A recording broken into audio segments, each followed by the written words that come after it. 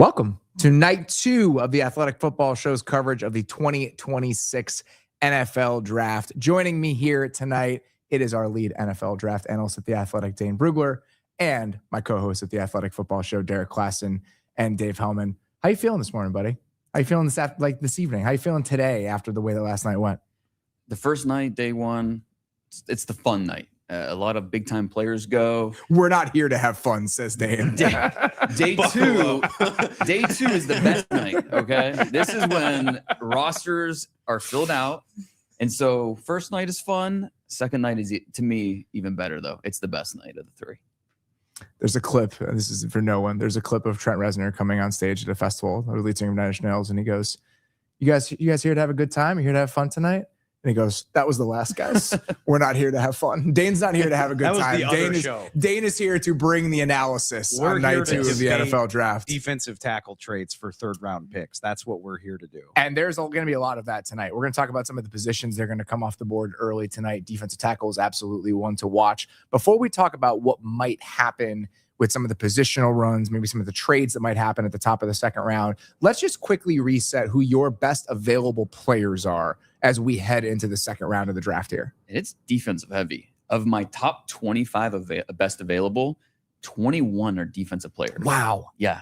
It's a staggering number. And so just going through. Who are the offensive guys? Denzel Boston, Chase Bisontis, the guard from Texas A&M, Germie Bernard, wide receiver from Alabama, Chris Bell, wide receiver Louisville, and then it's all defensive players. You figure last night we had the run on offensive tackles and offensive linemen. We had a lot of receivers go, and then tonight we're going to see those second and third linebackers go. We're going to see the defense tackles go, the edge rushers that didn't go in round 1, like the Cashius Howells and TJ Parkers. Those guys are going to go pretty early. Then also the defensive tackles, because we saw 2 go yesterday. And we've talked about it. It's not a deep class at defensive tackles, but a lot of teams need those guys. And so they're going to have to, if you want one, you're going to have to get one pretty early here in round 2. What are you looking at linebacker-wise? Like, is there a team or player fit here as we get from picks 33 to like 50? I know you've studied these linebackers pretty intensely here over the last couple months. I don't know necessarily about a team or player fit, but I'm really curious where CJ Allen does fall, because I think we talked about this a little bit. I think Jacob Rodriguez, maybe there's a world where he can call your defense and stuff, but I imagine him as a little bit more of like a Will. I just think that his skill set kind of fits that. And sometimes those guys do call the defense, but typically it's going to be your Mike. And to me, the best guy left to do that is CJ Allen. I mean, what he was able to do, stepping in and pretty immediately doing that at a high-level program at Georgia, I think was really impressive. And so I know that there were some concerns about, does he really have the range that you love? And is he as good of an athlete as you want for a guy who's potentially could go top 40, top 50. I still feel like a good level hit for him is to be like Nick Bolton, where he's not the rangiest guy, but he calls your defense really well. He hits, he does a lot of things for you. And so I think once you start to get into like the pick 40 range, like there's a handful of teams here that should probably be thinking about that.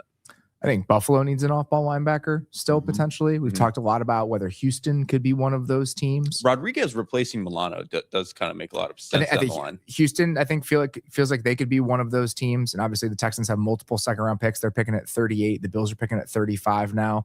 The Bengals at 41. The Bucks picking at 46. And so it wouldn't be surprised at all to see those off-ball linebackers go pretty early here. And actually, that kind of aligns with where your top 100 is. I mean, you have a lot of these guys still in the top 50. So when it comes to the players available and the team needs that are kind of at front of mind as we start the second round, off-ball linebacker run pretty early here wouldn't be surprising. Not at all. And it'll be interesting.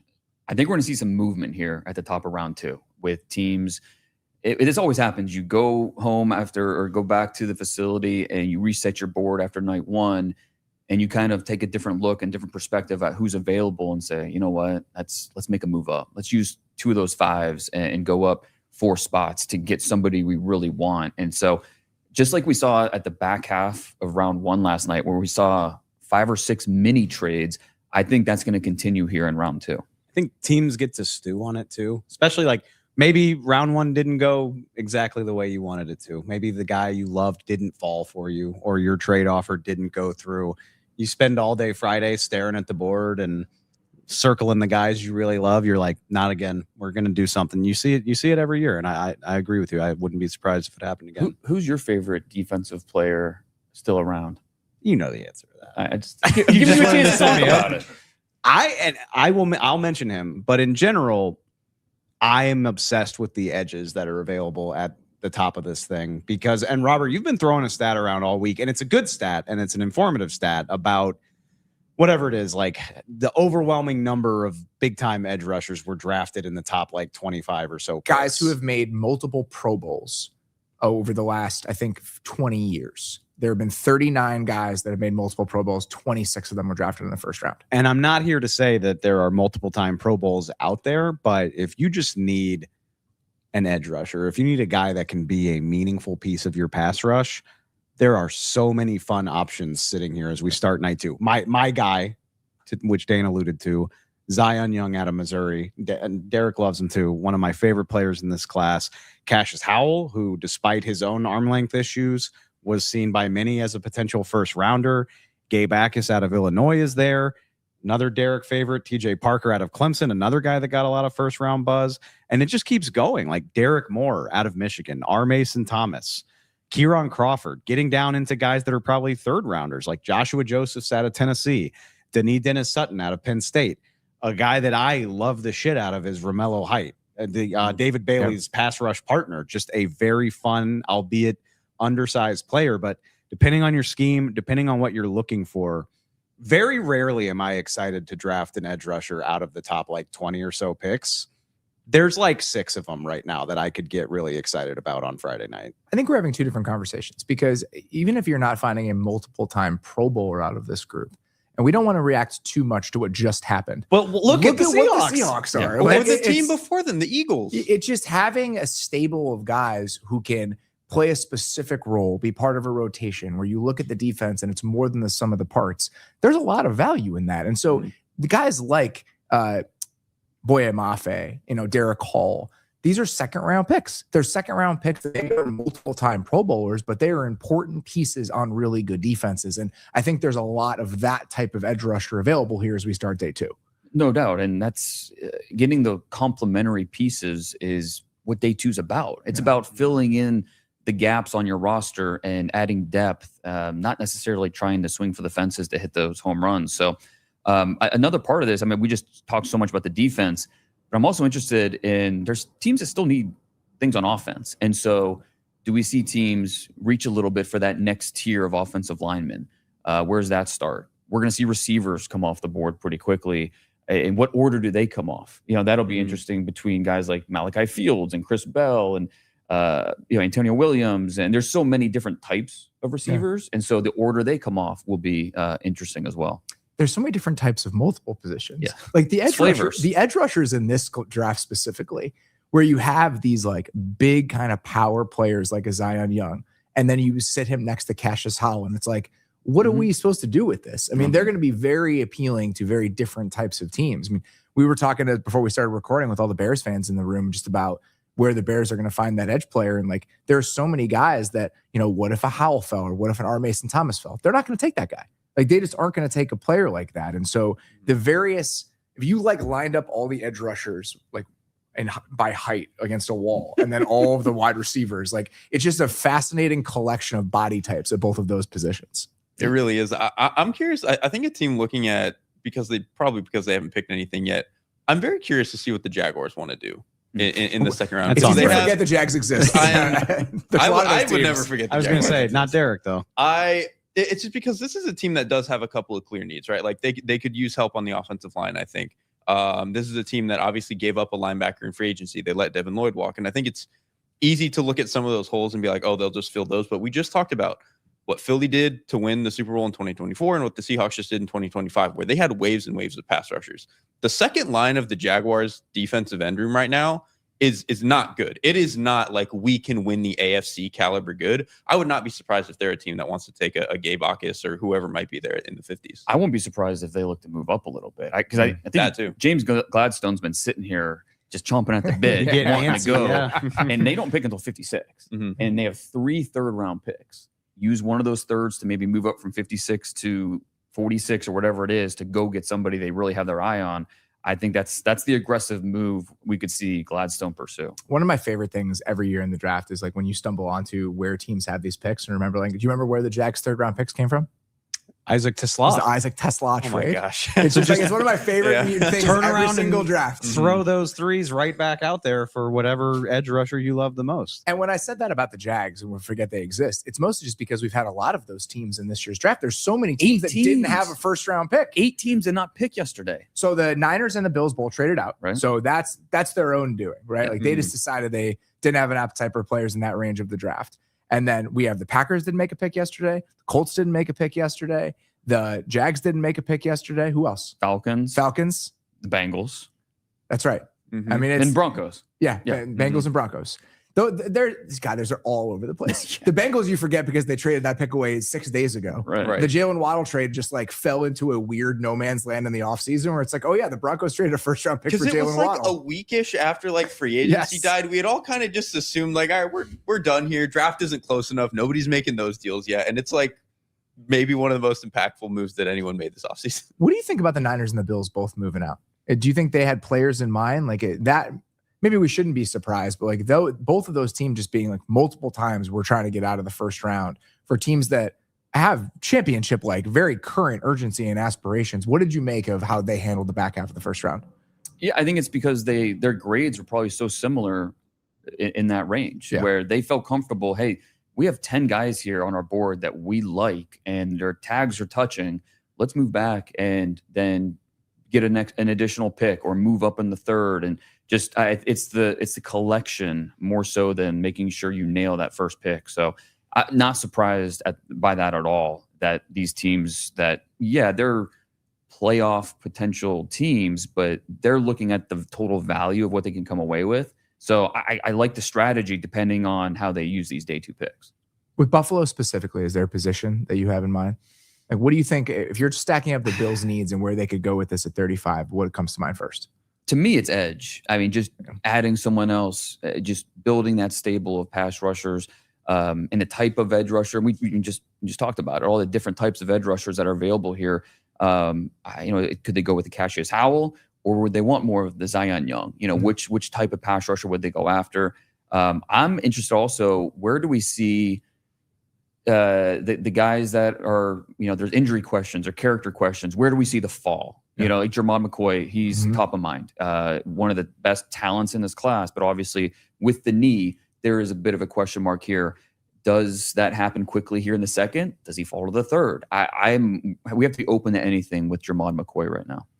We're going to have a couple guests joining us tonight, just our coworkers here at The Athletic, people that cover these teams day to day. A team that made multiple 1st round picks last night, they didn't have to wait long to make them either, is the New York Giants. Joining us tonight is one of our Giants writers at The Athletic, Carroll. Charlotte, how you doing over there? I'm doing good. I'm outside. It's a little windy, so hopefully you can hear me. There's some construction going on at the Giants facility, so unfortunately space is tight, and that means I'm outside. We played through all the different iterations of what the Giants could do with those 2 top 10 picks after the Dexter Lawrence trade. And I'm not sure many of those outcomes involved Arvell Reese being on the New York Giants as the 5th overall pick. Walk me through what the Giants, John Harbaugh, all those guys had to say about not only Reese being there at 5, but the role they see him playing within that defense. Yeah, you mentioned it. They didn't, even in their mock situations, they barely had him coming up. I don't think John Harbaugh joked with Joe Schoen that he didn't have that one come up in his simulations. But they have a plan for him. He's someone who, across the league, different people have told him what positions they want him to play. Giants will use him at inside linebacker to start at the will spot alongside Tremaine Edmonds. So we'll see what that looks like and still kind of be a part of that formidable pass rush. What do you think this says potentially about Kayvon Thibodeau's future? He's going at 5th-year option, new coaching staff, and the fact that they just took a guy who has some versatility and could potentially give you some snaps as a pass rusher. Is this any sort of signal to you that if you were a team in need of another edge rusher, would you be calling the Giants about Kayvon Thibodeau? I would definitely be calling. I don't know if the Giants will deal. We heard John Harbaugh say last night, keep all good players. That's the goal. But obviously, Kayvon Thibodeau has been a subject of trade rumors since last year. Topic came up in February. Joe Schoen said, he's here for now, but that doesn't mean they're not listening. And even just in the lead up to tonight's second round, the rumors are kind of already swirling if Kayvon's going to be traded. So I'm kind of checking notifications to see if we'll get an update on that tonight or if he'll still be a Giant at the end of the night. They were pretty clear that Arvell Reese, they see him as an off-ball linebacker to start next to Tremaine Edmonds. And they came out last night, I believe it was John Harbaugh, and said that they see Francis Mauigoa as a guard to start. I mean, just because they re-signed Jermaine Illuminor in free agency.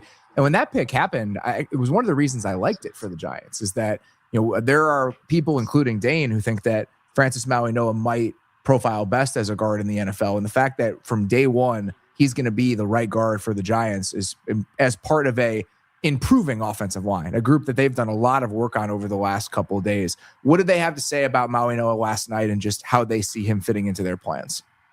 Yeah, just as you said, they view him as a right guard for right now, with the option obviously to move to tackle. If it doesn't pan out with Jermaine Illuminor down the line, he's someone they could turn to potentially. I've really enjoyed the straightforwardness of just knowing that what positions these guys are going to be playing. It's just refreshing to not have to think about this that hard and just to know what they're thinking with these guys. That's been very helpful, very honest. And so I'll take that any day, just to know what position these guys are going to be playing. And then you can ask the player and it's not uncomfortable. So that's been great to work with on that end. Giants are picking at 37, so they're going to have their next pick very early in the second round here. Anybody specifically that you have an eye on? Any positions that you have an eye on? How are you seeing the 37th pick for the Giants here? Defensive tackle or bust. That's just my opinion. After trading Dexter Lawrence, you need to fill that position room. It was already thin to begin with. So if they don't add a quality DT, I'll have some more questions. So we'll see if they go the DT route, if they trade up a little bit to try to get one that they really like. I think we've heard there'll probably be a run on DTs. So very curious if that'll actually happen, but that's what my eye is on. Were you surprised at all by Dexter Lawrence trade, or did you kind of sense that this was coming based on kind of the acrimony that seemed to have been developed by both sides over the last couple months here? I was surprised it happened late Saturday night, but I wasn't surprised that it ended up going through. Just even talking to Dexter Lawrence in the locker room throughout the past season, you kind of got the vibe, he's watched friends go win Super Bowls elsewhere, and he's had to just put up with so much losing and be a part of that. So you could see it was wearing on him. So that made sense. And obviously if they were going to do a deal, getting it done before the draft made the most sense. So just Saturday night at 9 p.m. is always a fun time for a trade, but it wasn't that shocking. Saturday at 9 p.m. for the 10th overall pick. There were a lot of interesting details about the Dexter Lawrence trade to the Cincinnati Bengals. Charlotte, we'll let you go back inside. You got a lot of work to do. Appreciate you taking the time out, and we'll talk to you very soon. Thanks so much. From Chicago, I can handle it. All right, let's talk about defensive tackles in the New York Giants, because it has actually fallen pretty well for them in this draft specifically, where you can go get a tackle and maybe. Yeah, well, yeah, in theory, right? So they're one of those teams that they have to do a little bit of maneuvering because of the guys that are still available and the teams that might be interested in those kind of bigger body defensive tackles early in the second round. So they have the 5th pick tonight? Yes. So at least right now, we'll see how those first 4 picks, how they go. Because I don't think there's, 7 defensive tackles here and one of them will be there. I think it depends on, do they like Kayden McDonald best? What about Christen Miller from Georgia? They're all a little bit different with what they offer and the role that they would play. But I mean, you're absolutely right. If you're going to get a defensive tackle, now's the time to do it. And so it'll be interesting if they stick and pick, or if maybe they get aggressive to make sure they get one of these defensive tackles. Because they're not in every draft. There aren't a handful, 3 to 4, like 325, 330 pound nose tackles. Mm-hmm. In this draft, there are a few of those guys. And so, Derek, is there anybody specifically that you think kind of profiles as a worthwhile Dexter Lawrence heir apparent here for the Giants? I mean, Kayden McDonald is the easy answer. I think that he would be my pick. If he's available there at 37, he would be the one that I want. It's what separates a guy like him from a lot of your other typical nose tackles is a lot of these nose tackles are just guys that they kind of eat space and you hope that they can command double teams and they're not going to move. McDonald can get into the backfield a little bit. It's not going to be like Dexter Lawrence where he's like kind of a unique force in his ability to do that, but it's kind of a one-on-one or a one-of-one situation. Let's take a look at Kayden McDonald and just kind of what makes him a little bit different in your mind than some of the other defensive tackles even that might be available in this range. And it's interesting, Dane, because even some of the more 3 technique body types Mhm. that are going to be going off the board in the second round here are also profiling as run stuffers. Like there are a lot of guys that even if they don't have a lot of pass rush juice in this class are going to give you something against the run. Christen Miller being a good example. Right. Guys that will fit one gapping fronts and guys that probably aren't going to give you a ton of pass rush juice, but against the run, that's where they're really strong. And I think you're right. It starts with Kayden McDonald. His ability to play peekaboo at the line of scrimmage is I'm about to show you that. Let's show it to us. Yeah, he's right here just over the left guard there. And so we're going to run the play just a little bit and you'll see the center tries to come over and get him. He immediately, I always think he does a really good job. You can see it right here. He does a really good job consistently of making sure that he has inside hands on whoever he's engaging with, getting a really good punch. So he does that, just like Dane was saying. Look at him getting peekaboo. He's extending his arm, which is always what you want to see.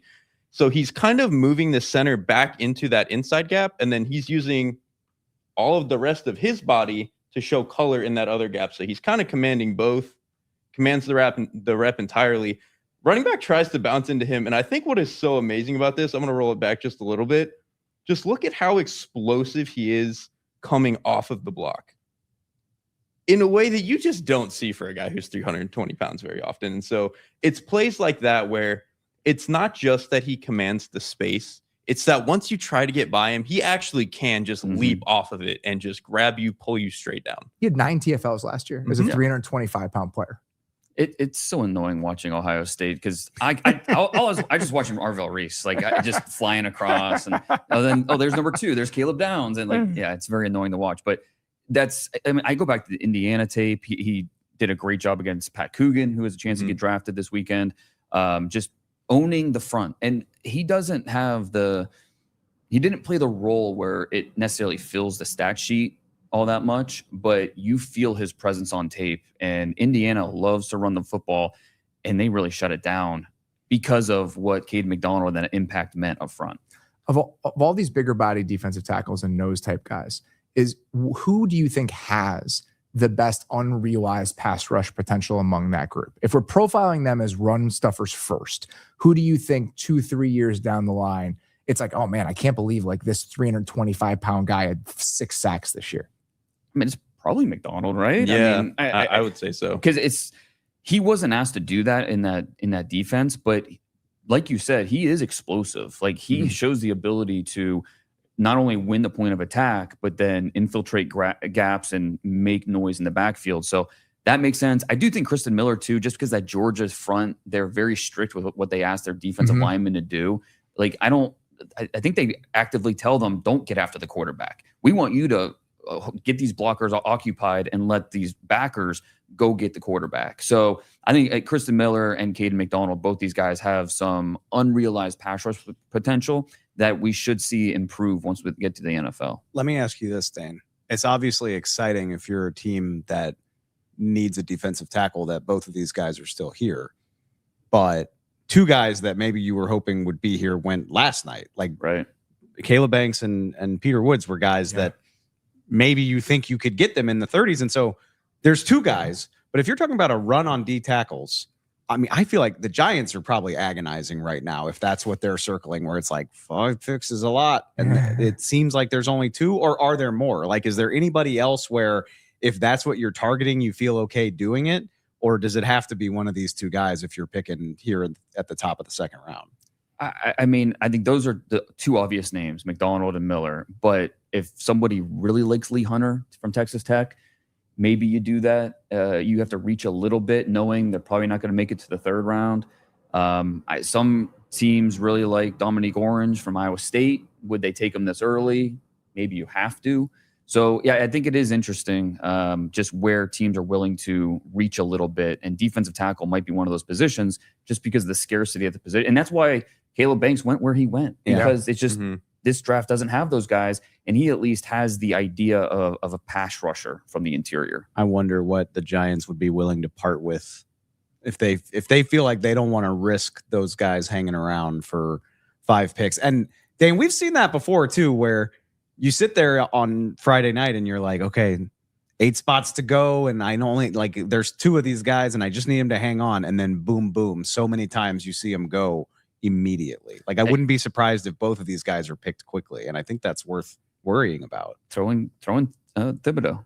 I mean, great point. Move up 4 spots, and I mean, they don't have a third rounder. They don't have a third rounder because of the Jackson Dart trade. You know, so they're picking in the second round, and then they have their own 4th and 5th. You know who's got picks though? Team right behind them, Houston Texans, and they could also use a Kayden McDonald or somebody like this. And so, if I was the Giants, I'd be worried about not just the teams in front of me potentially needing someone like the Raiders, but like you got a team knocking on the door right behind you who might want to go up and do that. The Texans have the Jackson Dart pick. They're the team that was on the other side of that trade. Any other positions, Dane, that we're looking for, just potential runs that you could see early here? So, I mean, I guess we mentioned edge. We mentioned, I don't think we talked enough about corner. We thought there was a good chance that Colton Hood would go in the first round. He didn't. Avion Terrell, if not for that 4.6 that he ran at the pro day, because he was wasn't 100% healthy, I think there's a good chance he would have went in the first round. So I think we're going to see a little run on corners as well. D'Angelo Pons, I mean, one of my favorite players in this draft. If he's 2 inches taller, he's a top 25 pick, easy. It's just that he is a 5'8.5" corner, and that is what it is. And so, but he'll go pretty quickly here in the second round. Brandon Cisse from South Carolina, Treydan Stukes, the nickel from Arizona, who some look at as a safety, some see as a corner or a nickel, but he has a lot of fans around the league. It's just he's a 25-year-old rookie, and that'll work against him a little bit. But he is a really good player. So in this secondary, we're going to see a lot of those guys come off the board here. Arizona could use another corner. Just looking at teams picking in the 30s that it could potentially be in the market for one of those guys. Any other team fits that you feel like when you're looking at these corners makes sense for you as you look at the top half of the second round? I mean, the Raiders, they need to, in the secondary, they need help. I think that makes a lot of sense. The Browns, now that they went offensive line and wide receiver in the first round, now it's about edge and secondary for the Browns. And so at pick 39, I think they got to be feeling good that either edge or corner or a nickel, one of those positions will be there for them. So I think if you're the Browns, you're feeling good. The Bengals, like you said, there are definitely a couple teams here in the first 15 picks of the second round that could go a couple different ways, but a lot of them are defense. Dave, who are your guys that you're just curious to see how fast they go tonight as you look at who's still available? I mean, I think we've talked plenty about the defensive tackles. I'm in love with so many of these edge rushers. Emmanuel McNeil-Warren is a guy that got a lot of first-round buzz, who I think people started to project him to slide out of the first round as we got closer to the draft, but still a guy that I would expect to go pretty highly. Another one of my guys, Denzel Boston, hanging around there. I would think he's going to go pretty quickly. These are guys I expect to get snatched up pretty quickly here over the first 10 or 12 picks. I was going to ask you, our beloved tight end class. Yeah. I know a lot of those guys are more day 3 guys, but there should at least be 3 to 5 that go tonight, probably. Eli Stowers, I think, will be the next tight end drafted, most likely from Vanderbilt. And then, Max Clare, does he come off? Sam Roush, Oscar Delp. Jolie. Yeah, Justin Jolie from NC State. When's that tight end run start? Probably third round, but maybe earlier. I'm kind of eyeing Boston at the Raiders pick. That's exactly what I was thinking too. We keep saying they need a ball winner, and I didn't think Boston would be here. Just because guys of his profile, usually the NFL will take those guys at some point in the 20s, even if they're imperfect prospects. And so I'd be eyeing them if I'm the Raiders. The only reason I wasn't just penciling that into my mind is it's just so easy to be like, we'll take Surratt in the third round. I know. Right? Yeah. I'm going to make a prediction right now. The Raiders will draft at least 2 other Indiana players the rest of this draft. They will surround Mendoza with familiar faces. What do you know? Just throwing it out there. Huge slide dog over there. Look, Indiana's going to have double-digit. There are a draft lot picks. of them, to be fair. So there's 2 running backs that have a chance to get drafted. Pat Coogan, the center. Riley Nowakowski is one of my favorite players in this draft. I could just see Nowakowski landing in Las Vegas. There will be at least 1, I'll say 2 Indiana players at the Raiders draft. But just, Surratt being that other guy, giving him a big ball winner on the outside. We just saw that's what Fernando Mendoza was at Indiana. I mean, he's willing to give those guys a chance, and they just don't have that skill set on the roster right now. And so it wouldn't be surprising at all to see them go that direction. All right. We got Goodell on the stage here. We're getting going. Niners are going to be on the clock first. That's another great crowd. Jeez. I'm not surprised at all to No. see it just being an absolutely rabid collection of fans there. I mean, for They got all the lucky with cities the- that could have it. Yeah. One I of the all-time, and I give them a lot of shit. I definitely don't like every decision that they make, but the league's decision to turn this into a traveling road show, A plus. Like the scenes are always incredible. Different cities that you wouldn't expect to get it, having it. It's I think in it's great. DC next year. And then Goodell said there were 10 other cities in Pittsburgh this weekend scouting it out so they can make a bid for the next one. Like it's really become a festival. rousing success. Yes. Yeah, absolutely. Detroit is a place I really like spending time, and the crowd in Kansas City was incredible when they had it in Kansas City. But having it in Green Bay and Pittsburgh in back-to-back years, just cities that will not get Super Bowls, but cities that obviously there's rabid interest in the NFL. Like people have come out. This is in hyper both of those specific places. to my life and my experiences, but the draft is always during one of the weekends of Jazz Fest in New Orleans. That would be pretty sick. I mean, be a lot of people to entertain, but I think New Orleans is probably up to the challenge. The Niners are on the board here at 33. What are you thinking with San Francisco and the direction they might go with this pick if they do stick and pick? And it looks like they will, which is interesting because I guarantee you they've received offers. So do they like one of these edge rushers just that much where, hey, adding a Cashius Howell to our pass rush mix, that's what we're really missing? Or is it a Chase Bisontis? Add someone else to that offensive line mix. Obviously, there's someone here that they really like, and I think they're done trading back. They want to get involved here with the draft. Look at body types for the Niners at edge, and the guy they don't have right now is the Bryce Huff retirement. Yeah. Like they just don't have that like third rusher DPR type to go along with Bosa and Mikel Williams, who's also coming back from an injury. And so not only do they need just depth at that position, but just like role variety and skill set variety, I think is something they're probably considering here too. And even then, like their first guy off the bench is probably Keon White, who's also the Yeah. 280, Yeah. like, kind of set the edge type of guy. And so them looking at like, I think if they wanted to swing someone in that like Bryce Huff role, R. Mason Thomas is probably my favorite type of guy for that role. I think that would be interesting. But I love the name that Dane brought up at guard. I think Chase Bisontis for this. I think this is the defense obviously needs help, but this is a team where It'd be fun to see the Niners give a damn about Yes. the interior offensive line. I'd be fine with that. and this is a team where when they're at their best, it's when they're scoring 33 points a game. And I think making sure that you can continue to do that and insulating yourself a little bit from some of the offensive line issues they could potentially have, I would be all about that.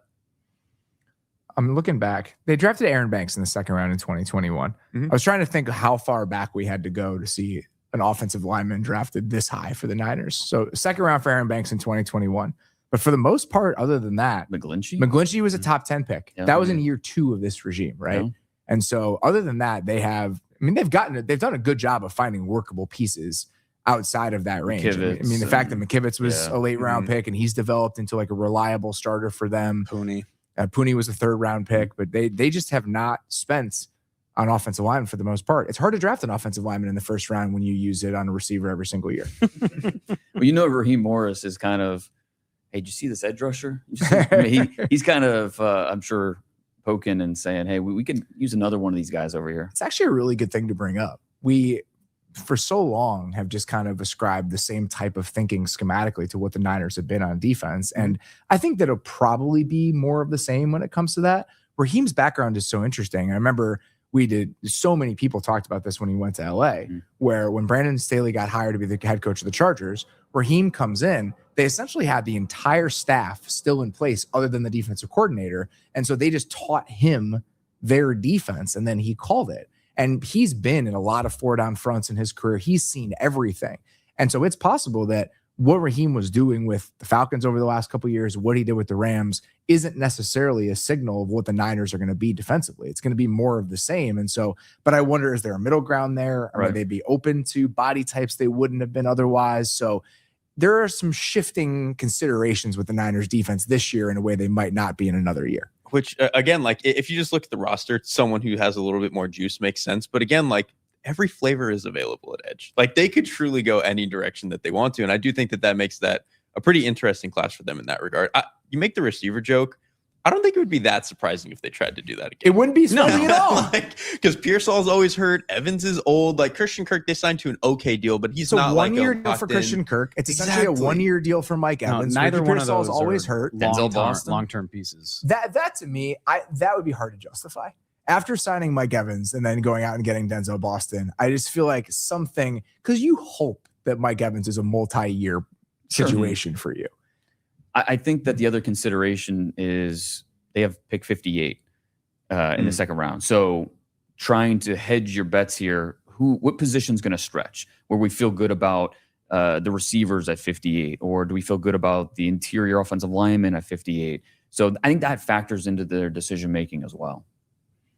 Which position do you think stretches the most into like the back half? Probably receiver. I think there's enough of these guys. Then depending on who's on their board, how do they feel about Malachi Fields, and how do they feel about Ted Hurst and Dejon Stribling and that group of guys? I wouldn't feel great about the edge. I think that position is going to get dried up here pretty quickly before we get to 58 in the later part of the second round. I just think there's enough teams in the beginning part of the second that are going to want to get their edge rushers. So let's just say hypothetically, you were a team picking at 57 and 60 in this draft, and you were in need of an edge rusher.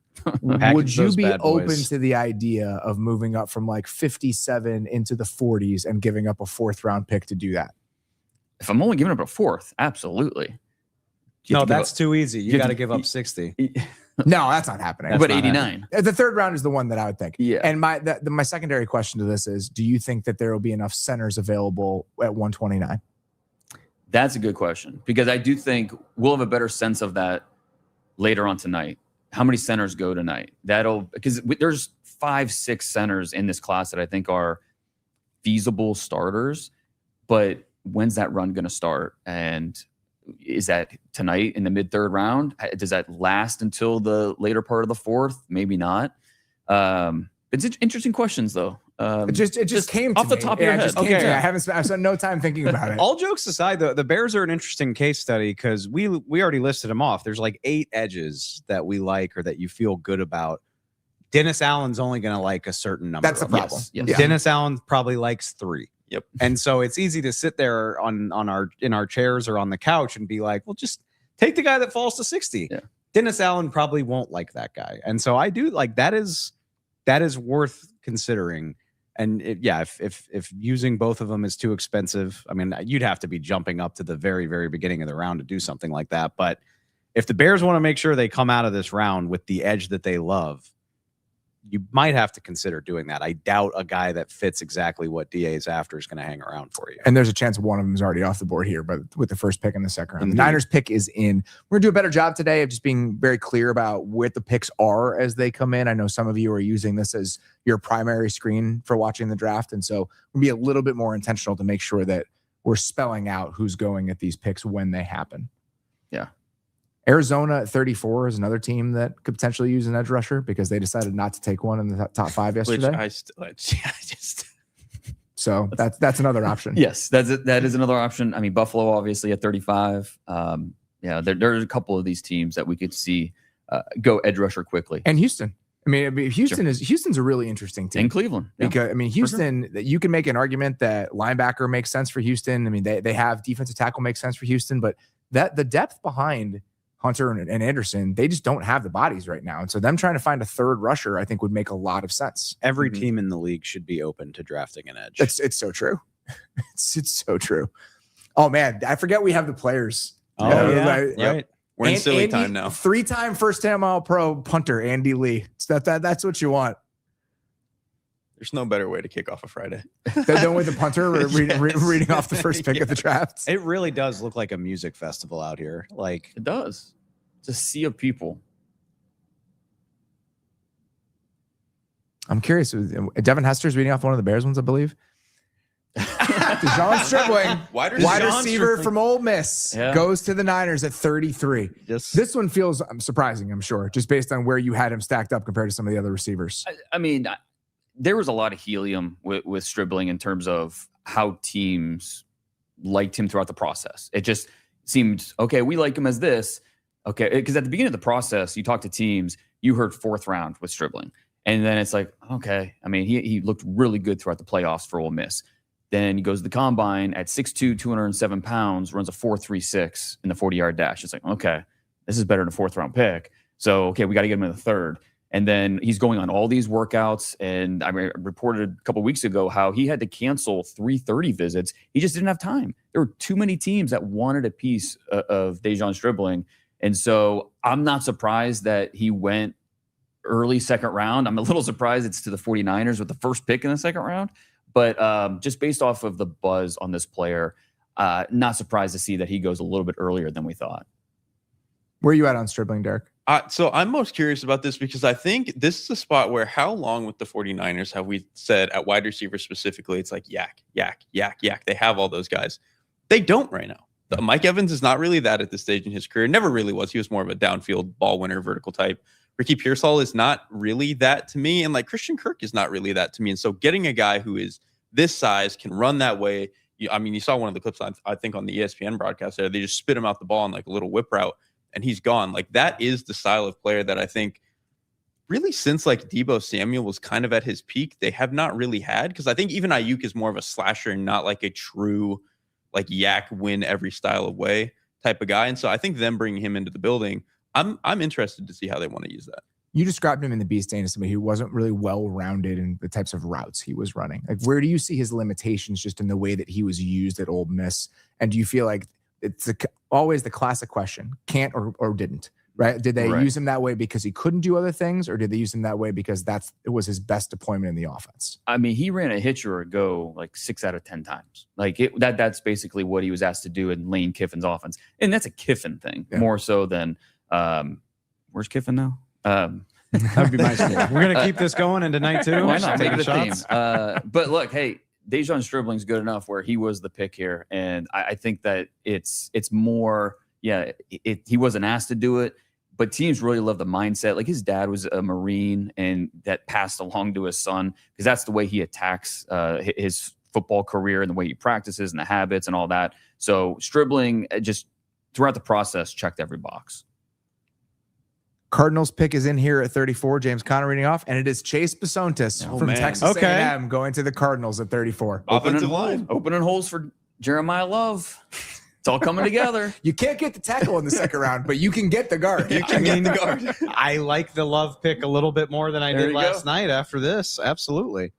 It's like this Bisontis, there's a good chance he was going to go in the 1st round. He doesn't. He's still available here. Cardinals have to feel great about him still being around, and he's a plug and play guy. I think he has the movement skills and the strength to really be maybe not a Pro Bowler, but someone's going to be a starter for a long time. They signed Salomalo in free agency. He played left guard for the last few seasons. Bisontis was a left guard at A&M. So I'll just be curious who plays on the right side between those two guys. Did Bisontis play right tackle at some point during his time at A&M? He did. I know that was one of the questions just talking to the staff at A&M was how position versatile was he? With his length, he's not a tackle. He is an interior player, but he is absolutely most comfortable at left guard. So that is a great point to put out there. It'll be interesting how they work around that.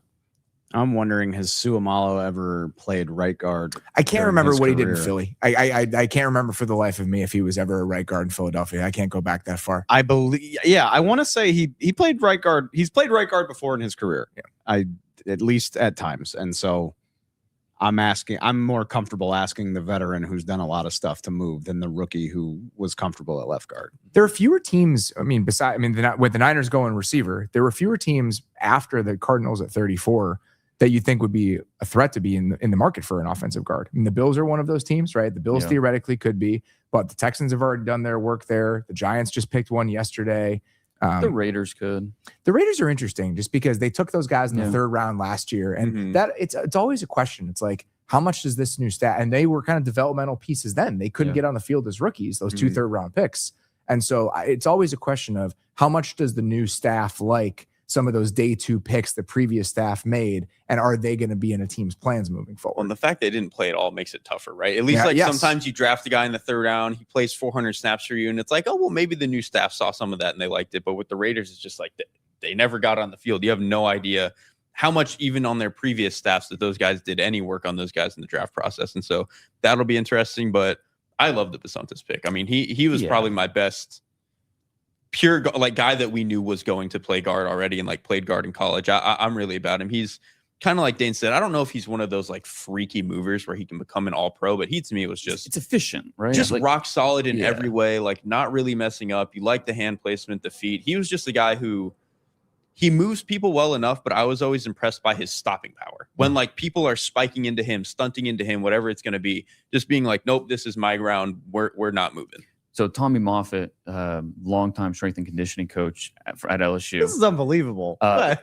He's now at Texas A&M. But just think of all the freak athletes that he's worked with. Yes, quite a few. He calls Chase Bisontis the strongest guy he's ever worked with in terms of his squat. He has over 700 pounds in the squat. So I think from a strength perspective, I love his hips.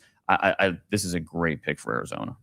Bill's pick is in. So both the Niners and the Bills, after moving back multiple times last night, sticking and picking here in the first couple picks of the second round. TJ Parker, sensational, going to that, the Derek? Buffalo Bills with the 35th overall pick, the edge from Clemson. And to answer what Dane was saying, are they going to go kind of the direction they've always gone? Where it feels like they've drafted a lot of these second round, like big run defender, kind of pushes the pocket long. You know, they did that with Epinesa, obviously. Greg Rousseau, I think, was a second round pick. Like they just, I think Boogie Basham even before that was a day 2 pick. Like they keep doing that.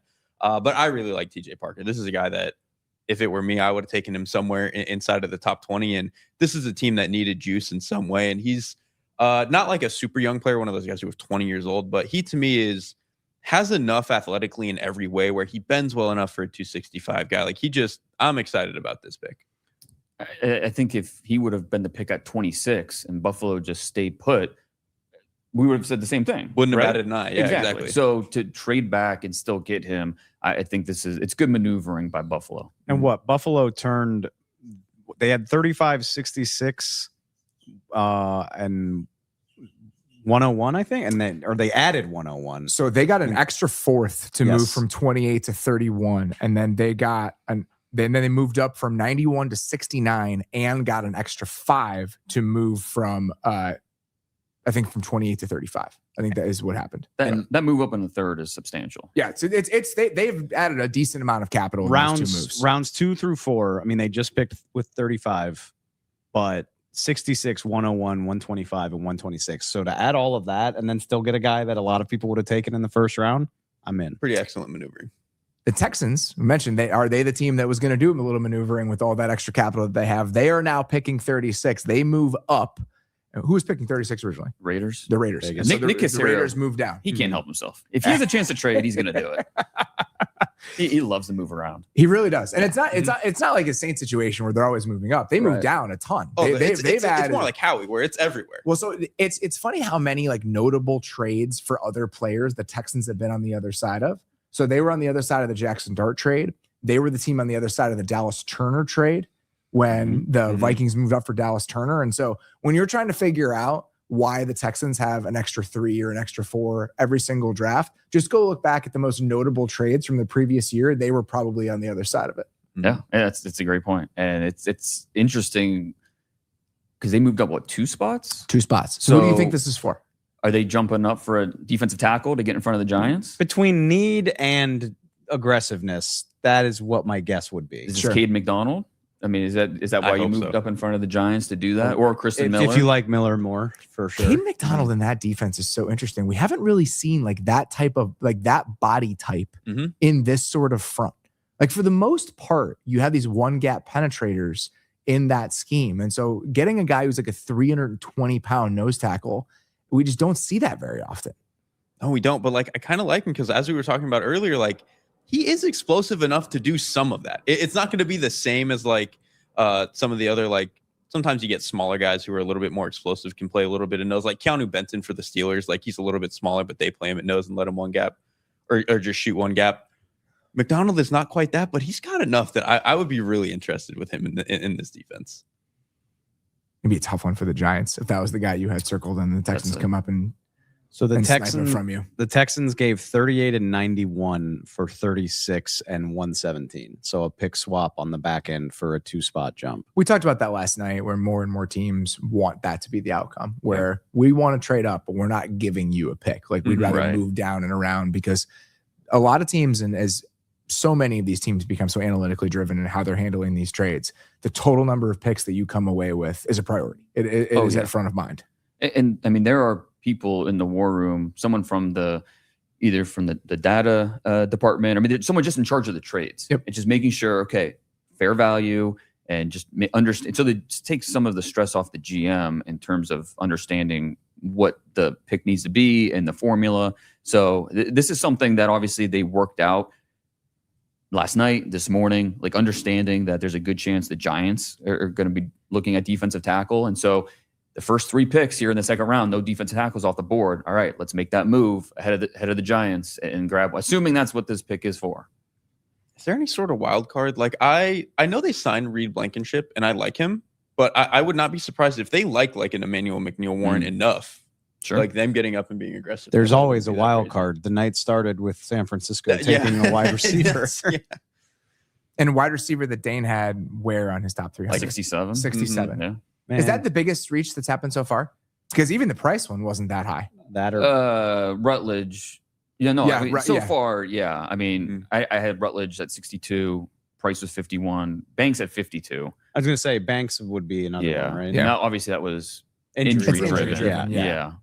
And like I said, Stribling was a guy that just kept going up and up and up as we got closer to draft weekend, and teams realized, okay, we got to draft him maybe 20 spots earlier. Watch him in the playoffs, and it becomes understandable. Catch and run. Texans at 36. There it is. There he Take is. Kayden McDonald, the defensive tackle from Ohio State. So that's exactly what it was. It made too much sense. Yep. Yeah. They Get in felt front like of they the had to get Giants. ahead of the Giants, and then there it is. Can I say something irresponsible? You sure can. If he's as good as I believe that he can be, even as a rookie, where it's not like he's like reaching his potential yet, but it's just a good quality nose tackle for them. This like might be one of the best defenses we've ever seen, because they were already kind of that last year before they could defend the run like this with a nose like that. Like I realize that's putting a lot on a young player who's a 2nd round pick, but that to me did feel like that. And again, like we talked about, maybe a 3rd pass rusher where you have a little bit more waves, but they had that last year. That to me felt like if there was anything that was missing from this Texans defense, it was that sometimes on early downs, you just wish they could hold up a little bit better. That guy does that. And you look at their defensive tackle room right now. Rankins is going to be 33. He was fantastic last year, but he's going to be 33. Tommy Togiai is a free agent after this year. And so they needed an injection at that spot specifically. And it's just a different sort of body than we typically see in this defense, but he's a different sort of player.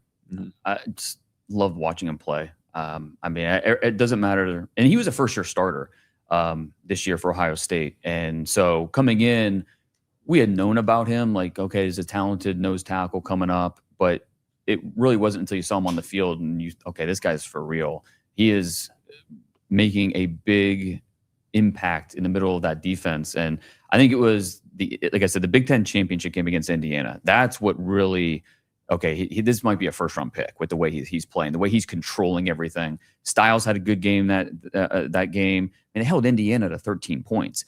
But it was McDonald that was the difference maker, and he was the last guy in the green room, and so I believe he was the last one. But it's cool to see his emotions here on stage. This is great. Yeah, Clearly means a lot. clearly he thought he'd go last night, you know, but just to get selected like this and go to a defense, I mean, Imagine getting the call is great regardless, but landing here as a defender has got to I honestly think that it's like a public health hazard to be putting more teams in 2nd and 9 against this team. I feel like someone should step in, like the Surgeon General. So one of our first post-draft show, I believe, is going to be what messages did teams send during the draft? Are we going to have a fight over the Texans? Like who gets to talk about the message the Texans are sending? We'll just do an entire Texans show. Rutledge followed by wait, McDonald. wait until they take an off-ball linebacker with their second round God. pick. And then Derrick's just going to be unable to control himself for the next 3 hours. That's correct. When do they pick again? I think they're at 59. 59. Oh my God. CJ Allen slides a little bit for one reason or another. That would be sick. one of those. There's always players like this in the draft where it's like, man, he's imperfect. You got a lot of stuff to fix, but then he gets drafted by a certain team, and you're like, maybe they can do it. Anthony Hill in a place like Houston, where his whole thing is like, go, go, go. I'm seeing red. I'm gonna hit somebody.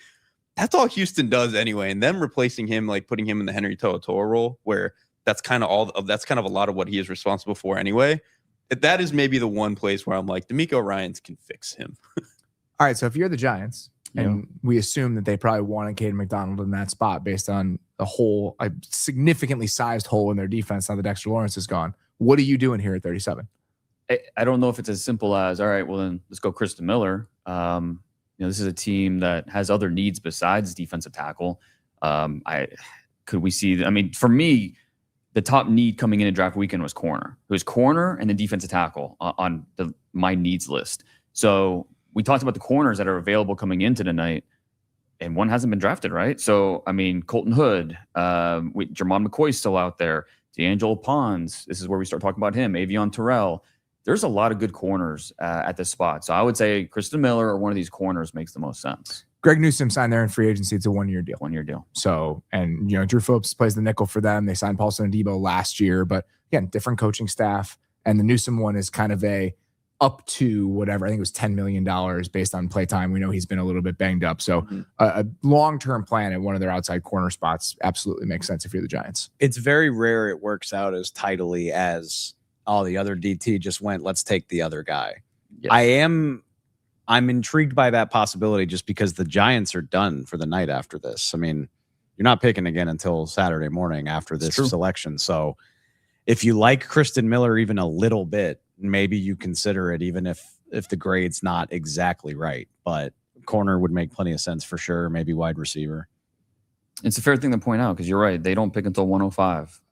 Maybe they love a guy in that range though, or they're looking at 105 and a mini trade up to get back into the third, and that's true too. Yeah, I think that's a consideration, but it's a long way to wait to pick. They have several 5th-round picks, if I'm remembering correctly. 6th-round picks. Yes, they have 3 6th-round picks. Yeah. That's right. So they have their own 5th-round pick, and then they have 3 6th-round picks, and so they could move around maybe a little bit, but they do not have a ton of draft capital. The capacity to move becomes smaller with each passing pick, 3 6ths can only do so much for you. Colton Hood from Tennessee is the Giants pick here at 37, the cornerback. So there it is, Dane. Yeah. You had it. Corner was a need in their minds. Yeah, an outside guy, somebody that at Tennessee, they ran a lot of man. And I think that's probably his specialty, his ability to mirror and match off the line of scrimmage and be in good position to make plays. He's interesting because he was 3 years and out in college. He was at 3 different programs, which is kind of the norm now in college football. But Jermon McCoy obviously had that amazing 2024 season for Tennessee. And then Colton Hood joins the mix. They actually never played together because McCoy was hurt during 2025, but he was fantastic this year for the Volunteers, and somebody that is physical. He finds his way to get his hands on the football, went down to Mobile at the Senior Bowl. I thought he had a good first 2 days of practice before he was injured down there. He's just a quality player, so I understand why they would go this direction. He had 9 passes defense last year for Tennessee, and so ball production from last year. Average size, right? 5'11", 190. Right. And then just lean, right? Just a little bit lean for, a high level corner. But other than that, not a lot of holes that you can poke in this game. Very physical for someone that maybe doesn't look like a commanding presence on the outside. So he matches up fairly well with bigger receivers. And he's always, what I appreciated about him is he's downhill fast. There was a play against Alabama where I think Ty Simpson was trying to throw like a little 10-yard out to his left-hand side. And Hood was just on it immediately and does a great job of making sure that he plays over the top of the receiver's shoulder and really closes that window and completely shuts it down. He's, like you mentioned, his physicality on the outside, I think he'll be able to totally survive there. I think he's not a special athlete, but I'm not really worried about what he's going to give you athletically on the outside. And then again, I just think that he's a guy, when he clicks and closes and when he's decisive, it looks really good. So I don't know if he's ever going to be a shutdown 1, but a really solid number 2, 1B. Right. I could see that. Something I'm always asking receivers is, who's the toughest corner that you had to go up against this year? And I had 3 different wide receivers tell me it was Colton Hood. Dylan Bell, Colby Young from Georgia. They both said that he was just annoying. He's always around me, like crowding my space, making it more difficult to finish those catches. So the Raiders pick is in here at 38. Be curious to see what this is. Whether it is that big ball winning receiver that we've talked about. Matt Millen up there. I said it would make sense with Matt Millen making. It sure would, wouldn't it? He's just pissed they didn't do it in the first round. Yeah. Well, Matt's got a lot to say. So the Raiders at 38 here, Browns at 39, and the Chiefs are picking at 40. Treydan Stukes, the safety from Arizona, going to the Raiders here at 38. This was the other guy with Stribling who had a lot of helium in terms of teams loved him. And initially they thought, all right, 3rd round, 4th round. But as we got deeper into the process, no, we got to draft him earlier than that if we want him. And he played called the F-cat position in that Arizona defense, where he was more of a nickel. And he's a great story. He's a former walk-on, had no offers. He really was a self-made player and had tore his ACL in 2023. They would call him Coach Stukes because he was always in the meeting rooms around everybody, which says a lot about him. But this year, because he played outside corner, played some safety, but this year played the nickel primarily, and he was fantastic. His ability to go make plays on the ball, downhill, aggressive, but he could also work in reverse, make plays over the top. I mean, the interception against Arizona State was just unbelievable. So he's a little bit older. He'll be a 25-year-old rookie. That was one of the main knocks against him. But if you're looking for a versatile defensive back who can play nickel, play a little corner, play a little safety, I think that you're really going to appreciate his game. And he ran in the 4.3s. And sometimes when you watch guys play, it just doesn't match up. When you watch his recovery speed on tape, it's crazy. Like his ability to track down, I mean, from the nickel, I mean, there have been plays where he gets stacked initially and he's got to track a guy down, and he's doing it consistently. And not only tracking guys down, but then making plays on the ball when he does. Yes. Mm-hmm. And I think that is certainly important because he's a little reactionary at times. Mm-hmm. And so, but I think part of it is knows he can make it up. Yeah. Like he can he knows that he doesn't have to gamble too much. He can wait just a tick longer because he has that recovery speed you're talking about. Where do you think he plays? What do you think his best position is as an NFL player? I think it's probably as a nickel. I think what we saw in the 2025 tape is this is what you do best. But I just think that the added value of, hey, if we need him to move to more of a post or kick him outside on certain packages, that he could do it. It's great. But I think that you want him in the nickel. Well, and so that's what's interesting about the Raiders fit, right? Is they signed they traded for Treydan Johnson this offseason. Obviously, he's kind of on the downturn of his career. And it was his age 30 season, no guaranteed money left after this year. And a very different player. Yes, like Treydan Johnson was at his best, I'm just going to hit everything I can. And not that Stukes can't do that, but obviously Stukes, you're drafting him to be a little bit more of an athlete. And so I do wonder what the deployment is going to look like there, because I almost wonder if, because he's got some of that range, he's got some of that speed, the Raiders don't really have safeties who play like that. Like, and he could play safety, right? I mean, you could see him doing that. I think that is his. If we're just going to power rank his best positions, I think it's nickel, safety, corner. I think that's how most teams see it as well. The fact that he could theoretically incredibly play all three, there just aren't that many guys who could do that. Sure. And it almost is a knock against him, right? It's like he's a little bit of a tweener. Like, where does he belong? Right. Because, I mean, I know what you've written about him, Dane, is that Stukes is somebody that is a willing downhill player against the run, but he's not that. Like, the strength and everything else is not the best part of his game. And when you look at nickels in the current NFL, like, you need to be a credible run defender to hold up there. And so I wonder if that's kind of the biggest question about whether he can. And if you're a free safety, that's something that you can hide a little bit. You still got to be able to tackle in space, but like the range and ability to make up angles can kind of solve some of that problem for you. I mean, what are we seeing? And if you've got something you need to work on, obviously we talked about him as a potential first round pick, and he goes a little bit into day two, but the NFL is looking for guys with that flexibility to be like a nickel defender who can bump back to safety in certain packages. The other part was, I think, just the interview process. That is a big reason why he kept getting pushed up. It was Caleb Downs, Sonny Styles, and then Stukes. I think were the three players I heard the most in terms of the most impressive interview process. Just blowing teams away with his ability to, watch the tape and break down what he's seeing and break down what the offense is doing and understand his responsibilities and just be in a position to make plays. And so the fact that he's not the biggest. I mean, he's 6'1", 190, but yeah, runs the 4.33, has the speed, also has the intelligence. I think we knew this guy was not going to last very long in the second round. He did Ben Solak from ESPN did a film breakdown with him and just kind of was going over what he saw pre-snap and things like that. When you listen to his process in terms of why he's identifying certain things, like in this down and distance, when he's in that split, they do this percent of the time. Like he is clearly somebody that just brings a lot of preparation to his process. And this is the glass half full part of older players. Exactly. Is you have that experience where I've seen some things, man. Right? Like I've seen this. Joe Hayden up there for the Browns. Hayden up there for the Browns. The pick is in for Cleveland here at 39. Let's see what it is.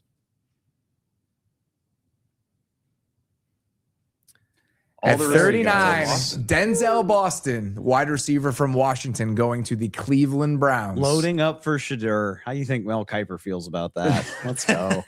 Casey Concepcion and Denzel Boston. That's nice. Actually, that works. That's together. how you want to build it. Yeah. That is truly how you want to build it. I'm pretty excited about that. I mean, those are two. Obviously, there's no real overlap in terms of what they're going to give you. Both can win down the field, but you're not going to align them at the same spot to do that. So I'm kind of about this, and I think that this, if we're trying to spin it forward to like Shedeur potentially being the starting quarterback, I think both of these guys can make his life easier in the sense that we mentioned it yesterday.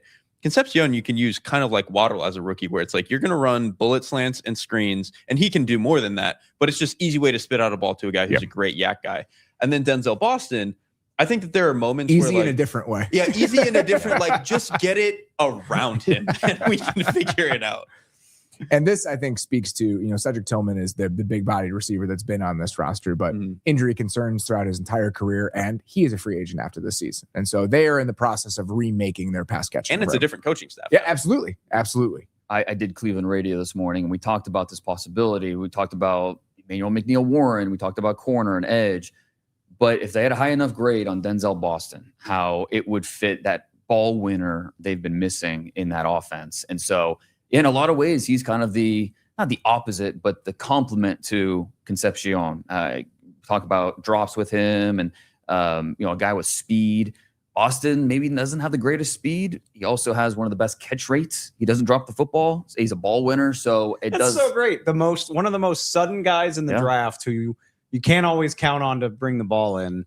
And then a guy who gets dinged a little bit for that suddenness and speed and explosiveness who catches anything nearby. I think a just mildly funny thing about this, one of the comps for Concepcion is Waddle. And then I think one of them for Boston is Cortland Sutton. And it's exactly what Denver has right now.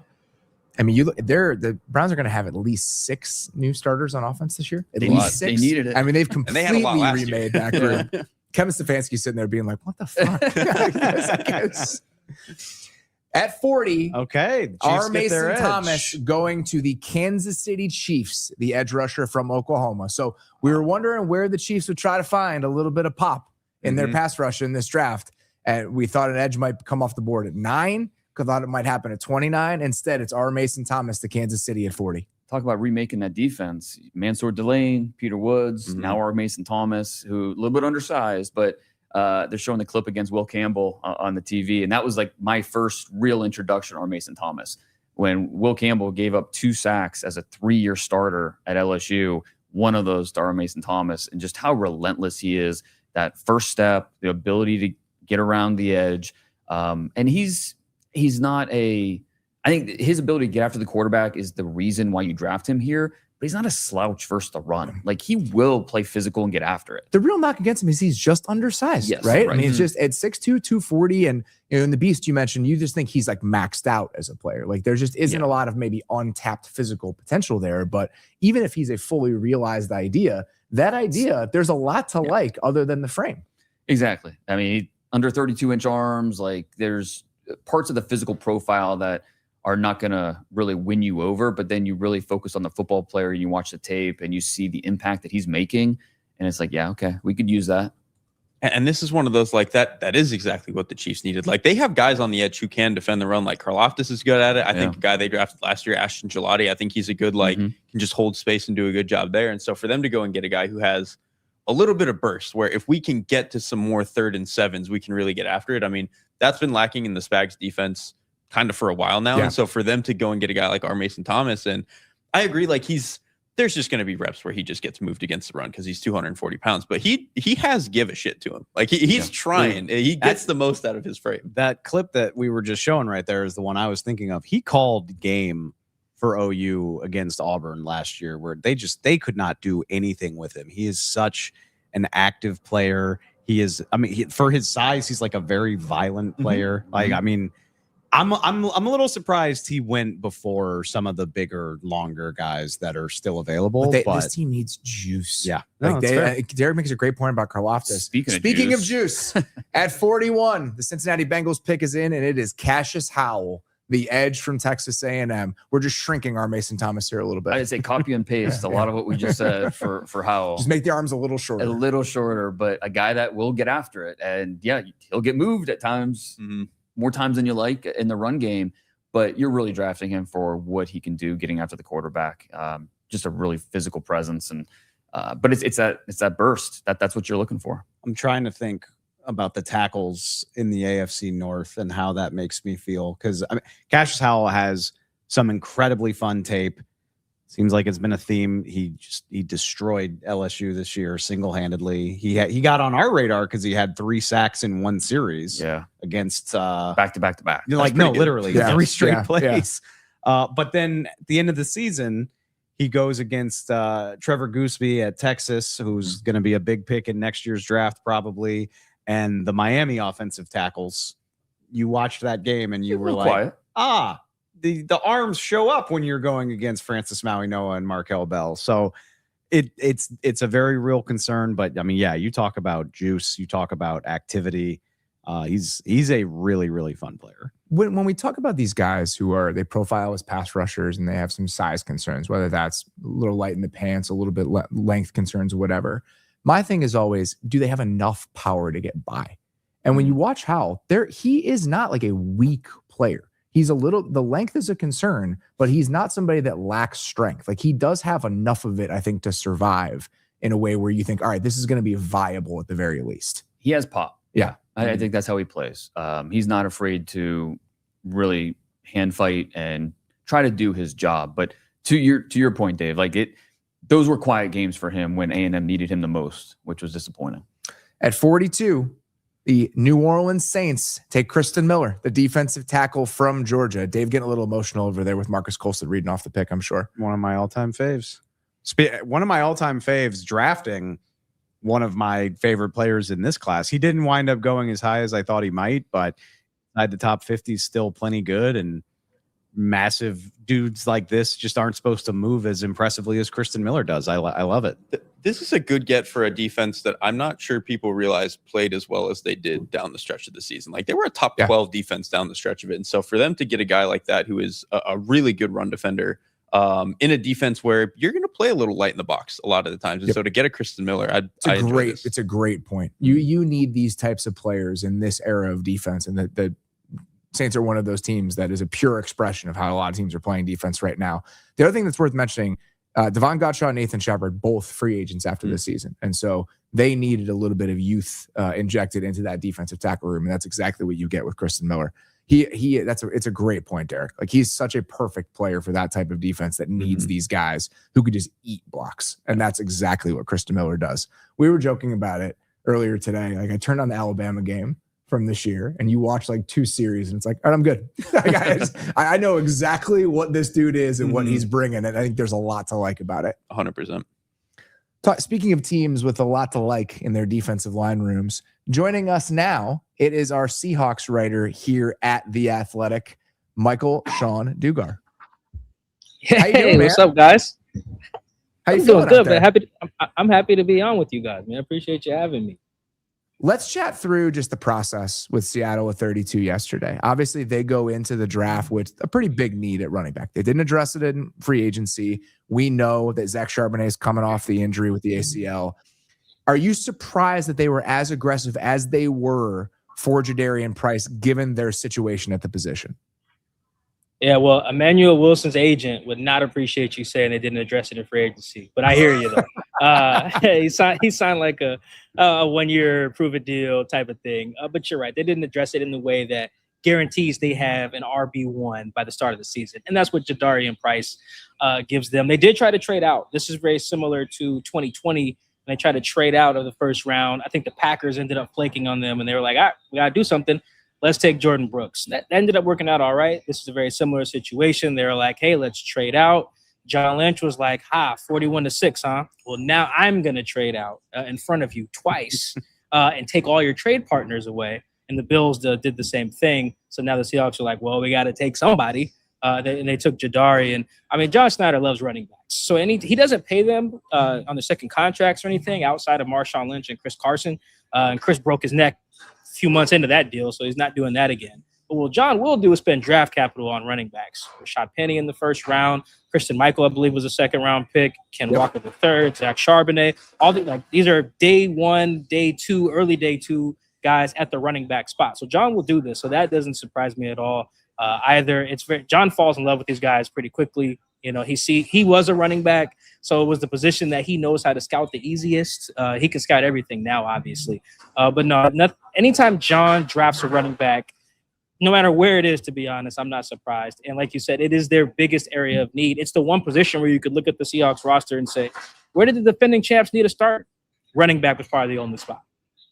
The other positions we were talking about last night, I think 2 came to mind. One was just edge depth, right? You lose Boye Mafe in free agency. This team is always in the market for another edge rusher. And then corner, right? I mean, when you lose Derrick Woolen in free agency, you lose the flexibility that I think this team really loves to have on the back end. Are you surprised that maybe of all the corners that were still on the board, that wasn't the direction that they went? Or do you feel like they were motivated by the fact that it is a pretty thin running back draft, and if they weren't going to get Price there probably wasn't somebody they liked a little bit deeper into this class? Yeah, I think it's the depth versus the top of the draft. You know, like for instance, in 2022 when they took Ken Walker III, he was picked 41. I believe they only had 2 running backs draftable in that range, Ken and Breece Hall. Once Breece went, they're like, all right, if we don't get a guy here, we might have to wait till day 3 or hit the rookie free agent class. And I imagine they viewed this running back class the same way. It's like, all right, Jeremiah Love's gone. We knew that. If we don't get Jadarian right here, we are probably looking at day 3 waiting for a guy, or if not the rookie free agent class, which is not the end of the world. But compare that again to, like you said, edge. Compare that to corner. It's like, all right, if we don't get Colton Hood now, we can wait for insert guy at 64, insert guy at 96. It's the same thing, you know. I think they may have taken Falk, the guy the Titans traded up to get right in front of them. That probably wasn't a coincidence. But after that, they were like, if we don't get Zion Young right now, we can get insert edge rusher at 64, insert edge rusher at 96. John does love him a second-round pass rusher, so that would be if I had to make a prediction here, that would be what I would guess they do at 64 is go get them a pass rusher. But, yeah, it's really just the managing the depth of the class versus, a draft that can be high, in elite talent in one position, but there's only a few guys. I think this class is a perfect example of that with the depth at running back, the depth at edge. When you look at Dane's draft guide, the draft Bible, I like to call it, it's like 15 edges or something like that in the top 100, as opposed to, I think 3 running backs. I think the Seahawks view the class similarly in that regard. I will let you go parse the rest of the edges that are still available and see what they might do at 64. Michael-Shawn, always great to chat with you, sir. We'll do it again very soon. I appreciate you guys having me. At 43, the Dolphins pick is in, and it is Jacob Rodriguez, the linebacker from Texas Tech. A few different layers to this that we can dig into. Yeah. But Jacob Rodriguez go into the Dolphins here, Dane. What do you think about it? Yeah, Rodriguez I don't know if anybody helped themselves more from the start of the 2025 college football season until now. Is it mostly that mustache? What a phenomenal mustache. It's very a quality impressive stash. Just the season that he had, the production, what he meant for that defense. He perfected the peanut punch with the forced fumbles. Just unbelievable at it. Really good athlete, was outstanding. I gained a new appreciation for him watching him at the Senior Bowl, being 10 feet from him and seeing him move and how instinctive he was and how efficient he was in his movements. And then he backed that up at the combine by testing really, really well. And so tape, production, testing, characters off the charts. I think this is a good player, and I thought there were some teams that were CJ Allen teams, some other teams were Jacob Rodriguez teams, and so it was going to be interesting who is that linebacker too, and we have our answer. And it's a good no pressure fit. They have Jordan Brooks, who is your Mike. He's calling the defense, and so for Rodriguez to be able to fit in as more of that will, kind of play in space, run around a little bit, I think that makes a lot of sense for him. You mentioned it, Dane. Like I don't know if he's like necessarily the most explosive linebacker, but he's just so smooth. And he doesn't really waste movement as he's coming down to fill into the run and stuff like that. And so I think there's going to be times where a little bit in zone coverage, maybe it takes him a year or two to get fully up to speed. But I think that this is a good pick for, again, you're putting him next to one of the smartest and best linebackers in the league. It's a pretty good way to foster a young linebacker. It's kind of crazy because he was a quarterback when he went to Virginia initially. And then he goes to Texas Tech and moves a linebacker. And I think it's one of those, seeing the defense from a quarterback's point of view gave him a really good head start to what it looks like in the mirror image of that. And yeah, credit to him for what he's done. We talked about it. We were wondering if Jordan Brooks might be on the move, if the team like the Cowboys might be interested in trading for Jordan Brooks instead. D. Winters heading to the Cowboys for a 5th-round pick. So the Cowboys do address their linebacker need just with somebody different than we might have thought. The Lions moving up here in the 2nd round from 50 to 44. They gave up a 4th-round pick to do it. And the pick at 44 is Derrick Moore, the edge rusher from Michigan. Interesting. Because what does the edge board look like right now? So we have Zion Young still out there, Gabe Jacas, Kieran Crawford, Danny Dennis Sutton, and Moore is obviously who the Lions preferred. I think he was, out of that group, in most of these edges that have been taken, I think he's the most well-rounded in terms of will hold up against the run, has some ability as a pass rusher. You don't have to move him around. You don't have to hide him in any situation. He's just a quality player. Quiet guy, but I like the energy on the field. That's 4 off the board in the first 12 picks. Like the value was clearly there. It's not terribly surprising to see him going in quick succession like So this is pick 44. You had him at 77 in your final top 300. So you did not like him quite as much as some of the other edges that are available here. Where do you think the limitations with Moore are that kind of pushed him a little bit further down for you compared to some of these other guys? I think it's a case of not being exceptional in one area. It's just kind of, he's good here, good there. I mean, it's just across the board, a quality player, well-rounded. I think I like his floor better than his ceiling. I think that's the best way to put it. And that's not a knock. That's not a bad thing. And obviously it's something that the Lions are valuing more than what these other edge rushers have to offer. But speed to power, the ability to hold up, string out runs. That Michigan defense was a little bit up and down, but he was the one constant. Like a guy that you just felt like you knew what you were getting, snap in, snap out. He was still productive. He had 10 sacks last year. He was, and without playing a ton of snaps. I think the closest comp to me, I think this is a Derek Hall, that type of guy, who we've mentioned before, but somebody that you're going to draft in the 2nd round. He might be a part-time starter, might be a full-time starter, but it's more about the totality of what he gives your edge rush rotation. Just an explosive power off the bench. Well, for them, maybe not off the bench. He might be starting. He might have to. Yeah. But again, he is definitively your number 2 edge rusher on this team because you have Aiden Hutchinson. So he fills in as a rotational role player, even if he is a starter. All the Michigan edge rushers, keep them in the state. So now Gabe Jacas is your next edge rusher. Zion Young and Gabe Jacas, both of them, is still available. Right. And like Zion, there's some stuff in his background that are playing a factor here. Sure. That is something we'll see where he comes off the board. It could be the next pick, could be in 25 picks, So we'll see how that works. Just kind of resetting my best available. Obviously, Jermon McCoy, that's going to be something we'll watch throughout the day. Emmanuel McNeil-Warren, it's surprising he is still available here at this point. We thought he could have gone in the 1st round. He's still available here as we creep towards pick 50. You think that's because the coverage ability needs more work, or what do you? Is it the level of competition playing at a place like Toledo? What would you guess? I think part of it is safety. There's just only so many teams that need a safety. Positional value, right? Sure, I think part of it is he did kind of like one thing, as a safety. They didn't move him around like they would with downs or like a guy like Stukes, where the versatility is a big part of what they offer.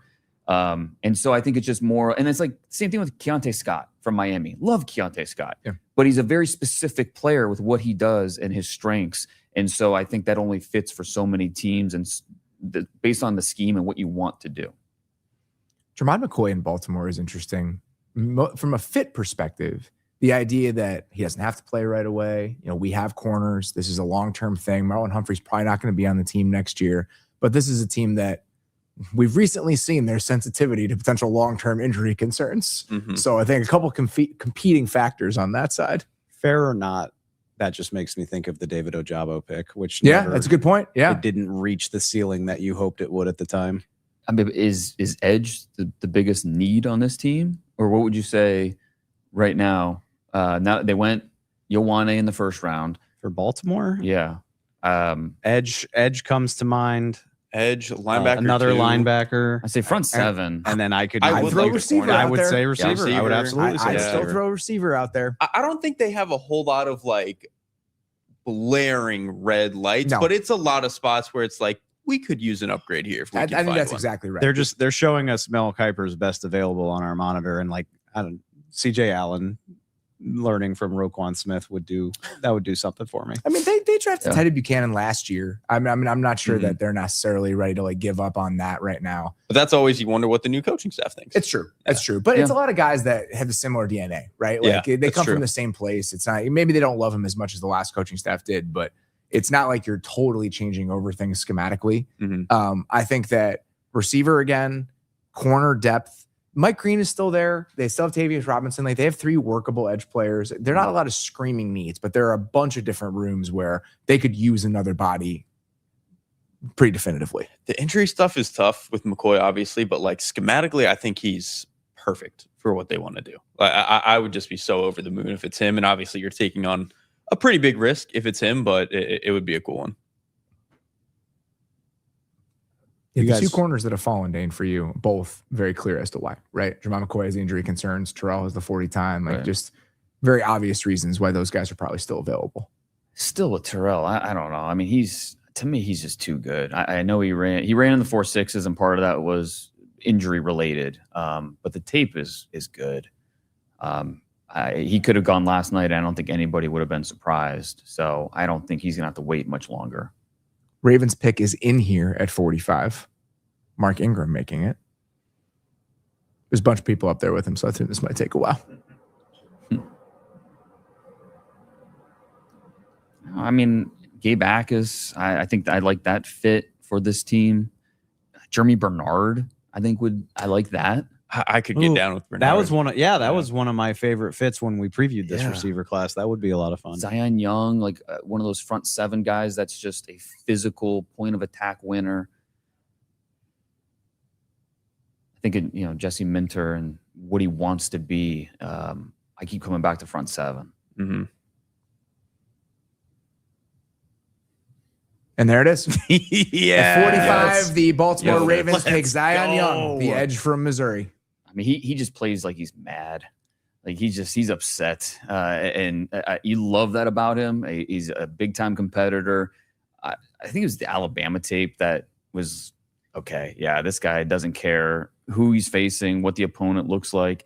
He's going to go wreck shop and be disruptive. I love, like the sack numbers weren't amazing, but big time TFLs, led the SEC.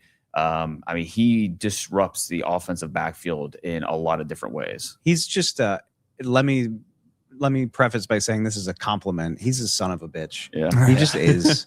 He's so violent against the run. And like he plays like he hates you. He's so angry at you for getting in his way. They're showing Auburn clips, which this is not related to the way that he plays, but remember the Auburn game was the one where they went to overtime and he was at the coin toss and Mizzou won the toss and he was like he was screaming at the refs. He was like, we'll take the ball. It's on my mama. It's on. Like he was so fired up. His enthusiasm is infectious. You see it in the way that he plays. I think he could be a better pass rusher than maybe people give him credit for. Dane's synopsis on him is, maybe he's not going to scare a ton of NFL offensive tackles. I think he could be very productive as a pass rusher. He is incredibly productive as a run defender. I think, and he's going to have that like junkyard dog mentality in the room. I just love the guy. I think he could scare offensive tackles. I just don't think he's going to surprise. Like, Sure. what's coming. Yeah. Like, he's not deceptive. It's not like he's going to pull out all these different moves. He's going to try and go through you. So, and sometimes he's able to do that. And it's not always, I think he needs to add more of a change up to what he's trying to do out there. But I agree. I think there's, you know what I love about him too, though, as a pass rusher and a run defender, like he doesn't give you a good target a lot of the times. Like he's very slippery. Yeah, I think he's long. He uses that length well. I mean, throw on the Alabama tape, go up against Keenan Proctor, and he's just having his way. At 46, back to Bucs back, pick is in, and it is Josiah Trotter, the linebacker from Missouri, going to the Tampa Bay Buccaneers. We thought this would be a linebacker. I'm just a little surprised it's Trotter and not CJ Allen, Jake Golday, Anthony Hill. There's other linebackers, but when you look forget that the Bucs don't need their linebackers to cover anybody. This is true. It's not a priority. You are moving forward. And that's exactly what Trotter does, right? He is a hammer looking for a nail. He is not someone I trust dropping into coverage, but somebody that's going to work downhill and be physical and talk about stopping power when he makes contact. He makes his dad pretty proud. I think this is a great pick for them. Obviously, when you're picking in this range of linebacker, it's going to be hard to find those guys who are perfect 3-down players. But he, to me, I don't think any linebacker in this class hits as hard as he does. And the fact that he does it at only, 20 years old and change, I just think in that specific way, the sky's the limit. He reminds me a lot, actually, of there was like a 2 or 3 year stretch where Juwan Bentley was a really, really good linebacker for the Patriots. He kind of reminds me of a player like that, where, again, imperfect in coverage, but downhill. If you want to hear about a hammerhead former Patriots linebacker, you're going to hear about them over the course of these shows. I've got them all in the Rolodex. There's got every single one of them Roberts, locked and loaded and ready to go. Tower.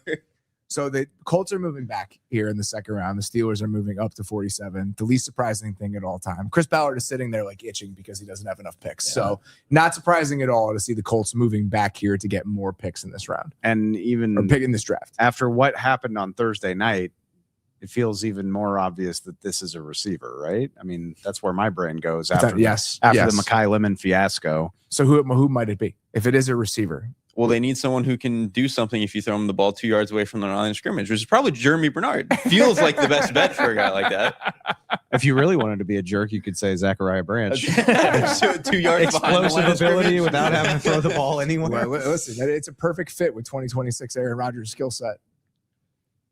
And my top receivers available, Germie Bernard and then Chris Bell, Malachi Fields, Antonio Williams, Elijah Surratt. So there are some names here. They also could use a guard. I mean, they went offensive tackle in the first round, but they could also use a guard. I don't know how they feel about Emmanuel Pregnon from Oregon at this point. That's a possibility. I also maintain another edge player is not a bad look for them. Right. Like just with how old some of those guys are, some of the expiring contracts coming up. Steelers pick at 47 is in John Stallworth.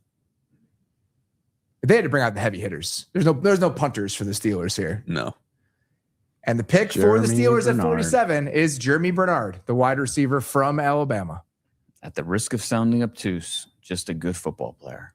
That's what he is. And he was kind of that guy in that Alabama offense where they would line him up in the backfield just to manufacture touches for just getting him the football, which isn't a glowing endorsement of Ty Simpson, but like he can do different roles. If you want him to be an X, he can be an X. If you want him to be a Z, he can do that.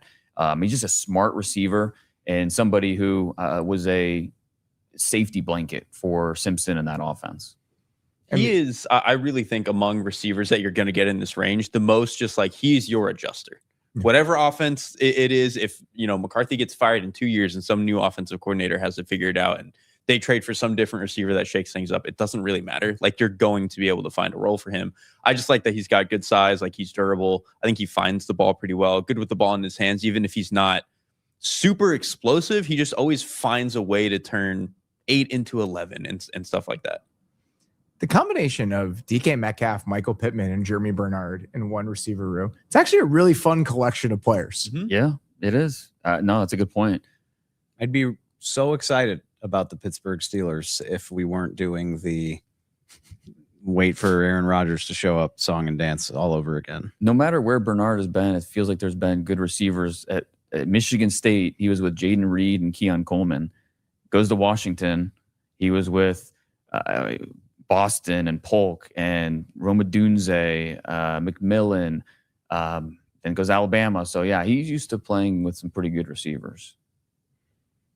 Falcons are on the board on the clock at 48 here. They're another team that we've forgotten about. The Atlanta Falcons do exist, and they are participating in the 2026 draft. So, what, Atlanta, Green Bay, Colts, Jacksonville, Denver. So, yeah, those are the teams that still haven't made a pick. Not heard and from I guess them. Atlanta's pick is in, so they are picking. Welcome to the party. It's funny because actually Atlanta, I think, is a team that could have used a player like Germie Bernard. Sure. Yes. Right. It's probably their top need, right? Yeah. I mean, they could go defensive line, but getting a wide receiver like that would have made a ton of sense. Their other two receivers are Jahan Dotson and Olamide Zaccheaus. Like they need somebody who can catch some passes. They honestly, like a receiver that's just purely reliable next to Drake Yes. London is like exactly what they needed. Like Bernard would have made a lot of sense for them. The Emmanuel McNeil-Warren slide has to stop at some point. I don't think it'll be here, but at some point here coming up, it feels like that's Minnesota's got the next pick. That's a team we thought could go. Yeah. Dylan Thieneman. At 18. Right. And so I think maybe that's a possible destination spot. Classic case of flip the names and you feel better about the picks. Exactly. Yeah, I'm fine with that. Great point. Great point. This would be an unsurprising CJ Allen spot. I think this is a team that does not have I was thinking the same a whole lot thing. of linebacker talent. They signed Christian Harrison free agency to a very, very small deal. And so they lost Caden Ellis when went back to New Orleans in free agency. And so linebackers a need for them. You look at just defensive line in general, I still feel like they could use bodies. So it wouldn't surprise me. And then receiver, even with Bernard off the board, receiver is a big need for this team. They only have 5 picks in this draft. So you have to maximize. You can't play around. You got to maximize each of these picks. I'll be really curious to see where they go. I mean, Chris Bell, he might not help you until November, but he's top receiver available. How do they feel about him? Malachi Fields, I think, is a potential fit there. God, him in London is just like the biggest. The Twin Towers. Yeah. You're speaking Derrick's language now. I just have Tua throw up the ball. I just chuck it up. That's the problem, though, is that if Malachi Fields is going to be somebody that's playing on the perimeter, we're going to get the ball ever from Tua. That's true. We're going to have to wait for Michael Penix to get back from Malachi Fields to start getting work. You know what would be really fun is Avion Terrell. Get the brothers Oh, together. that would be. That would be can't believe exciting. it took us 5 minutes to get there. Get That's the a great brothers show. together in that secondary. I believe Mike Hughes is in the final year of his deal, which is, it was a $5 million a year contract anyway. it. So That'd be fun. no, one more year on the Mike Hughes deal. Excuse me, it was a 3-year deal. But not a preventative. He's player going to be that 3. is- You mean yeah. 30, not preventative whatsoever. They took a bunch of nickels last year, and so that's actually the one spot where they do have some young pieces. But This is not something that ever entered my brain because I didn't think Terrell would be around at this point in the draft. So that would be fun. have we ever had something like that? 2 brothers drafted by the same team. We're just on the same position, Same group. unit, yeah. Yeah, like in the same room. That's a great question. Because neither of the Matthews brothers played together. I don't think. Did they? I don't think so. I don't think the Watts did. Obviously, slightly different positions, but on the line. Right. Yeah. I can't remember where the guys would have been on the same team in the same room. That would be a new one, I think.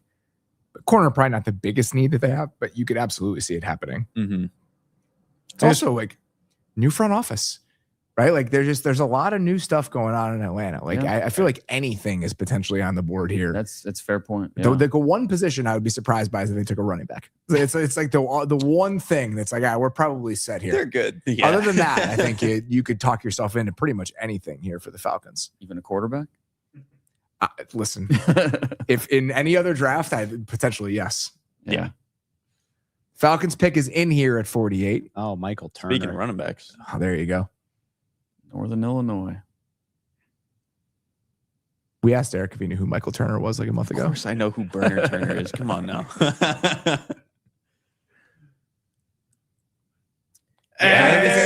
That's amazing. That's Love awesome. that. That's incredibly cool. At 48, wild. the Atlanta Falcons take Avion Terrell, the cornerback from Clemson. Oh, And there he is. And there's his wow. brother. Yeah. That's a phenomenal That's moment. incredible. Let's go. That's great. It makes me emotional. That's incredibly cool. Good for mom and dad. Makes like- it easy. Yeah, heck yeah. It need not be said, but this is way more than a feel good story. Avion Terrell kicks ass. Yeah, he's a good player. He is a great player. That's amazing. one Look of at the that. one of my favorite things that happened during this draft process. Because Dane, we joked about this. Like, I get out over my skis. You know, I don't have to make the No. beast, so I can. Yeah, exactly right. That's truly one of my favorite draft moments of all time. Oh, 100%. That like I've watched the draft for 30 years. That is one of my favorite draft moments of all time. I don't know if it's ever happened. We don't know that that'll ever happen again. Like, that's crazy. when you comped him to Honey Badger, Yeah.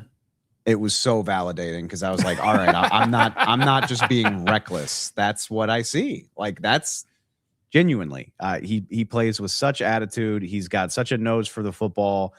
I know he apparently ran a 4.62 or whatever the hell it was, but it doesn't show up on tape. When it's weird to comp him to Honey Badger when he had 0 interceptions this year, but he you had, know what? Most of Tyrann Mathieu' plays were, I mean, of course he got picks, but like so many of his plays were just stripping the football, Just taking the swarming ball to away. the ball. Avion Terrell had 8 forced fumbles over the last 2 years. I don't know if it's ever happened before by a corner. In 2 year span, have 8 forced fumbles like that. I don't remember it offhand if it has happened. Man, that's just terrific. And again, it never thought about this before because I didn't think Terrell would be available at this point. So it's not about where you're drafted in terms of the round, the pick. It's more about where you're drafted, the situation, and that's just outstanding. And this was, I actually think for a couple of reasons, this is good. I had some concerns about Terrell, but that was, again, when I thought he might go pick 22. Him going at pick 48 or whatever it is, I don't really care about that. I also think he's a good fit for Ulbricht's defense, where they were doing a lot of weird stuff last year, where it was a lot of crazy pressures, 5 and 6 man stuff, really letting their DBs get aggressive. I think both him and his brother are really good at just playing eyes to the quarterback. When you have these 5 and 6 man pressures and going and getting that, like, both of those guys will come downhill very fast. And so Avion Terrell getting to play in a defense like that, pretty good fit for him, I think. And not that it needs to be said, but like Avion Terrell started playing football because of his brother. Like That's awesome. it's that he wears number 8 because of his brother.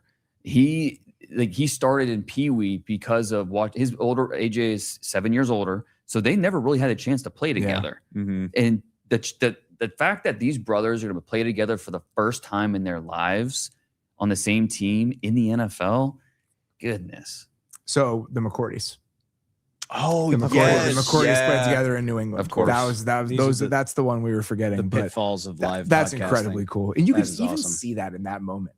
Like when like the fact that he's standing right there, like there's just such a validation there. Like beyond like I've realized a lifelong dream. The fact like, holy shit, like it's just an incredible. And they couldn't have imagined that moment. either. Like, Never. there's 1 in 32 chance that this happens. Never. Like, what could you have That's done? unbelievable. And so the Carolina Panthers actually moved up here to 49 from 51. So they're getting ahead of the Jets with the Vikings moving back 2 picks, and the Panthers pick is in at 49. And the pick for Carolina is Lee Hunter, the defensive tackle from Texas Tech.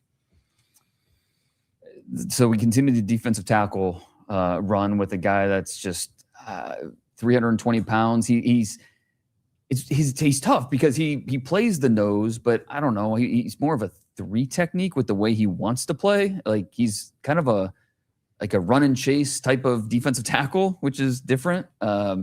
He played really well on that Oregon tape in the playoffs, and I think that helped him. He moves well for his size. He's a big guy, 320 pounds, and moves pretty well. He can chase the football. So, yeah, this is falls in the category of there's only so many guys this big, and you look at the Panthers and that defensive line and some of the upgrades they've made. Lee Hunter continues to help them in that area. The beef on that defensive front. Yeah. The is- sheer amount of resources that they've pumped into that thing over the last 2 years. Well, when you were one of the worst we've ever seen 2 years absolutely, ago, but I mean, you're talking about obviously Derrick Brown is Derrick Brown, but they signed Bobby Brown to like a decent contract in free agency in 2025. Tershawn Wharton to a massive contract in free agency in 2025. And now you're going out and spending the 49th overall pick on another defensive tackle. Like, they've put a ton of resources into that room. And that's before you even get to what they've spent on the edge. Like, in terms of like pure overall resource allocation to the front seven, they're absolutely in the conversation for one of the biggest in the league. And they paid Devin Lloyd all that money this offseason. He better have 150 tackles with the amount. Hopefully no one's gonna touch him. Yeah. So Carolina traded up with Minnesota. Yeah. Yes. Okay. So Minnesota moved back 2 spots. I can't imagine that the Jets would have been in the market for Lee Hunter. I mean, they after getting they have Devondre Sweat, and They're so probably okay. maybe it's another team They were worried afraid about. of another But team. Yeah, that makes sense. Because I mean, we're looking at defensive tackle. Big Citrus is kind of that last of that tier of defensive tackles. I mean, I think the Packers could have been in a market for a guy like that. There's actually not that many teams within the next like 8 to 10 picks that I'm like, man, they really would have needed a defensive tackle like that.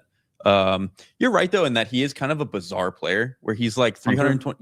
Lee Hunter, where he's 320 pounds, but he does win more like with his hands or like chasing in space, splitting gaps and stuff like that. He pops up and he wants to go. Like, I don't know. Yeah, it's a weird play style. It is similar-ish to Deion Walker was a little bit like this last year for the Bills, where that's a good one. He looks like he should just sit there and command space, and then you're like, the 320-pound man is in the backfield more than I thought. Yeah. It's just, not every team has an appetite for that. Some teams, when they see 315, 300 pounds, they want you to be able to command that space. So I'll be interested to see how they want to deploy him and how they feel comfortable with that. Monroe Freeling and Lee Hunter. That's a lot of beef.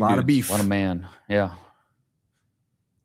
I mean, the one position we think about with Carolina, so the fact that it's defense tackle over Emmanuel McNeil-Warren is interesting. But I think with them specifically, even if safety is theoretically a need, the Merrick McNeil-Warren kind of redundancy maybe makes him a different consideration from them than he might be for another team that needs a safety. And I honestly think you could make a similar argument for Minnesota potentially. Like with Metellus and the way that he plays, like is McNeil-Warren the actual type of player they want at safety?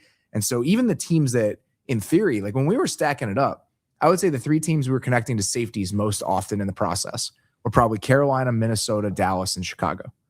And you can make an argument that Carolina and Minnesota, even if they need a safety, maybe they need a different type of safety that McNeil-Warren is giving you.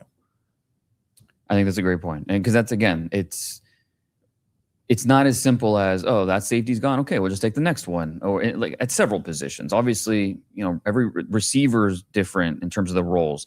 Edges are different in terms of their specialties and what they do best. And safeties especially with what they put on tape and then what they can do at the next level. So McNeil-Warren, I think that's probably the biggest culprit here why he's still on the board. The Jets pick is in at 50. What do you think the Jets are doing here? Some corners still out there. It's not going to be a skill player, I'll tell you that. Probably not. I mean, D'Angelo Pons is still there. Brandon Cisse, South Carolina corner, still around. It's also like the Jets could play a season right now with the corners that they have. And so you don't think that Aaron Glenn's watching Jermod McCoy and thinking, what could this look like? Yeah. And that is one. The guy whose job security we feel the worst about. That's a good making point. that. That's pick. a good point. I will say, I think Darren Moogie's got plenty of job security. That's fair. I mean, at this point in the draft, this is right around where Will Johnson went. So if it's the same sort of, concern in terms of his longevity and stuff like that, at a certain point, the talent is, you just take the swing. At the same time, D'Angelo Pons has to remind Aaron Glenn of himself. Nothing more powerful than that. Seriously. I mean, there are some similarities between what Aaron Glenn is and how he thrived as an NFL corner. And you look at D'Angelo Pons and there it is. There he goes. At 50, the New York Jets go with D'Angelo Pons, the cornerback from Indiana. If he's 2 inches taller, he's long gone. He's off the board in the top 20 picks. Just somebody that speed check, the way he swarms with the football, the way he can close. And he did it since his freshman year. Showed up at James Madison and just made plays. Freshman All-American. Transfers to Indiana, where immediately he announced himself as the guy. So, and I think we do this with smaller corners and just automatically push them inside. And I think that D'Angelo Ponce could do that. He's tough enough against the run. He's enough of an athlete, the physicality that checks. But I like him outside. It's just that he will give up a size advantage at times. But he didn't wake up one day and he was 5'8.5". He's been smaller his entire life.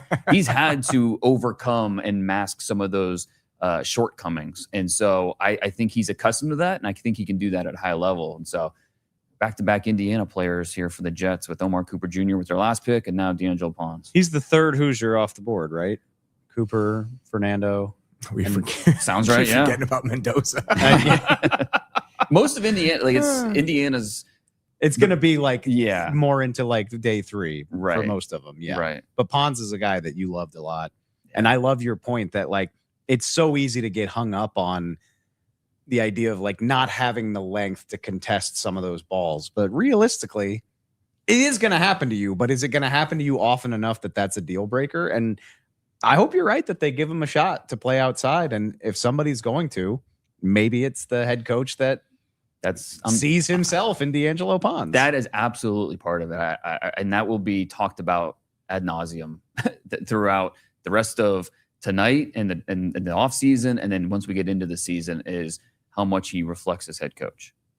They also, every now and then you do see teams a little bit more willing to like play a rotation a little bit at corner. Like the Chargers kind of did this last year, actually. Like they will move Cam Hart specifically like on and off the field, depending on if that was going to be a bad matchup for him that week. And I think given every other cornerback they have in the Jets cornerback room is like 6'4", it feels like, I would not be surprised if they're a team where they play around with that a little bit. And then maybe in certain sets, they do want to move him to the nickel and then just keep, Mika Fitzpatrick on the field as a safety, however they want to configure that thing.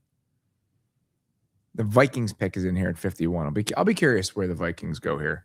Again, safety still a need. Yeah, I just wonder how they feel like he fits with the rest of the guys that they have back there. Maybe it's a different safety. Maybe they like a different option. I would imagine Flores wants someone who has a little bit more, do a little bit of everything than someone who is a little bit more specific. Or maybe they get 51 for the Vikings. It is Jake Golday, the linebacker from Cincinnati, former edge. Nasty linebacker who Dane's been on since September 10th. Yeah, he 6'4.5", 240 pounds. A guy that he was an edge rusher at Central Arkansas, and because he was a basketball player really growing up and in high school, and then he goes to Central Arkansas and he was used mostly as an edge rusher. Moves up to Cincinnati, transfers up. They move him to an off-ball role. And really, this year is where he took that next step. And the range on this kid is unbelievable. He rarely makes plays where he starts because he is all over the field, whether he's asked to move downhill. He will play sideline to sideline. He got better and better in coverage when he was asked to zone drop and read different combinations and then go read, react, make a play on the ball. So the combination of Caleb Banks and Jake Golday here, this is a bet on traits with both of these players. He looks like an edge, even now. Yeah. Like even removed from that, he is a big, long guy who it looks like he can tie his shoes standing up when he's like down on the line. And when I turned him on, like when I turned the games on, seeing him line up, you're like, he looks like he's going to be kind of slow. Like that's just my initial impression. And then you watch him, and that's not really the case at all. Like he's an impressive guy in space for somebody who still looks like he could line up on the line of scrimmage if he wanted to. Where do you think he should line up? I think you can do some different things, especially in the Flores defense. I mean, I think this is like Van Ginkel's a free agent after this year. Yeah, right. And his favorite player growing up, Clay Matthews Jr. Like that's how he saw himself. That's not surprising. And so, like, I think that you can be a little creative here with how you deploy him. I think you kind of have to because he is just such a weird player. Like that, he was probably of the linebackers the one I had the hardest time with, just because. One, I have an aversion whenever I see guys play that like apex college linebacker position that I'm just like, ew, I don't know if I like that. But he does have insane range, and he's a weird player too, because I think when you look at some of his ability to like take on blocks or have stopping power as a tackler, the strength there leaves me lacking. But when he's like on the edge or already close to the guy that he's going to hit, the length and the power in his hands is pretty impressive. Like I I weirdly would be curious if they think that he's like a Zaven Collins-ish style of convert where he can just play a little bit more on the edge for you. Well, what I love about that, and I'm not talking shit because I think it's worth pointing out, but would Brian Flores draft a guy who he didn't have goofy designs on? Oh, probably not. We're gonna get creative with this guy. Like nobody on Brian Flores' defense fits neatly into one box. I would imagine he's got a varied idea. We touched on this yesterday, but the Vikings are just in a weird place right now where they don't have a GM or a full an established GM, A guy who actually has the title. Right, it's Rob Brzezinski right, now? who's been there a long time. But so how much of a thumb on the scale does KOC have? What about Flores? Like, it's interesting to figure out, and this is something we'll have to ask Alec Lewis, just who's really the motivation behind these picks. My assumption is that it's a lot.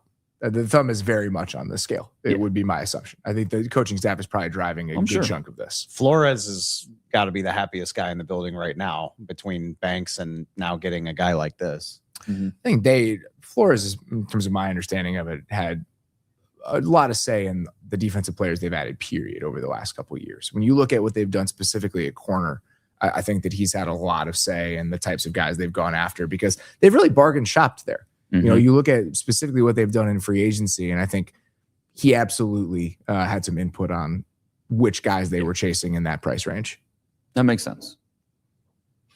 So you mentioned Clay Matthews Jr. The Packers pick is in here at 52. It is their first pick of the draft. Welcome to the draft. And then we get the Colts right after them. So the Colts are picking at 53, and then the Jags are picking at 56. So a lot of the teams that have not been involved here are starting to get involved over the next 5 or 6 picks. Getting a little bit of a refresher here. Yeah, finally. I say the Packers corner. So Brandon Cisse is still out there, South Carolina. That's a possibility here. If they go defensive line, this is where we're on big citrus watch. If they want to go with a big hulking nose tackle, that makes sense here. They do not have that skill set in their defensive lineman right now. And it's Devontae Wyatt and Javon Hargrave. Yeah. And corner is absolutely something they could do. No question. 100%. Those are, to me, the top 2 needs.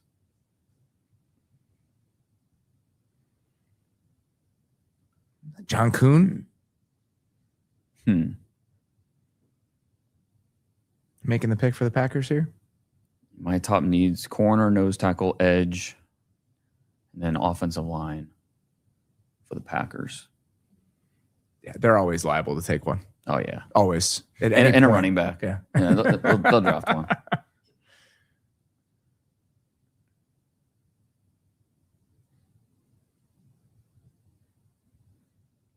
And the pick for the Packers at 52 is, in fact, Brandon Cisse, the cornerback from South Carolina. Makes sense. This is a springy corner. He's a good athlete. And I would say an ascending cover guy. I think you like the athlete first and foremost.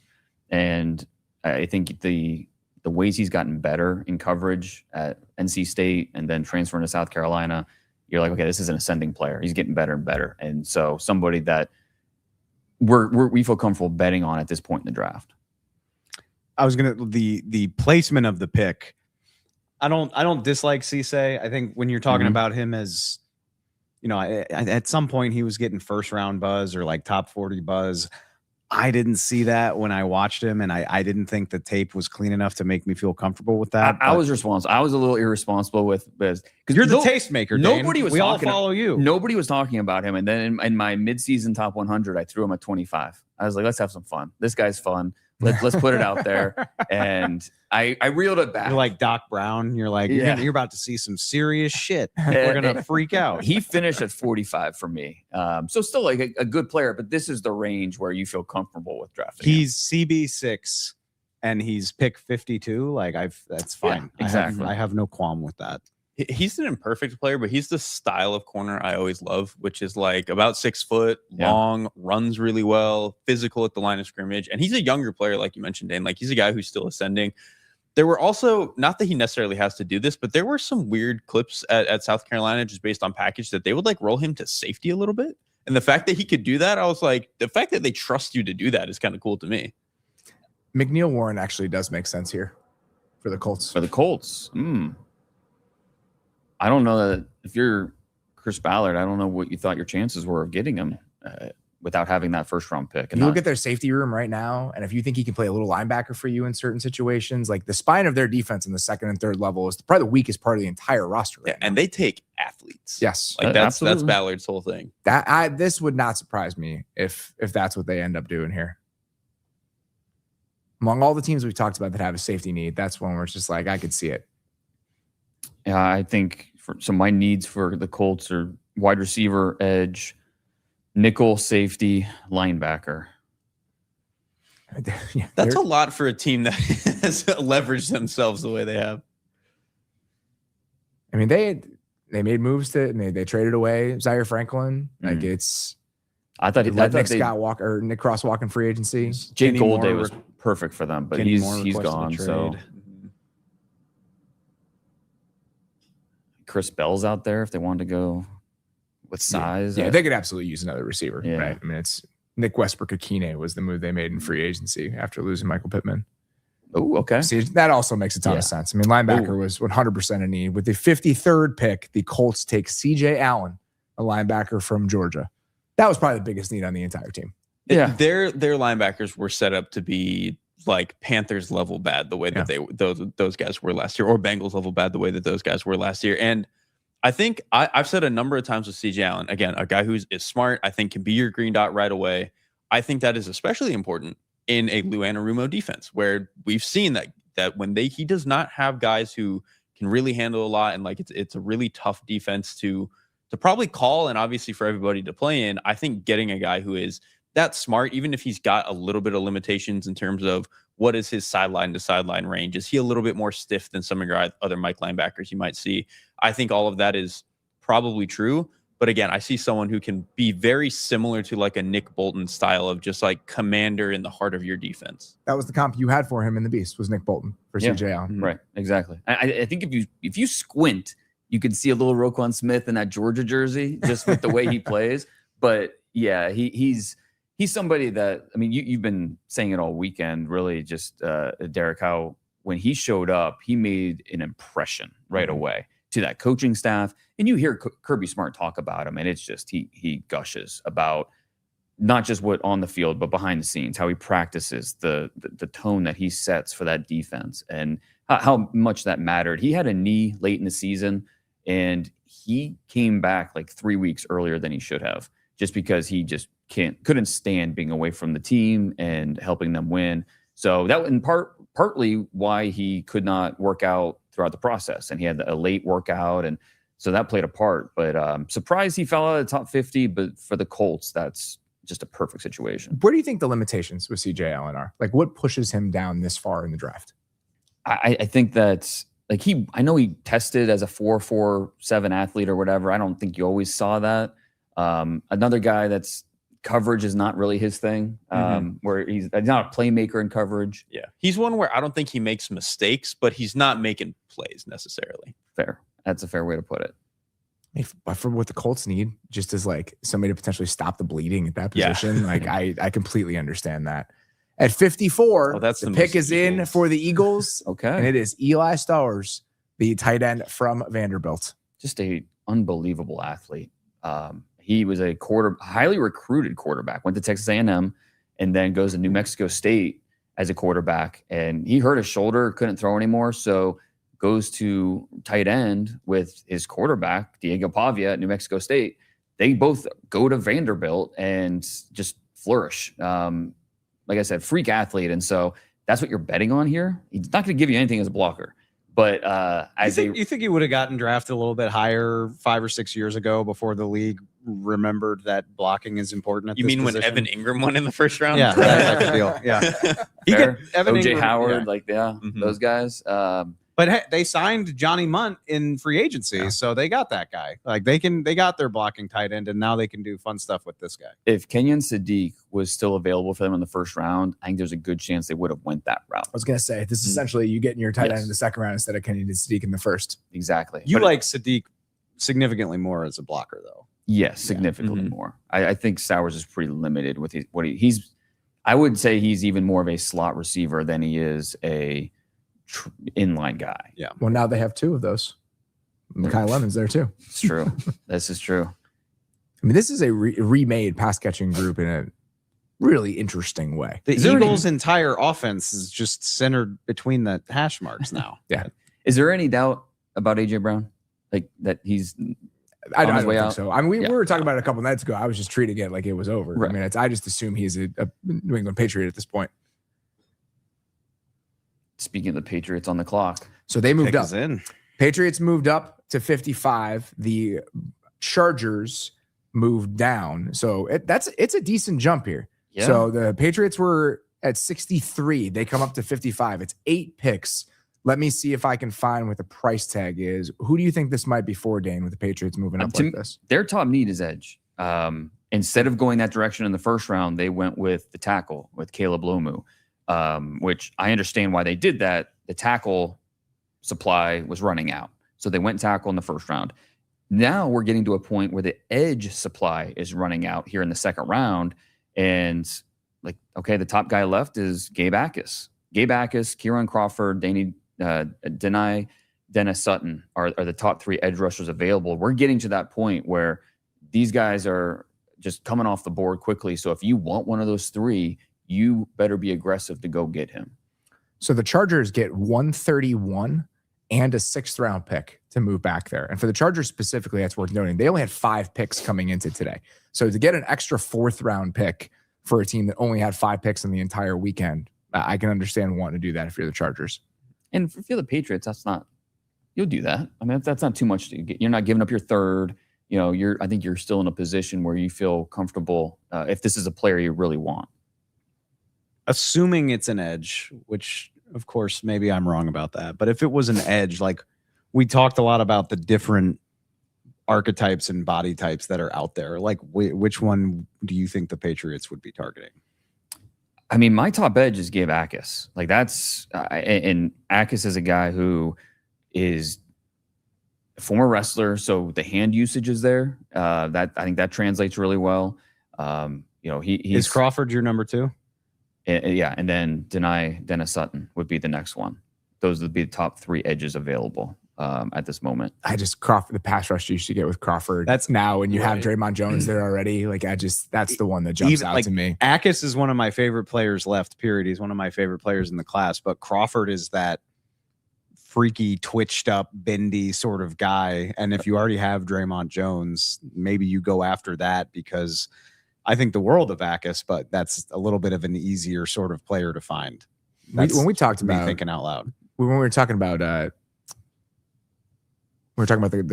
Auburn edges and just like trying to study Keldrick Falk, and then you're just watching Keldrick Falk, and then over and over again, it's just like I can't stop paying attention to the other guy. Number 24. Like I just cannot stop watching him, and so I completely understand if you're the Patriots being like, this is the type of skill set we need here.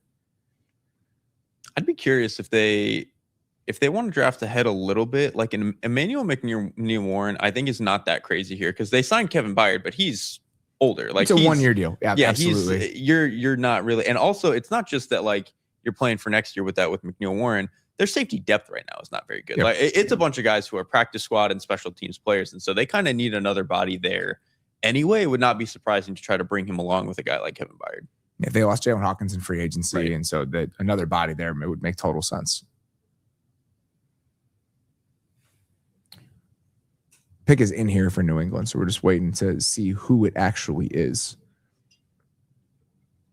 We talked about the Jags needing an edge, right? And then the Bears also. So if it is, you can understand wanting to get ahead of both of those teams. Totally. If you're New England coming all the way up from where they did at 63. Ooh, we also have a trade to talk about here in a minute.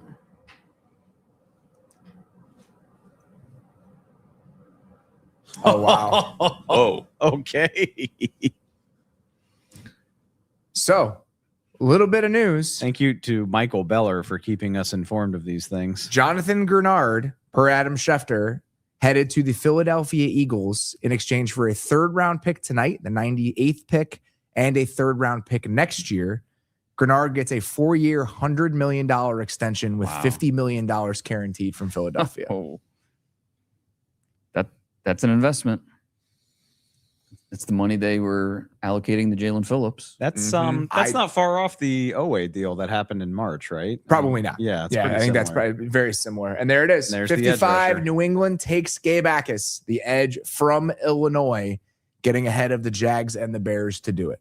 Best edge available. I mean, he's someone that will hold up versus the run. He's going to give you some pass rush juice, and he's been doing it for 4 years. He's been a productive player. There's a lot to like about this player.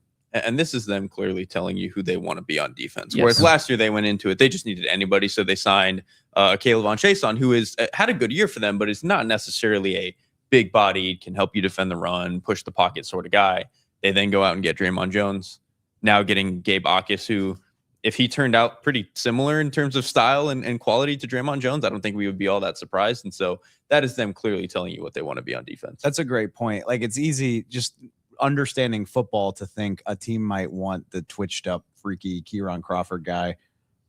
The Mike Vrabel team might want the big ass kicker, collapse the pocket, play like an asshole guy. Like, I can't say I'm surprised by A that. guy that plays with power. The heaviness in his hand shows up in a lot of different ways. And so I think that makes a ton of sense that they would go that direction.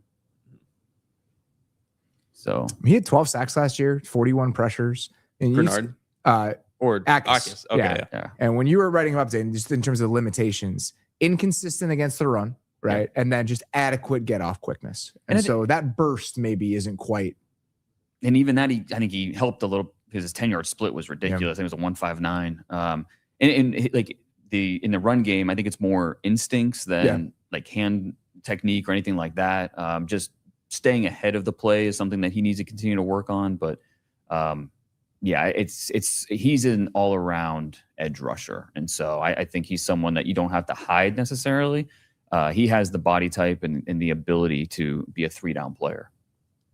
I adore Jacas. I'm happy to see him go relatively highly. We're getting we're getting the Jaguars' first pick right here. So I'll shut up for a second.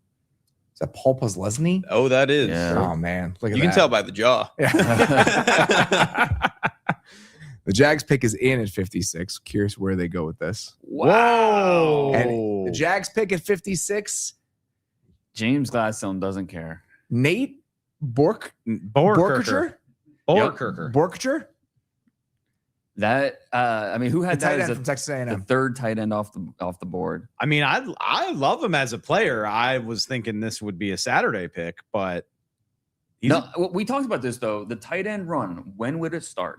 we sure did. We thought, okay, Sadiq would be the first, and then Stowers. Stowers did go. Yes. I can't say, and I don't even like Max Clare as much as you do, but I can't say I saw Borkerker going ahead of him.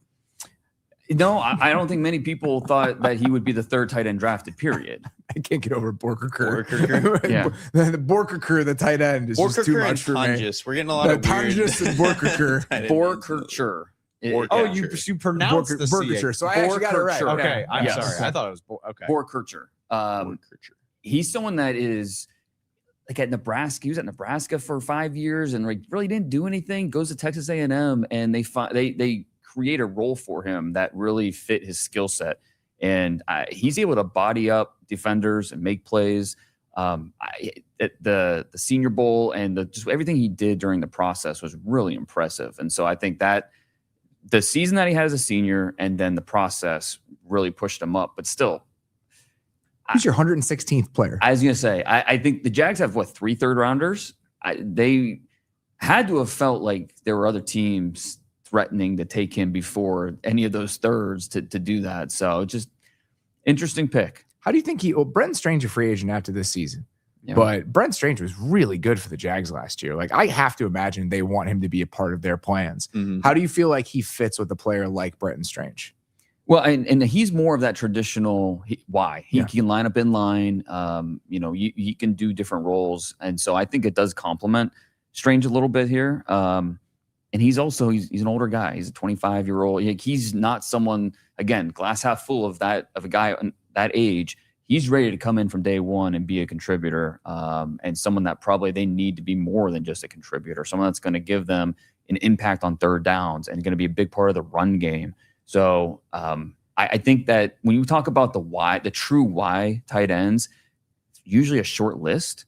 of guys that you think can really hold up and do those things. So obviously they felt highly that he was one of the few that fit what they need.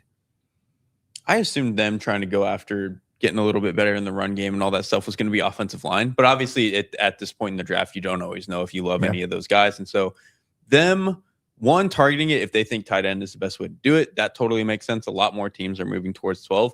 Cohen also comes from the McVay world. I'm sure he's had a lot of discussions with him, before he got, took this job and stuff like that. And so I think this was an offense that I think clearly for the first 6 weeks of the season had no idea what they wanted to be. And I think as Liam Cohen was allowed to kind of play with things a little bit more and really settle into things, I think he started to figure out what the identity was going to be. I think him making a pick like this is we want to be able to get a little bit more heavier when we want to. I mean, he's on the list of guys that I feel good about as a blocker.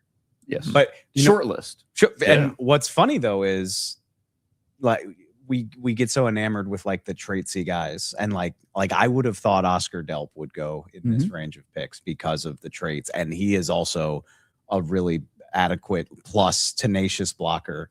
But Borkircher's he's a well-rounded tight end. I'm a little bit surprised it happened this early, but I do like him as a player. You just talked about Johnny Munt now being in Philly, right? And how valuable that is anymore, right? That is, I get it. His career stat, he had 6 years in college. Okay, his career stat line looks like a mediocre to below average single season stat line. His career, 38 catches, 417 yards, 4 touchdowns. That's in 6 years. He caught 38 balls in 6 years. Yes. Oh man. Well, he was the 56th pick in the draft, so congratulations to him. It feels very Tip Ryman-ish. Yeah. Which that has Tip Ryman was, at least he had a massive physical profile, right? Yeah. He's built different, truly. Yeah. Mm-hmm. And that hasn't exactly worked out. He was banged up this year, unfortunately. And you don't have to give it up yet. Yeah. I know you're not ready to. Not yet. Before the Bears make this pick, and I know it's a big moment for the Athletic Football Show that they're about to have 2 picks. Going back 10 minutes, who signs off on sending Jonathan Grenard to Philadelphia? Is it Rob Brzezinski? Is it Kevin O'Connell? Is it Brian Flores saying we'll be okay? It's a great question. I'm pretty Is fascinated Jake by Golday that. an edge player now? I mean, probably going to need to be. I'm annoyed about the Grenard thing. Because of the price? Just for a team that needs pass rush help. Why giving aren't the up Bears in on that? No, I mean, it's interdivision. I can understand. And again, that's fair. I get how that can happen, but that's just one of those where I think Grenard is a true difference-making pass rusher. He's a fantastic player. And so 2 threes, even if you're having to give him that $25 million a year deal, that's one where I would do that. They're everybody's if Howie calls, don't pick up the phone, but the Vikings don't have a GM. So I do think the Grenard trade is interesting coming off the back of the Phillips moves and them not ponying up to make enough money to make sure that they could pay him. Because I think Phillips is obviously a very good player, and I don't fault Carolina for paying him what they did. He's a better run defender and more of that guy and a push the pocket sort of pass rusher. Grenard is a better pure get to the quarterback pass rusher. Absolutely. So and if you look at their edge they wanted room, to do that. They signed Tryon Shanka and Ebiketie in free agency. That was it. Behind Jalix Hunt. They needed another edge somewhere along the way after losing out on Phillips. And so not surprised that Philly was the team that ultimately did that for Grenard. Jimbo Covert. God, you should have heard my dad talking about Jimbo Covert when I was a kid. For those of you guys not watching the draft, Jimbo Covert, the former tackle for the Bears in the 80s, is announcing the pick for Chicago here at 57.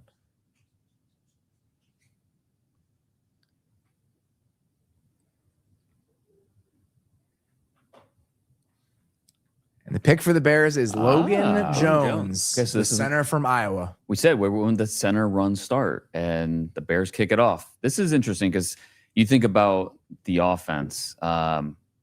So this is Tyler Linderbaum light, right? This is and it's not just the Iowa thing. It's very eerie how similar Logan Jones plays, the skill set, but also their path. Logan Jones was just like Linderbaum, started as a defensive tackle at Iowa, made the transition over to center and became a really good player. I worry with Logan. His arms are under 30 and 31 inches. It's just, I think it's going to be tough for him to sustain against some of these longer arm defensive linemen in the NFL. But in terms of the offense and his mobility, I think it's a fit. They just have such a type in terms of like the centers that they're after. No question. You've seen it 3 times now with Dolman, then Bradbury. Now Bradbury's Logan like the Jones. same exact build. And I will say, and we said this all the time when Philly was as good as they were, when you surround a guy who's a little bit stubby or a little bit smaller, not necessarily moving people with 700 pounds worth of guard, that sort of, kind of fixes that problem a little bit. I liked Jones. I just think that the way that he moves, it's not just moving in space. I think he stays attached to guys really well. Like once he's on them, he can kind of swing his hips around and get to the other side of guys, and he finishes plays. Like I think he, maybe it takes a year, you let Bradbury hold the reins for a minute, but he's a good player. That's what I was going to say. Ben Johnson likes him, which automatically makes me feel fine about it. And then he doesn't need to be your day one center. So it's true. He was 95th on Dane's top 300. I guarantee you he's higher on the Bears board. Oh, sure. It's just like he's much higher given the skill set. That being said, do you think they could have got him later? I mean, 3 picks later at 60 probably. Yeah, but it's 89 probably, maybe not. Yeah, 89. That's the question. Could they have gotten him in 89? Oh, the Browns. Browns picking at 58, and it is Emmanuel McNeil-Warren, going to Cleveland. Safety from Toledo, finally coming off the board. If Denzel Boston would have went before the Browns picked earlier in the second round, I think they would have taken Emmanuel McNeil-Warren at 39. I think that's very likely that they would have done that because I know how much they like McNeil-Warren. We talked about safety being a need for this team. McNeil-Warren, somewhere at 6'3", 205 pounds. His ability to run to the ball and make plays downhill and the range, this is something that the Browns needed in the back end. I do think this is interesting given he's, obviously, I think because to me, Delpit really became like an incredible box player. Like he really became a guy who could really play downhill really, really well and do a lot of that for you. And he can play in the post a little bit, but McNeil-Warren, I really do think should be a little bit more of there. Kind of play him in the post, be a guy who can give you a lot of range. And like, if those corners play well, like if Tyson Campbell bounces back, Denzel Ward, obviously at his best, can play really, really high level ball. Carson Schlesinger was great for them, obviously in the middle. Like this is a defense that has a lot of talent. And so if he can hit and the pass rush is getting home a little bit and letting him play off the quarterback's eyes, I can see it. He was a player for me I struggled with a little bit again, but it's almost like the Terrell thing where like I struggled with him when I thought he was going to go pick 20.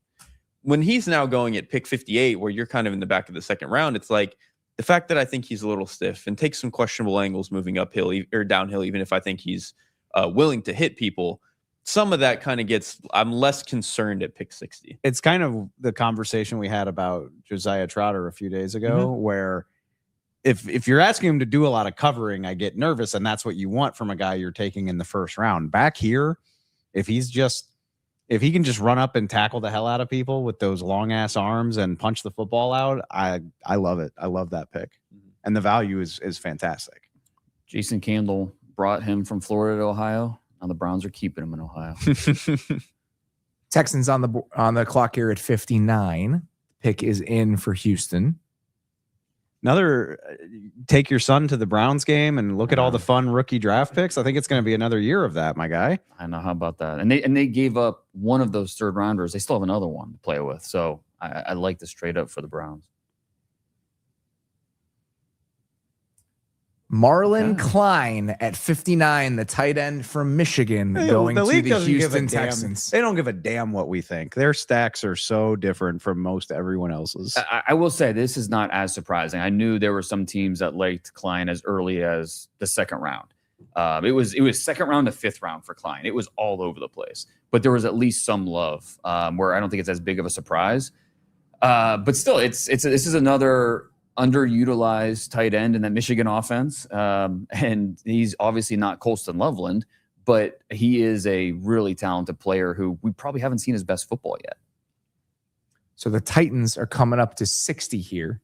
The Bears are moving down from the bottom of the second round into the top of the third round, and they are picking up an early fifth round pick in the process. Quick poll: we have too many Bears fans around not to ask. Like, are we nervous at all about the lack of interest in getting the edge? Or I mean, I don't know how many guys. Enough of them are gone. Mold, well, yeah, probably got wiped out, and enough of them are gone that maybe you're not worried about. If it were me, I'm taking Crawford there and just running it to the thing and running it to the podium and not thinking about it. Yeah. But he's not the type of guy they typically go for. Like, they have a type, and it frustrates the shit out of me.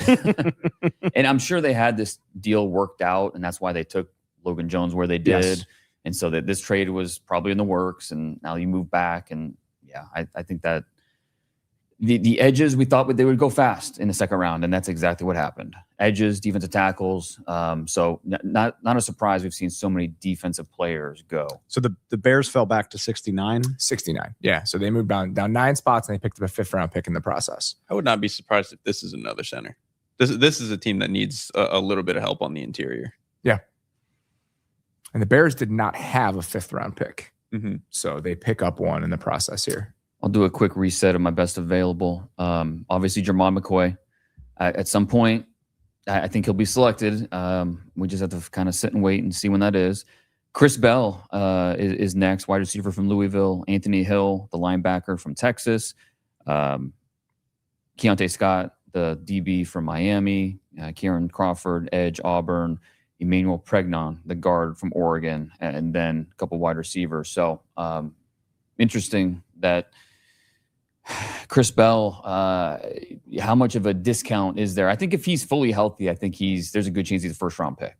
But with the ACL, that obviously it's probably a full round discount. It's going to knock you down. And so we're getting to that point here at the end of the second where a couple of these teams, it would make some sense. Watch the Rams do it at 61.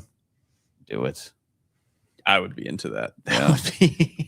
Yeah. I was thinking about that this morning. We don't have to talk a lot about Ty Simpson tonight. You sure you can if you want. I mean, hey, I feel better about it today than I did last night. Now that I didn't know that was possible. the Rams got out and did some spin about how Sean McVay was actually not mad, and I was like, yes, I believe this. The PR machine was working today. I saw that and I was like, I don't believe it. I was like, no, it confirms my prior, so I'll roll with it. But no, in all seriousness, I was thinking it's kind of the joke I made about Caleb Banks, where and I have no idea what they're going to do, but if you get a receiver that you feel really good about here, because there's freaking 17 of them in your top 100, if you manage to come away with a receiver that Matthew Stafford really likes, just forget which order you took them in. Just say, all right, well, forget about the fact that we didn't want Mekhi Lemon at 13. We've got a receiver that can play a role as a rookie, and we got our quarterback. That's the copium I'll choose to take. Well, it's interesting, just the different types of receivers that are still here. And let's just say it's not Chris Bell. I think, you could go with the size of a Malachi Fields. You could go with put Ted Hurst on the Rams. Like, just give me the big burner guy, like Tutu Atwell if he was huge. How about Brazel? Sure, fine. Oh, I mean, I don't like Brazel that much, but put him on the Rams, and I'm interested to see what happens. Interesting. I mean, Ty Simpson will throw the ball over the middle of the field, and that's where Chris Bell's doing all of his work. You want to throw some slants to Chris Bell. This the is 2027 Los Angeles Rams offense. If Bell was the pick at that point, as a Rams fan, I would be like, all right, this guy's on a faster timetable than we think, right? Like somebody from this draft class is going to play this year. It's actually a good point. Not everybody can redshirt for the Rams.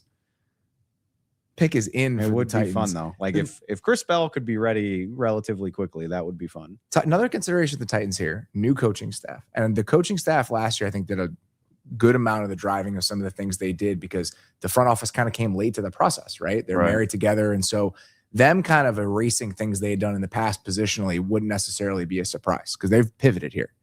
And with the Titans at 60, it is Anthony Hill Jr., the linebacker from Texas.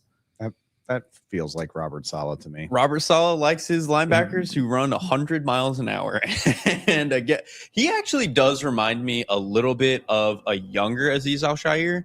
Like, I think it took Shire a few years to like really come into his own. He took that stop in Tennessee for a minute where he like really stepped into like, I'm the linebacker in this room, for him to really become a more mature player. And so I could see some sort of similar timeline for him. In terms of an Anthony Hill, that is a coaching staff and a style of defense where if you're going to get the best out of a player who's a little bit incomplete, can sometimes be a little bit cat chasing a laser, that's a guy where the good plays can come out and can really work for them. So I'm excited to see how that works. It's a pretty interesting linebacker room. Like, I think Cedric Gray is a pretty good will. They have Cody Barton in there, who's a good, like, can hold it down as your Mike linebacker for now, and then potentially you hand off the reins to Hill in a year or two. The cat chasing the lasers, I think the perfect way to describe it. Because he's 6'2", 240 pounds, ran 4.51 in the 40. Like a good athlete for that size. But yeah, he's just a little bit all over the place. Barton signed a 3-year deal last offseason, but very little money left on that deal after 2026. And so if that is a situation where they're bringing Hill along a little bit slowly and they want to move on from Barton next year, absolutely can do that. And it could be like, I like Cedric Gray. There's a chance that this coaching staff does not see him as the style of linebacker they want to have out there. Like we don't know, right? Like all those picks that they made over the last couple of years, there's a chance that they just don't like some of those guys. I mean, again, Oladejo was a 2nd round pick last year. They traded back up into the 1st for Keldrick Falk. Right. Rams pick is in at 61. It is How many did they get? The tight end from Ohio State. Wow. So this is like what, the 4th tight end in like the last 15 picks or so. Thought there might be a little bit of a run. We talked about it. When would that tight end run start? And I didn't think it'd start this early, but here we are. Well, there's so damn many of them. It's just going to keep going throughout the rest of the draft. But to your point, so what's the tight end depth chart look like right now for the Rams? They got a lot of them, right? So Terrence Ferguson is a very specific sort of player. They re-signed Higbee to a very small deal this offseason, and then Parkinson is a free agent after the year. And then they still have Davis Allen. They still have Davis Allen. I think he has one more deal on his, or one more year on his. I was not looking at that. Yeah, that's impressive because I'm looking at it right now, and that's in order. That's but the amount that we've talked about the Rams 13 personnel, you don't think Robert's got it committed to memory? Locked and loaded. The Rams tight end depth chart. Davis Allen is in the last year of his rookie contract, but that's for him and Parkinson. And then again, the Higbee deal was like a few $million a year. Is not a big contract for the time being. And I mean, I guess like maybe it's like a may the best man win sort of situation, but that's a solid. It's a solid 5 tight ends, all of whom you would imagine. I mean, obviously, like you're going to keep Claire, you're going to keep Ferguson, Parkinson, and Higbee. I assume, like other than Davis Allen, I feel like they're kind of committed to most of these guys. Get ready to learn 14 personnel, boys. Let's go. When you play 3 at a time, you do need 5. You need extra bodies. Yeah, you do. And Claire's he's someone that we haven't seen his best football. With Claire, he was kind of the offense at Purdue, and then he goes to Ohio State, where obviously there's more mouths to feed, and didn't have as many targets, didn't have as many opportunities to go make plays. But it's the athlete that he is, and the ability, especially after the catch, I think is what gets you excited. And he's not a 0 as a blocker. He will get his hands dirty and do just enough to seal a defensive end or get out on the move. He is a better blocker than I think we thought he would be coming into the year. So the Bills moved up to 62 here. Oh, Broncos are sitting this one out. So this draft. The Broncos they're ninering it. They just don't want to make any picks. I'm curious where the Bills came from.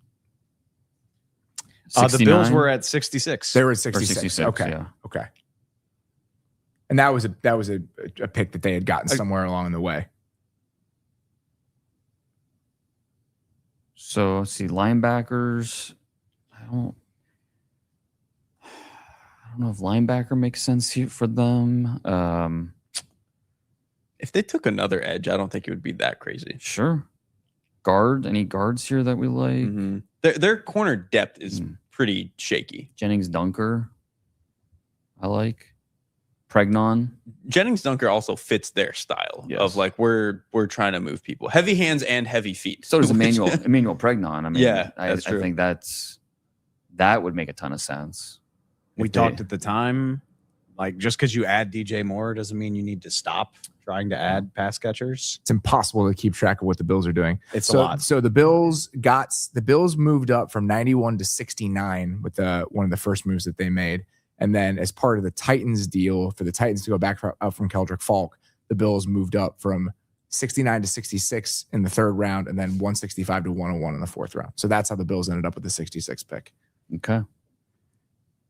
I think, I don't know if there's a linebacker here that you really point to and say, okay, that makes a ton of sense. You comped Pregnon to Osiris Torrance. Yeah. And so them just dropping in another one on the left side. That does make sense, especially just in terms of fit and the way that they want to play. Dunker or Pregnon, I think, makes sense. My top available linebacker is Kyle Lewis from Pitt, who isn't technically a linebacker. So I think that's you have to be a little creative with how you use him. My top true linebacker is Keyshawn Elliott from Arizona State, who have got more of a 3rd round grade on. They went, huh? I mean, we expected that to happen, but the linebackers went. Yeah. It was already a class where it's like you got to linebacker 5, which probably was Anthony Hill. I think is really kind of the line. And then to me, there was a pretty significant drop off in terms of what the kinds of guys that you were kind of swinging at. So I think if they were trying to think about that, they've probably missed out there. I really think it probably is reloading at like offensive line. That to me, I think makes the most sense. Or again, like they've got their starting cornerbacks if they've got to play tomorrow. But I do think that depth and making sure that you're okay there, especially with how bad they were giving up explosive plays last year. Obviously, that was more of a safety issue, but I would not be surprised if they went and did that. Safety run. Emmanuel McNeil-Warren had a little bit of a slide, but like the safety run of the day 2 guys that we like hasn't really started yet. Not yet. I don't know if the Bills would prioritize that with what they already have. Keontae Scott, who's their nickel right now? D. Alford. They signed D. Alford in free agency, Alford, but it was a pretty modest deal. I think it was like $5 million a year. 3-year deal worth $15 million. Okay. $10 million in total guarantees. Not nothing. I mean, it's 2 years worth of guarantees on that contract for Alford. My next best safety is AJ Halsey from LSU. I think good chance he's the next safety off the board. But is that Paul Posluszny again? Legend for 2 teams. Bill's pick at 62 is in. And it is Davison Igbinosun from Ohio State, the forgotten Buckeye defender. This is it's a lot of Ohio State in these first 2 rounds. Igbinosun is, man, you know exactly what you're getting in terms of physicality. He's 6'2", 189 pounds, and he will put his hands on you and escort you where he wants to go. And that will draw a ton of attention from officials. But I think over the last 2 years, he had 16 total coverage penalties, but 12 of those were in 2024, only 4 in 2025. So, okay, maybe he's getting a little bit better there, and you feel better about just laying off a little bit. The timing's better about when you're making that contact. It's just hard to find guys that are that size with that length, have that type of speed, and he's wired the right way. And so I think there's a lot to like about him as just a matchup corner on the outside. I liked him, honestly. He was also one of those guys that, Dane, this happens all the time. You guys know this. Like you're watching a player, especially with Ohio State's defense. Like you're watching Arvell Reese or you're watching Sonny Styles. And every now and then, number one just would make like a really sick play in coverage. I'm like, who is that guy? And so obviously I ended up doing my cornerback scouting. And he was a guy I probably thought I was going to have closer to like a top 50-ish grade on when I saw some of those pops. And he probably settled about into this range where it's that like 2nd, 3rd round fringe. And so I like this as a bet on, can we get some press corner type of stuff here where obviously they had taken, Harrison a couple of years ago where he's more of a little bit more wiry, a little bit more of a speed guy. I think Igbinosun gives you a little bit more oomph. This is interesting though. I mean, to have Christian Benford, who you've paid, and then to use a 1st round pick on Maxwell Hairston, and now you draft another outside corner in the 2nd round. What's it say? I don't know. I really don't know. I mean, again, it's a new defensive staff, right? And so I think that when you have, and then this is another one of those teams where for years and years and years, we knew what the types were, we knew what they wanted to do, we knew the types of players that they would seek out. And now you have a new defensive staff coming in there for the first time. I don't know what this says about their plans. Is it as easy as saying in January they needed Tre'Davious White to dip into the fountain of youth Probably to save them in the playoffs? I mean, probably.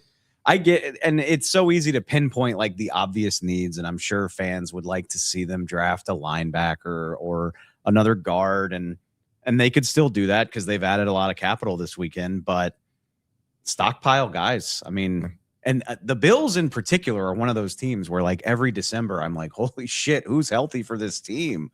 And so I get it. You want a guy that you have an instant vision for him having a role immediately, maybe being a starter, but I don't mind drafting a talented guy who doesn't need to do something right away. It's similar to what I said about Logan Jones, the Bears center, where I'm just like, it's not the end of the world to fortify something that's already taken care of for the future. Well, at least with that one though, Bradbury's only going to be there for a year, right? With the Bills corners, like you'd hope that Benford and how many years does Benford have left on his deal? I mean, he just signed it like last year, right?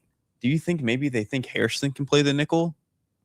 Like that would be one of my guesses. Maybe I'm not sure. Benford signed through 2029. I'm not mad about having bodies at that position. No, and in the back half of the second round, like cornerback depth is not it's an unacceptable way to use a pick like that. It's just a little bit surprising. Chargers are picking at 63. The centers, man. Pick is in, and it is Jake Slaughter, the center from Florida. You think he's a center only? It's because that's the first place my mind went when you bring in Biotish, right? Yeah, that's your starting corner. He was a center only at Florida, so I think obviously they must think that he can also play a guard because that would fit with their current state of their offensive line. And we talk about Slaughter, he has size. Like he's 6'5", 303 pounds. Like it's not like he's like Logan Jones is a center only. Yeah. I think Slaughter, you can project him to possibly giving you snaps at guard. It's just not what he was asked to do in college. So the Chargers offensive line situation is an interesting one for this reason. Last year, you have a staff that comes from a gap scheme background where you want these kind of like bigger bodied guys. If it was last year and the Chargers needed a guard, you could see Pregnon being the guy, right? They signed Mekhi back in free agency. Well, now you're moving to a world where Mike McDaniel is the offensive coordinator and Cole Strange is the type of player that you're seeking out at your guard spots. And so somebody that's a little bit undersized that was a center in college, in theory, I think could be a guard in this system in a way that he couldn't have been for the Chargers last year. They must have saw something at the Senior Bowl because he did take snaps at guard at the Senior Bowl. I thought he struggled on those snaps, but he at least did that. And I didn't really know what to do with him as a center because obviously he moves pretty well. He's a little bit taller for a guy who was going to be a center. He's got good length, but he moves really well. His strength was interesting to me because he was not to me a guy who like moved people off their spot. He was a guy who could get hands on you because he was long. And so there were very rare instances where defensive tackle will just shoot off the line, get into him, and all of a sudden he's 2 yards in the backfield. I think he did a good job of like blocking space out. He just did not move people. But in this style of offense, where it is a McDaniel offense, where you're just getting people on the move, making sure that you are in front of people, he could potentially fit that. And so we'll see how he transitions to guard, assuming that's what he's going to do. Because to your point, Trevor Penning is one, not a good guard, but also not the style of guard that I think Mike McDaniel probably wants for his offense.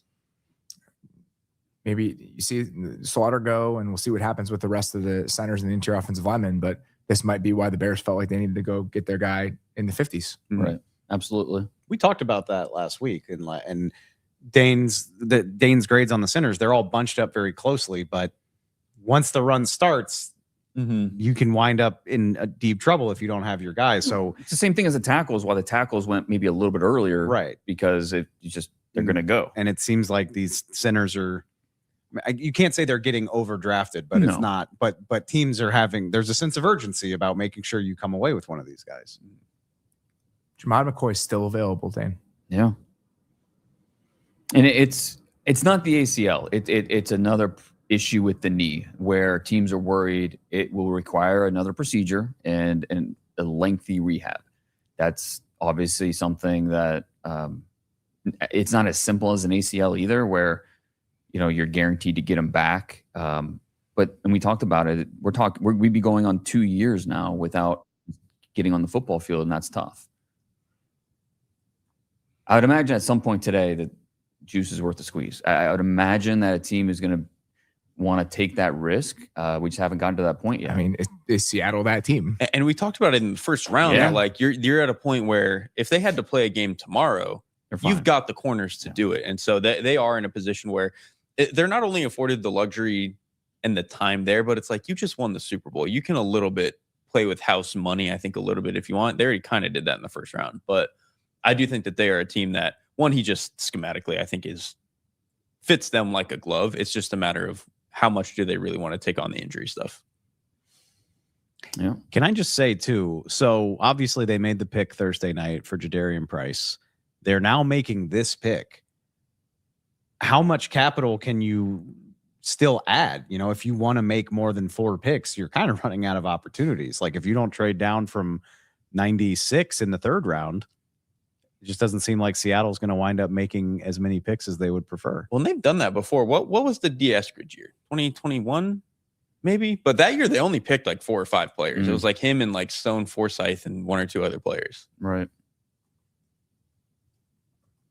All right, another safety. At 64, the Seattle Seahawks take Bud Clark, safety from TCU. Talking about range, that's what Bud Clark offers, a ton of range. If the ball's in the air, he will go and get it. First popped on my radar against Michigan in that college football playoff, 3 years ago. Had a pick six against JJ McCarthy and just continued the production. Just continued the last few years. He was outstanding at the Senior Bowl. I think he's somebody that has a good feel for route concepts and a good feel for when to break on the ball, how to take the correct angle, and then time his attack at the football. It's something that shows up, and it's very natural for him. And that's where I think, ball skills. When I think of ball skills for a DB, I think about a safety like Bud Clark.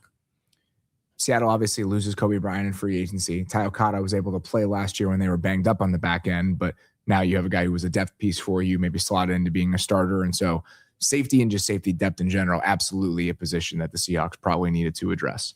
And Clark's a little bit undersized, right? Like he's a guy who's only 188 pounds. Yeah, like you just don't see that at safety a lot. But if you're going to be that size, if you've got some want to and you really can cover ground, you can be okay. Like there are guys who have done that, like Kalen Bullock. I think there were concerns about him coming into the league being able to do that. Julian Blackmon was around the same size, and he's a guy who did a decent job before he had a bunch of injury issues, being able to come up and hit. And so he reminded me of Nasir Adderley when he was coming out. Yeah, that's a good one too. Yeah, who is coming back, if I remember correctly. Good for him. Was away from the game for a couple years, missed it, and hopefully he's able to. But yeah, I think it used to be. I was taught when I started scouting 20 years ago, you couldn't draft safeties under 200 pounds. Couldn't do it. They won't hold up. NFL's evolved since then, and if you have the range to go and get the football, teams will bet on you. 15 picks across his college career, and he's one of. I mean, he's a super senior type of guy. He played during the COVID season, but that's really impressive ball production for anybody. But speaking of comebacks, Kyle Fuller worked out at the Virginia Tech Pro Day. Are you serious? Trying to make a comeback? Yeah. That was always a favorite thing of mine. You see it at LSU sometimes where you go to Pro Day and a guy that graduated a long time ago is there trying to catch somebody's eye. But Kyle Fuller was 2014. He's the older brother. I've never seen that before. That's a pretty big gap. I think the last time we saw him was Baltimore when he tore his ACL, and I think that was 23, maybe 2023. Adderley signed with somebody, didn't he? Or was he just trying to come back? Colts. Yeah. But yeah, I mean, Bud Clark's, and he's not someone that's going to put on weight. Like he's that 185 to 190 kind of range. A player that you want at the back end of your defense. He can work in the slot. He can do some nickel things, but I think you like to take advantage of that range that he offers in the back half. The tight end run has happened in the second round today. The first tight end that kicked things off yesterday was Kenyon Sadiq. Let's chat with the man who covers the team that took Kenyon Sadiq yesterday. It is Zach Rosenblatt, our Jets writer here at The Athletic, joining us now. Zach, how you doing, man? I'm good. How you guys doing? Doing well. The Jets were busy last night. Yes. Kenyon Sadiq, Omar Cooper Jr., David Bailey drafted D'Angelo Pons today. Let's start with what I think is, two very compelling questions about the Jets. One, what do you think ultimately pushed the Jets to David Bailey at number 2 over an Arvell Reese, which, was probably one of the biggest debates of the entire pre-draft process in the days leading up to the draft? Yeah, I thought they were going to pick Arvell Reese to the point where my wife texted me yesterday and says, I don't know, how can I stay with someone who got the pick so wrong? So I'm getting shamed in my own home for projecting Reese. So, I was surprised by that. I think the logic is kind of what you heard the people who are projecting Bailey to them. It's kind of the thought process. They viewed Bailey as a good fit in their defense, somebody who's going to be able to walk in and be their best pass rusher on day one. The potential to be a 10 sack guy as a rookie, like things like that. Like they just really wanted to get production at pass rush. Yeah, they had one of the worst pass rushes in the NFL last year. I think they were last in pressure rate, like 28th in sack rate. Will McDonald was the only guy with over 4 sacks, and he had 6 of his 8 sacks in 2 games. Like it was a really rough group up front. So they wanted to get more of a sure thing, I guess, than the guy with the higher ceiling. Like I ultimately don't even agree with that thought process, but I understand where they're coming from to a degree. they wanted to get someone that they know for sure is going to be a really good football player in the NFL. Whether he's a star or not, I guess we'll obviously find out. The other question I had just about the strategy the Jets took in yesterday, Omar Cooper and Kenyon Sadiq, and just how all of these pieces with Mason Taylor are supposed to fit together. Like, did they give you any sort of clarity on how they see all the pass catching options fitting as part of like a cohesive plan within that offense? I wouldn't say they gave us details, but I think they view this as sort of an interchangeable set of weapons. Like I think they see Omar Cooper can play inside and outside. Garrett Wilson can play all over the field. Kenyon Sadiq can play inside, outside in theory. Mason Taylor's an inline tight end, and A.D. Mitchell is an outside receiver. So I think they just like all the athleticism those guys have. They like what they bring, and I think they went with more of the philosophy that I understand, which is just get the best possible pass catchers in your room and figure it out later. Because if you look at the history of Jets drafting tight ends and wide receivers, it hasn't really worked out very often outside of Garrett Wilson. So I don't mind that theory. Like I get that, like, they don't have a lot of big bodied guys outside of A.D. Mitchell at like wide receiver. Like, I think some people thought maybe they should have picked Denzel Boston locally, but I would say that the Sadiq pick came in. Jets fans were pretty angry about it because Mekhi Lemon was on the board. And then they came back and traded up, obviously, for Omar Cooper. I think that kind of like calmed it down a little bit, because it's like, why'd you do that? You need a wide receiver. So now you have both these two pass catchers. And ultimately, the goal is build the best possible supporting cast to drop whoever their quarterback is next year in and be like, okay, we have this group, Kenyon Sadiq, a year of experience. You have Mason Taylor, is going to be going into his third year next year, and A.D. Mitchell and Omar Cooper and Garrett Wilson in an offensive line that's pretty solid. So they're just putting together the best possible supporting cast to where you can drop the rookie in there. Whereas, like, where they had Zach Wilson and Sam Darnold and Geno Smith the first time, like it was not a situation where they had the supporting cast to make it work. So I think that's kind of the thought process there. Speaking of quarterbacks, the Cardinals just took one. And so we're going to dig into the Carson Beck move by Arizona. Zach, always good to chat with you, man. Appreciate the time. We'll talk to you soon. Yeah, good talking to you guys. Carson Beck, the 65th overall pick, first pick of the third round to the Arizona Cardinals. Dane, what do you make of this? Dave? No, Dan, go ahead. I'm not a Carson Beck guy. I'm just. I don't have anything. I know what he is, and it's it's just. I think the ceiling's pretty low for him in terms of what he is an NFL quarterback. I think he could be a spot starter, be someone that is an asset for you in the quarterback room. To me, you just don't draft that at pick 65. That's my opinion. But a sixth year senior? Yeah. Who we have a very, very good idea of who he is and what he can do. If this is what we're doing and this is where you are for your Arizona, I'd rather, and I still wouldn't want to do it this high, but if this is what we're doing, I'll roll with Drew Aller's very enticing physical skill set and say, this could blow up in our face, but at least there's some really sky high ceiling here. I just don't see that with Carson Beck. I think it's fine. You like Carson Beck relative to other people enough. Like, I probably still would have wanted to wait another round if I could, but I do think that, like, there were moments that he actually, according to Sports Info Solutions, had like the fastest time to throw plus minus, which is just like, how quickly are you getting rid of the ball relative to what they think based on drop and all that stuff. And I think part of that is because he will go 1 to 2 to 3 to 4 to 5 really quickly and like get to his checkdowns. And so I think in that sense, it's one of those things, double-edged sword, where it's like, okay, he is a guy who can kind of cycle through his progressions and stuff. There are times where he leaves throws on the board and does not want to get aggressive down the field. And so that's going to hurt you a little bit, but he can get to his checkdowns. And I think when you're going to live in an offense that is going to get the back out, I think the way that this offense might, I can see how you get passable offense. I think on one of our shows, I said that he could be Davis Mills, which again, I'm not drafting that at 65. That's the thing. But yeah, that 65. is right. Yeah. If they picked him at 95, I'm probably more okay with it.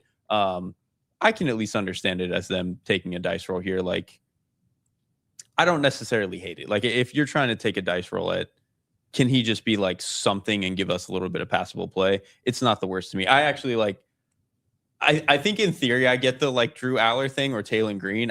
I would not touch those players until like the 6th round, probably. I don't know. I feel like for Arizona, like what's the end game here? Do we think Carson Beck can be a top 15 quarterback in the league? At that point, I just wouldn't draft one. Like That's really. what I'm saying. Yeah, absolutely. Yeah, I would just stay away. Like, or at the very least, do it with a pick where the guy doesn't even need to make the team. Like use a 6th or 7th round pick. 65. These are still starters at this point in the draft. I would rather have the next two guys that were drafted, Tyler Onyedim, the defensive tackle from Texas A&M, and now Kieran Crawford going to the Raiders at 67. To me, when you talk about value, that's tremendous value for both the Broncos at 66 and then Crawford here at 67. And Crawford with the Cardinals don't have pass rushers like at all. They Crawford eschewed pass rusher at 3 overall. Yes. And there were guys to be had there at 65, clearly. And there are some other decent, edge rushers left at this point. I think in terms of like juice, he's probably like the last guy in that tier who was left for them to have gotten.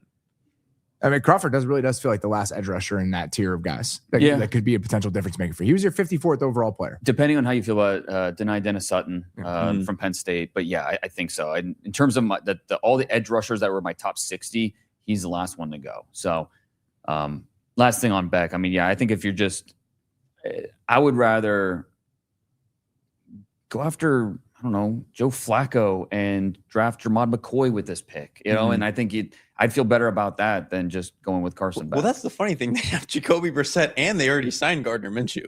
Like somebody can play quarterback for them. And so I would have either wanted to, you take a guy who has a little bit more ceiling, which in this class, I'm not sure I loved any of them really at any point, or you just punt on it. Just say, hey, we're going to load up the rest of the offense in every other way and get a pass rusher potentially instead of trying to do this.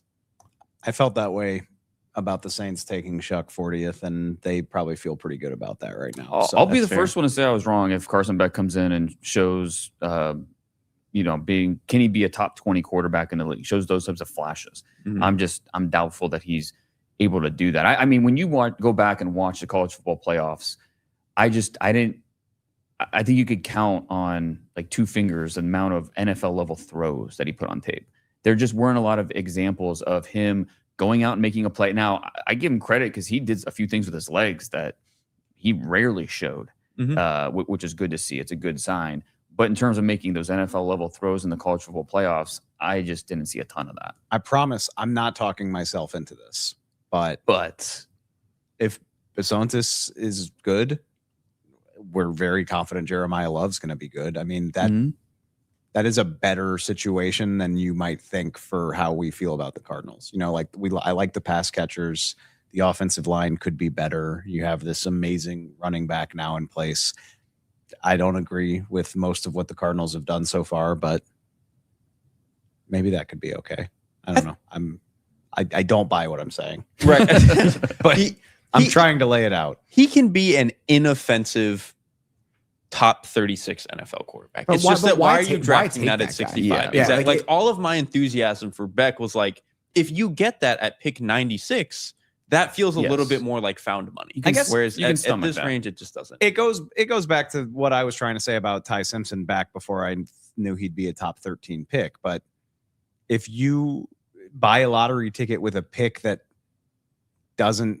not a heavy investment, it's all upside with very little downside. I mean, if the downside is that Carson Beck wastes away on your bench because you drafted a guy in the top 5 next year, then it's not the end of the world.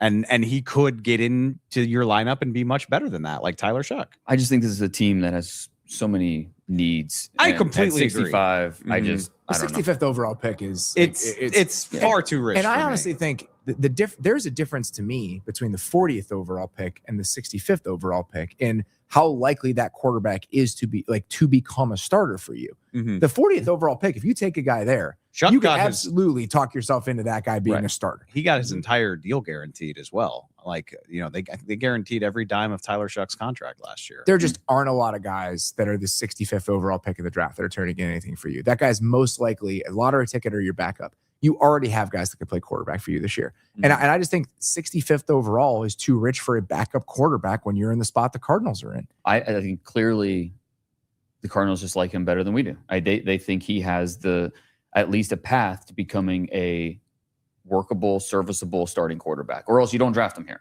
plain and simple. So maybe they will get the evaluation right. That's a possibility here. I hope that's true, but I can't shake the idea.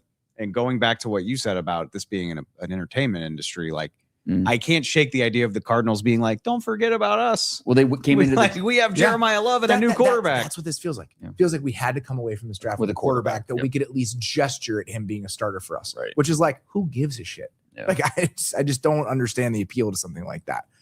Well, we talked about the Eagles potentially coming away with a tackle in this draft. At 68th overall, they go with Markel Bell from Miami. I really like this player. I think he's somebody that's went overlooked, which is hard to do when you're 6'9" and 346 pounds. Just the most humongous wingspan I've ever seen on a human being. But Francis Mauigoa obviously gets all that attention at right tackle, and deservedly so, but Markel Bell was equally as impressive at left tackle. And he's a big guy who is still learning how to play the position. He was a JUCO kid and wasn't even a full-time starter in 2024, and then becomes a full-time starter in 2025. He's still learning some of the landmark issues and just understanding how to use his size and girth and length to his advantage, because that's obviously going to be what separates him. It's not going to be necessarily the quickness. He's not a bad athlete, but the quickness is not his strength per se. So I think he has a good feel for it, and he's still learning that. A little surprised to see him go in the 60s as opposed to maybe later in this round. But again, you can't wait and take your tackle. Yeah. You got to maybe take him a little bit earlier. And this is a spot where he can sit, right? I mean, that's ideal, where he's going to get a lot of time to learn. He's going to sit behind Jordan Mailata and Lane Johnson, which I think a lot of benefit to that. Let's very quickly, Tyler, the defensive tackle that the Broncos took, Tyler Onyedim. Yeah, who I think he was stuck in that Iowa State 3-man front for a couple of years, wanted to be in a more attacking front, transfers to Texas A&M, where he played more of a 3 technique role. And you see the quickness, you see the ability to read the block, get off the block, and go make a play. And he did that consistently. So I think Onyedim was an underrated part of this day 2 defensive tackle class. I think he's 74 on my board. And so he went a little bit before that, which I'm not surprised to see. He's a good player. And then Kieran Crawford, we talked about just being a guy the Cardinals might have considered there. Malcolm Kuntz only a 1-year deal for the Raiders. And so they signed Kwity Paye in free agency, but they'll need a 3rd or 4th rusher beyond this season. And that's exactly what Crawford can potentially give you. Bears picking at 69. Sam Roush, the tight end from Stanford, is the Bears pick here at 69. So tight end run continues. Sam Roush is arguably the best blocking tight end in this draft. He's a little different because he's got also like the shortest arms of any tight end in this class, but he's just he tested really well too. He ran in the 4.6s for a guy that's 267 pounds, but he will move you in the run game. And obviously coming from Stanford, that's not a big surprise. So, I mean, again, we see this run on tight ends, especially a guy like Roush who can be a Y. He can kind of be what you want because he's a good athlete. He can hold up strength-wise at the line of scrimmage. More drops than you want to see. You wish he was a little bit longer. But besides that, there's a lot to like about him. This is Ben Johnson getting his Brock right. Well, they lost Durham Smythe, they lost Durham Smythe. Yeah, you said that Durham very Smythe left. strongly. Durham Smythe was their 3rd tight end last year. He goes to Baltimore, where he is now with Declan Doyle as a blocking tight end there. And so that like purely blocking tight end within the offense is a role, and it is a role they did not have a piece for. Mm-hmm. He's a good, smooth, well-rounded player. And helmet scouting is lazy, but I made this joke today, and when we talked about tight ends on Building the Beast, Stanford, like I'm not going to think a whole lot harder about it than that. Like that is a Notre Dame as well, like Notre Dame Iowa. tight ends, Iowa, Yeah. Stanford. I just trust that guy knows how to play the position, and he's a really good athlete to boot. Colby Fleener and Zach Ertz and Dalton Schultz. yeah. Hey, there you go, Dave. Hey, At 70, okay. the San Francisco 49ers take Romello Height, the edge from Texas Tech. Fun player. And when y'all were saying Crawford was the last of the guys with a certain amount of juice, I meant to jump in and say, don't forget about Romello Height. And He's all juice, Romello Height. yeah. Yeah, that's what he is. he's not going to be for everybody, obviously, or else he wouldn't have gone 70th. But He's in the 230s. That's the thing. Yeah, like he's a small. smaller guy, and that's just who he is, and that's fine. man, watching Like you watch him, and obviously, like he's on the other side of David Bailey. Right. David Bailey's a phenomenal player. I'm not trying to talk trash on him, but similar, not quite the same thing as Keldrick Falk and Kieran Crawford, but in a similar way. Like if you're watching Texas Tech, right, my eyes just keep darting over to the other guy where I'm like, whoa, he's fast. He crossed that gap in an instant and smashed that guy.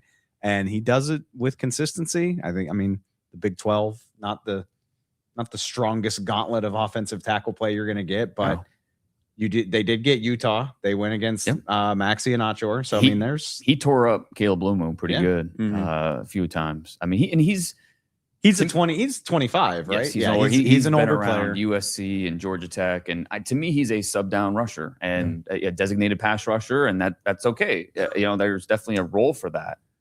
I kind of like that though. Cause like the Niners have Mikael Williams coming back. Right. And we got Bosa. Like, I don't need this guy to get in there and mash every down. Like just get on the field in pass rush situations and be the twitched up freaky guy. They've always been willing to have those guys as part of the rotation. Arden Key, Bryce Huff was just on the team. We talked about whether they would take one in the second round among all those guys, the Cashius, Howells, Nair Mason Thomases. So them getting their like sub package juice pass rusher, not surprising at all, because it is definitely a spot on the roster they did not have. Yeah, he'll get overwhelmed on the run game, but you're drafting him for what he can do getting after the quarterback. It's that get off. It's the twitch.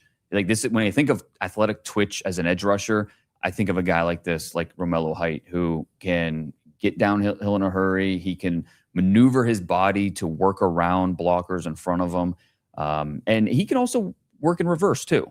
He can peel off and work in zones and cover a running back on a wheel. So there's different things you can do with Romello Height, that type of athlete. Let's reset a little bit here, Dane. I mean, obviously we can have the Jermon McCoy conversation again, but that's probably not necessary. But your top players available: Chris Bell, Keontae Scott, and then a couple of receivers: Malachi Fields, Antonio Williams. Who are you most surprised is still on the board among that group outside of McCoy, obviously? I would think Chris Bell. I think we knew the discount was coming because of the ACL, but still a little surprised that he wasn't snatched up in the second round. Emmanuel Pregnon at guard still being there. I think he's not a fit for everybody, but I thought enough teams have gone by with a potential need at guard where you thought that was maybe a fit. Big Citrus, Dominic Orange. We talked about the run on defensive tackles. He's kind of that last of the nose tackle group. So Jennings Dunker as well. I think the other Iowa, there's a couple Iowa, I think 3 total Iowa players or offensive linemen will be drafted this weekend. Logan Jones off the board. I think Jennings Dunker will be next. It's just a matter of when. I'd be thinking about one of those guards, either Pregnon or potentially Jennings Dunker if I'm the Bengals. And I know that like they had signed Dalton Risner last year to play decent for them, but he's a very old, like he's in a 1-year deal. Exactly. Like he's kind of there playing that 1 year at a time with him. And like he's done serviceably, but at a certain point, this is a team that already it's a lot of guys who are good enough passable starters. They have a couple of young players there. They're hoping they ascend, but right guard really is the spot that like, you're not sure who would be the starter in 2027.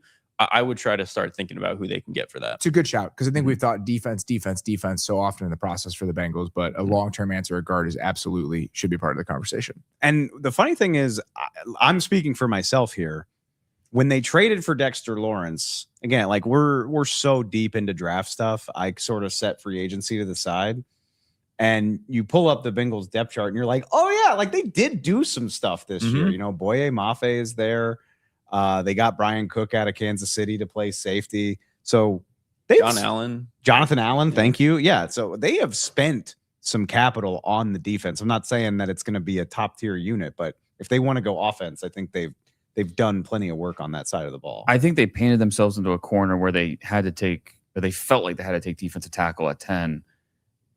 Hindsight, knowing that Caleb Downs and Ruben Bain were on the board. I was going to ask you this last night. Yeah. I mean, buyer's remorse. I think they were just so focused on defensive tackle and wanting and needing to get better at that spot. I think the answer is no, but I think it's a worthy question to bring up. If they knew that those two players, specifically Downs and Bain, would be there, does that change your thinking at all?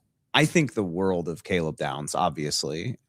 No, it doesn't change it for me at all. I mean, Dexter, I know last year wasn't amazing, but he's 28 years old. Everybody tries to round that up to 30. No, like he's 28 and a year. He is. Guys that big. It's been a 2-year. I love Dexter Lawrence. I'm just saying that 28, when you think about the arc of his career and guys that big, I would at least be. It's money too. Two things come to mind. The offense is capable of making you a contender right now. Your quarterback probably wants to see some degree of give a shit that you're trying to get him where he wants to go.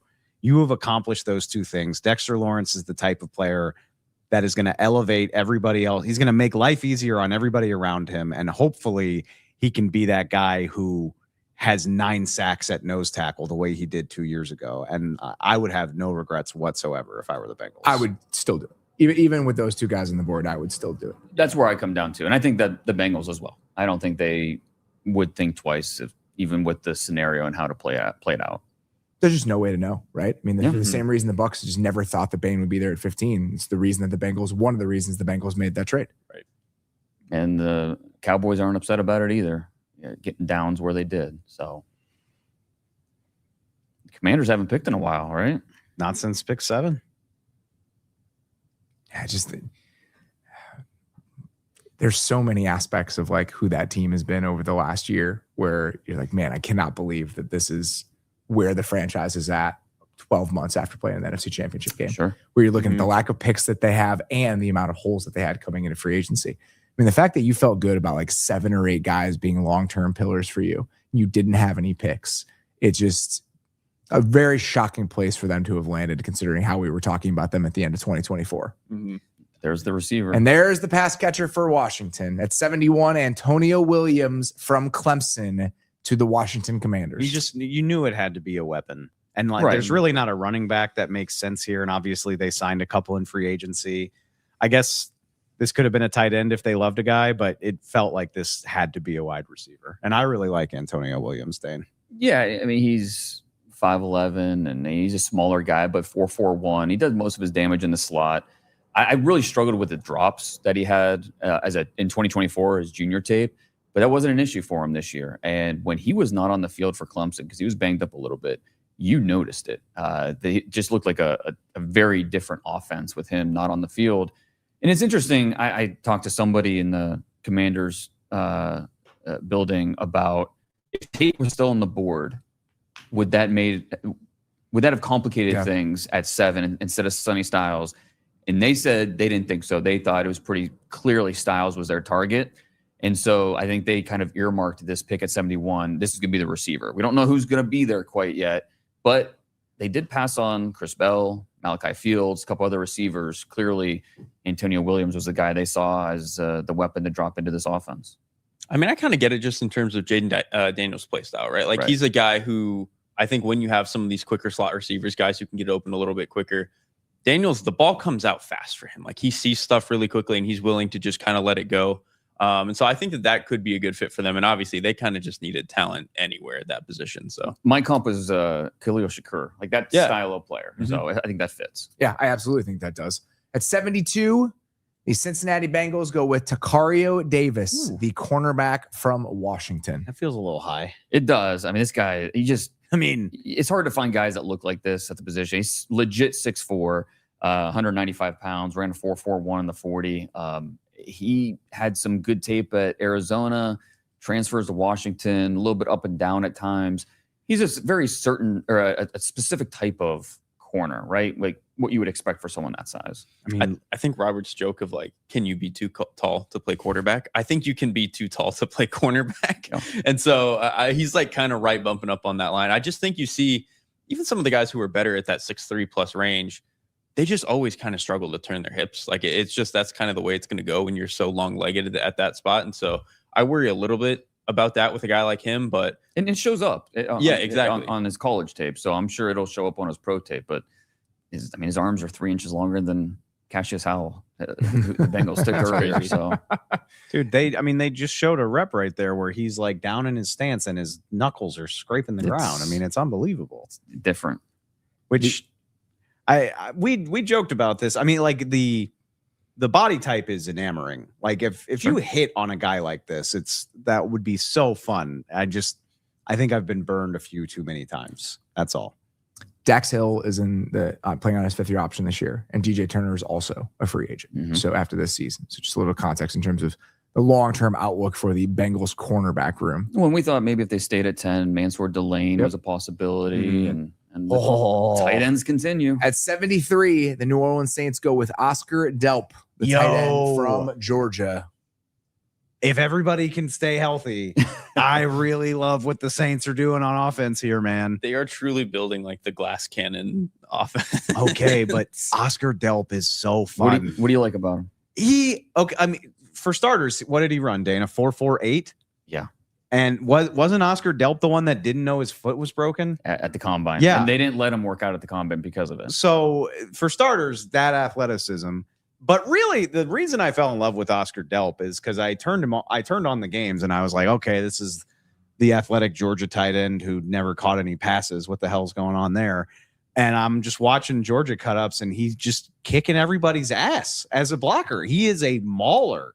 And I made the note that Georgia left him out on an island with SEC defensive ends. And he's not like holding his own, getting in the way, but like attacking them and being aggressive. And he can pancake guys. And you mix that athleticism. I know that what Dane's going to say next, if you're listening at home, is that, well, if he played in that same offense as Brock Bowers and caught like 19 career passes, we've been doing the show for 9 months, but if like, why didn't he produce more? And I'll be honest, I don't really know the answer, but give me that athleticism with that willingness and tenacity as a blocker, and I will find a role for him. Like, and our offense will be better for it. I was really excited when Bowers left. Okay, Delp's up. He's going to be the weapon in this offense, and he never had more than 25 catches in a season, and it's just like, why not? I mean, Brock Bowers was and I know like this past year was all about Zachariah Branch and just dumping the ball off to him and letting him try to create that yak, but still, it's a little curious that why they don't give him more of an opportunity. In 2026, I'm just gonna let him be at the point of attack for Travis Etienne, and like I don't even care if he can help the run game. It's fine. Wow. So the Giants come up to 74. They did not have a 3rd-round pick. They traded 105, 145, and a 4th-round pick next year to do it. I was wondering if it was for the nose tackle. Because they still needed one. Instead, the New York Giants at 74 take Malachi Fields, the receiver from Notre Dame. Derek, it's one of your guys. I'm into it because, of course, I am, because he's like 6'5". But I do think that there's a couple of things that I really liked about him. One, he does have the ball tracking and like go up and get it above the rim that you expect from a guy his size. Like that part of it to me is really impressive. And then I think what I really liked about him and where I landed on my comp with him because of this, I think he sinks and gets in and out of his breaks better than a guy his size should. He's not a burner. I think he ran in the 4.6s, so he's not going to like press you vertically. But I think in and out of breaks, he's better than you think, which to me reminded me a little bit of like Kenny Britt, who was a guy who was like 6'5", pretty fluid, could get the ball above the rim, not necessarily a burner. But if you're drafting that to be your kind of wide receiver 3, big bodied X who gets you, 600, 700 yards a year, I kind of like that. And I do think Malik Neighbors can obviously go up and get the ball, but a guy who has true size to go do it in the red zone, I like that for Jackson Dart. I mean, this kind of feels like this is kind of where Cedric Tillman was drafted. Malachi Fields is very much a Michael Pittman style receiver where catch radius, like he's a little bit, he's not a burner, but he's a better athlete than maybe you think for that size. But you like him because of the catch radius and the fact, like you said, he will go and get it. And he did it often at Notre Dame. When they did throw him the football, didn't have a ton with a young quarterback, but he did go and get it. And at the Senior Bowl, he had the best catch at the Senior Bowl practices where the ball is up in the air and he just tracked it, went and got it. And so he could have come off the board much earlier, and I don't think it had been a surprise. The Giants paid quite a bit to go up and get him, but I think the way he can fit that offense, I can see why that would make sense. He actually had one of my favorite plays that I think any prospect made all season. It was against Pitt, where he was like the backside guy on the left-hand side in a 1x3, and they have him run this like deep post. And he goes up for the ball like so high in the air, gets hit as he's trying to catch the ball and comes down with it. And I was just like, holy smokes, for a guy to have that sort of balance and coordination for his size, I was really impressed. He's a high school quarterback who made that transition, and not the most diverse route tree. It's a lot of hitches and goes and posts and, but I think that for someone at that size who's a good athlete and someone that has glimpses of being a ball winner here in the 70s, I do like that value. Do we have I need to keep track of how many tight ends have been drafted so far, because it's 1, 2, 3, 4, 5, At least a half dozen, right? 6, 7. I think we're at 7. Which we are at 7. So 7 so far. It's been Sadiq, Stowers, Borkature, Marlon Klein, Max Clare, Sam Roush, Oscar Delp. Just some tight end names in this draft. My God. 7? Clare, Klein, Roush, Delp, Borkature. 7 before we're even out of top the 75. Yeah. I mean, that's.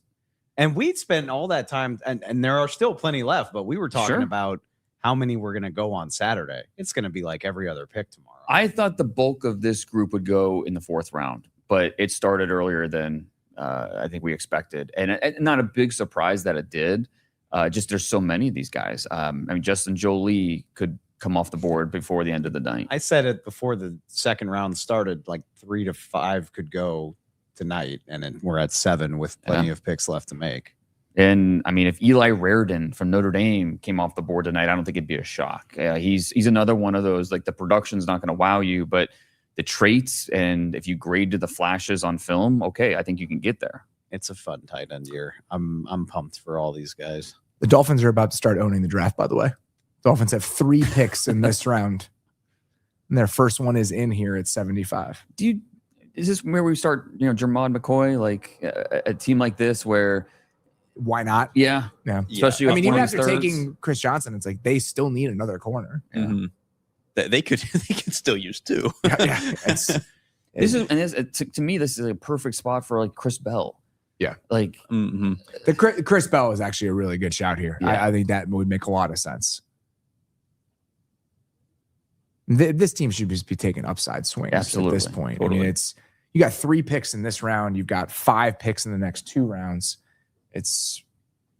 Why not take a dice roll on somebody with a significant reward on the other side? I think that makes a ton of sense, and it'll be interesting to see if they agree.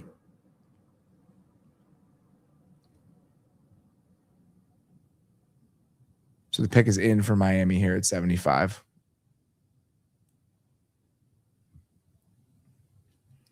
Wow. It is Caleb Douglas, the wide receiver from Texas Tech. Not your Texas Tech. Not my receiver, Texas Derek. Tech receiver yet.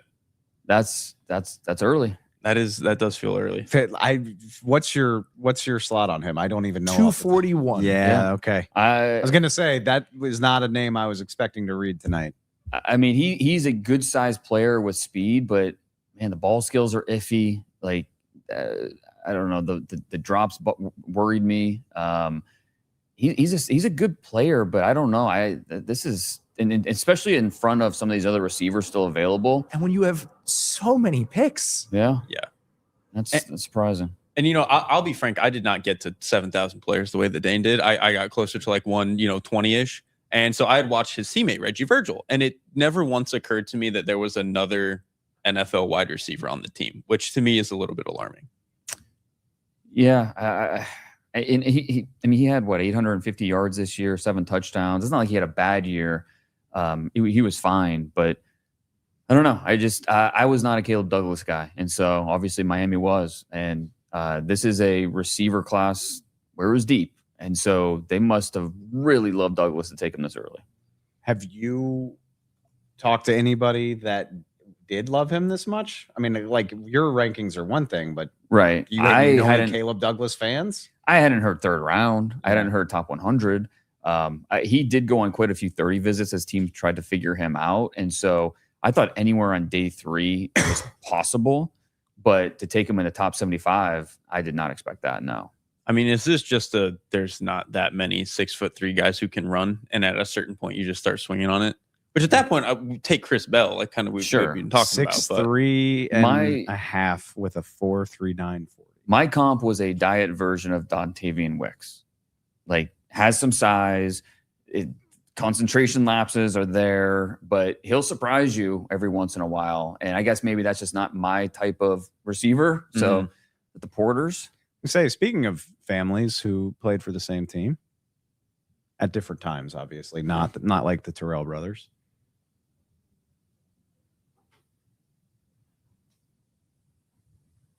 Steelers picking at 76 here. So far, we got Max Hanachor, Germie Bernard for the Steelers. We'll see where they go with their 3rd round pick. More offense, or if they go, oh, yeah. And at 76, the Pittsburgh Steelers take Drew Aller, I'm quarterback from Penn State. You know who's sick of it? Is Drew Aller, because he's grew up a Browns fan. Not anymore. Season tickets. Not anymore. He's telling his family to cancel. Look, those. they're laughing because they know. That's funny. That's hilarious. Like, they're a true Browns family through and through. I love the Steelers fans trying to tell us how much they love Will Howard, and that was why they can wait on Aaron Rodgers, because they love Will Howard. What do you think about this? You can go ahead. No, you guys. We knew Mike McCarthy was going to draft a quarterback, and right? so that's the sell is going to be that McCarthy can give you a little bit of quarterback development and get guys to play at a relatively high level. And I think that is both probably overstated and has like some credence. Like, Mike McCarthy is a quality NFL head coach. He can probably get some level of development out of Drew Aller. I just think you have so far to go. Like, he just, to me, seems like a guy where he's like explosive, but not coordinated at all, really. We're at a position where coordination is kind of the number one trait. And so he, to me, you totally get the arm talent. There's one play a game where you really want to sell yourself, but I just think the accuracy was tough for me. A guy who never really took that step that you wanted. And then I think I said this on our quarterback show, when the offense in college is so clearly not about the quarterback, that to me is always a little bit alarming. And that's just always how I felt about Aller at Penn State.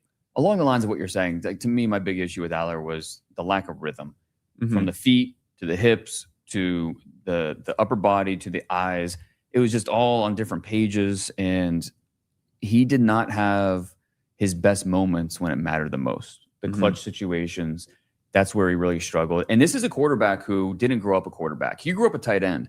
He played Pee Wee football, but he was coached by his dad, and his dad didn't want him or any favoritism and him play the quarterback. So he was a tight end, and towards the end of his sophomore year in high school is when he became a starting quarterback. And it still feels like he's playing catch up.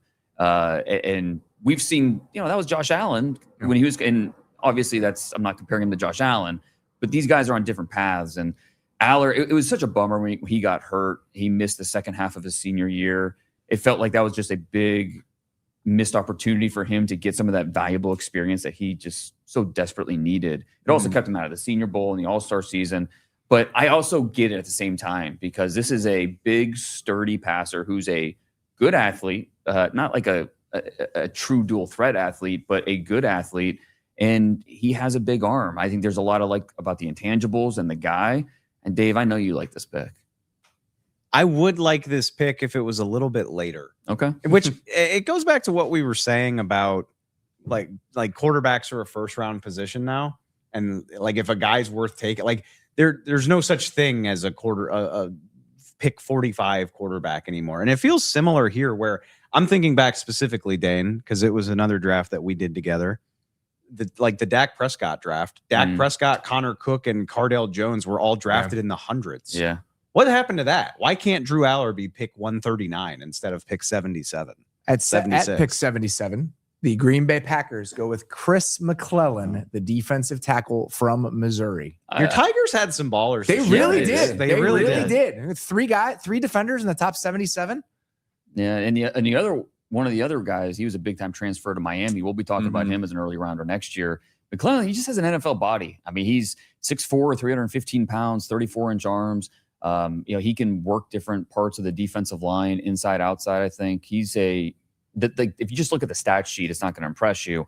But then you watch the tape, and if you grade to the flashes, you 100% understand why he would go here. I think this is a very much a Packers type of player. They traded a 5th-round pick to move up to get him. So, I mean, we talked about defensive tackle is absolutely a need for the Packers when you look at that room right now. They would 100% need some depth there.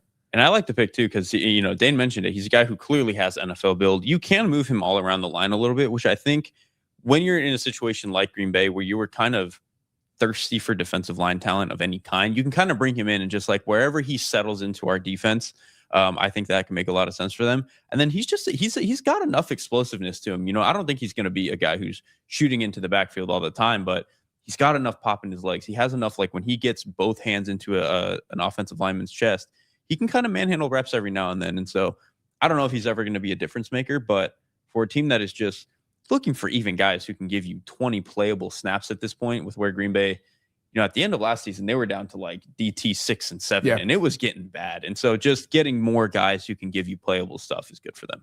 All right, the Colts are on the clock at 78. Before we get to the Colts pick, let's take our first quick break of the night. 4 minutes is the longest.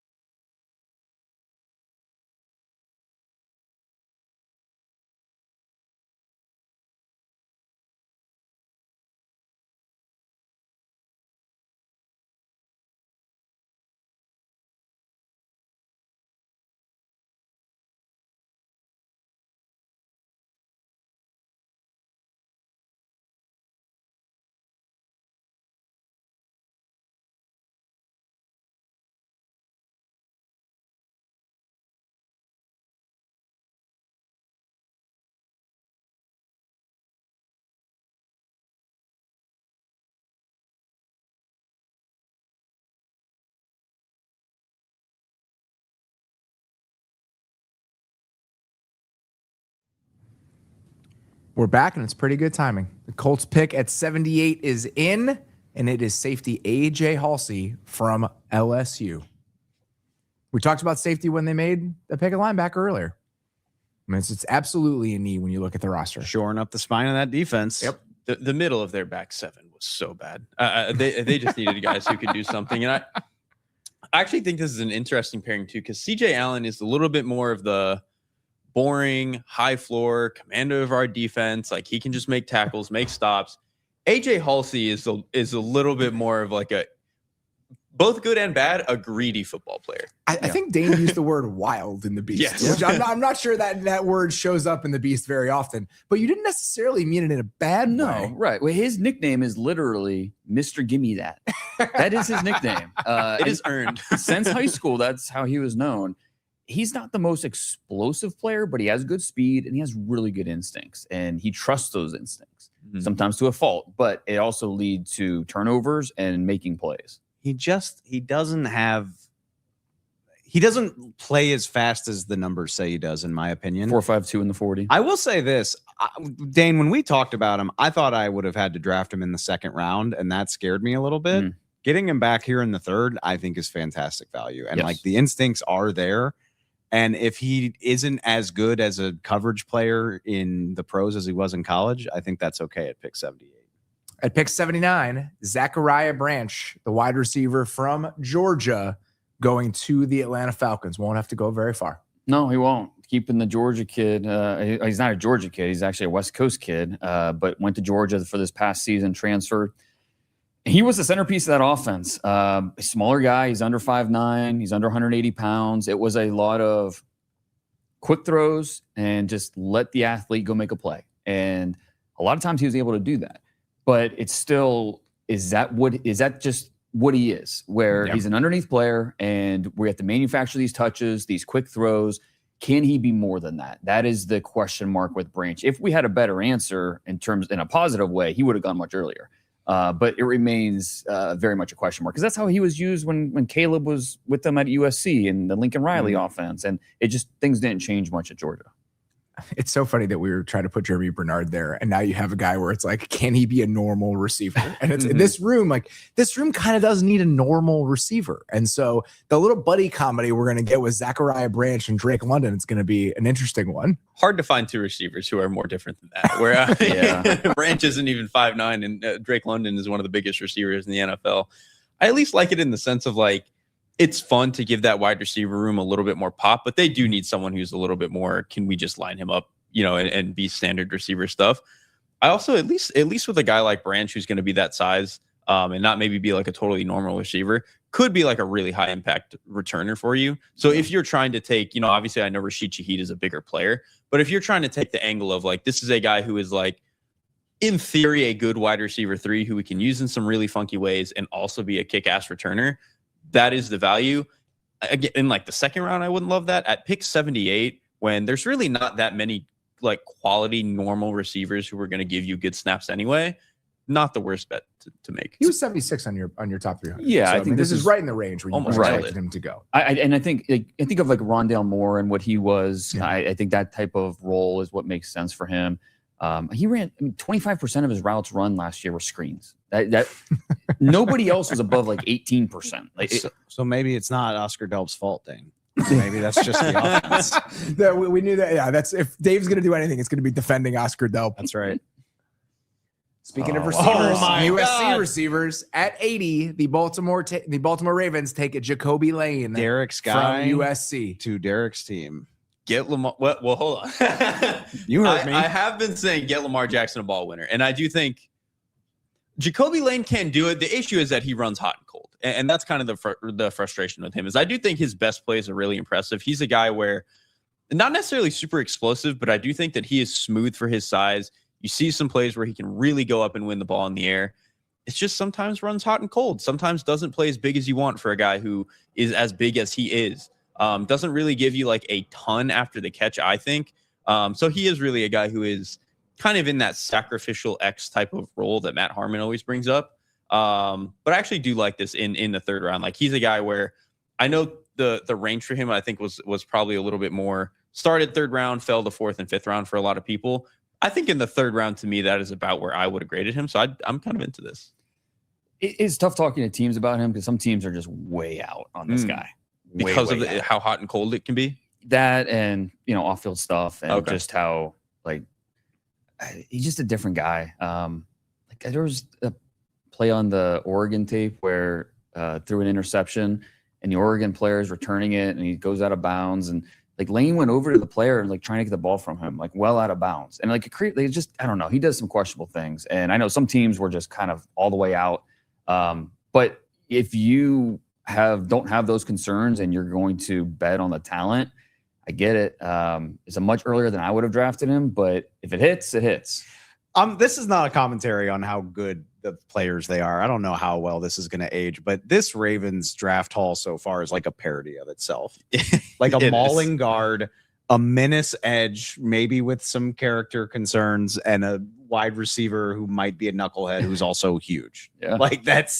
That's a very stereotypical Ravens draft class. I will say it is the three skill sets at the very least that we thought the Ravens should seek out in this draft. Interior offensive line, more depth on the edge, and then go get yourself a big body ball winning receiver. And they did all three of those things. Yeah. It'll be interesting to see how he fits with Lamar and just getting the timing down. And I think that might be a struggle to start, but we'll see if they can iron it out throughout the season. He was your 173rd player. Yeah. And so you were not a Jacoby Lane I was fan. not. No, I was not. And the inconsistency is a big part of that. But if it hits, we'll look back on this as a pick that made sense for them. At 81, Albert Regis, the defensive tackle from Texas A&M, going to the Jacksonville Jaguars. If there's a Poona Ford in this draft, I think this is it. Now, obviously, Poona Ford was undrafted, and but I think in terms of maybe doesn't have all the measurables exactly right what you want, but has a big bubble, and you can play low, and it can be a nose if you want. You can also shoot gaps if you want. There's just there's some pop in that frame. There's just a lot of things you can do with him. He's a useful player. I think at a 4th round grade on him, not really surprised. I mean, we're seeing these defensive tackles all go a little bit earlier than maybe we thought they would, or just ideally where you would draft him in other drafts. He was your 132nd player, Albert Regis. Yeah. 5th Aggie of the night, which gives him 6 if you include KC. Right. He was the only one from round 1, right?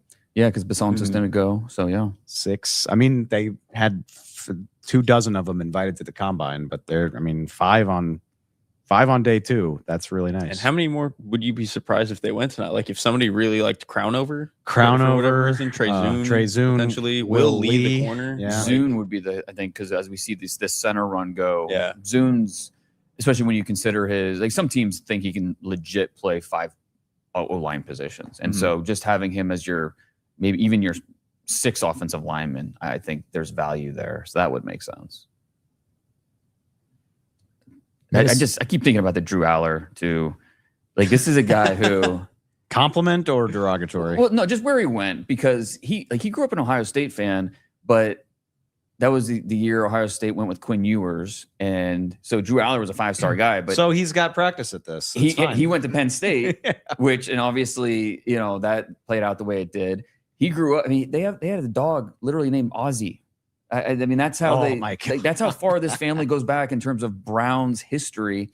And now he goes to the Steelers, and it's just, I don't know. It's funny how things work out. He got a chance to be a double agent. Yeah, there you go. He's walking through the house collecting Browns gear in a garbage bag right now. He did it for Ohio State because Penn State didn't have much success going against the Bucs. So it's a long play here. I like it. This is the real NIL era. It's paying guys to go to other schools and sabotage them. Mm-hmm. Minnesota at 82 here. I mean, the Vikings have had an active couple of days. I mean, when you think about, and a surprising couple of days. I mean, the fact that we're coupling the Caleb Banks pick with a linebacker that we're not sure what position he's going to play, combined with the Jonathan Grenard trade. A lot of fun questions arising for the Vikings here on draft weekend. Yeah, and obviously with their first 2 picks, they went the traitsy guys with Caleb Banks and then Jake Golday.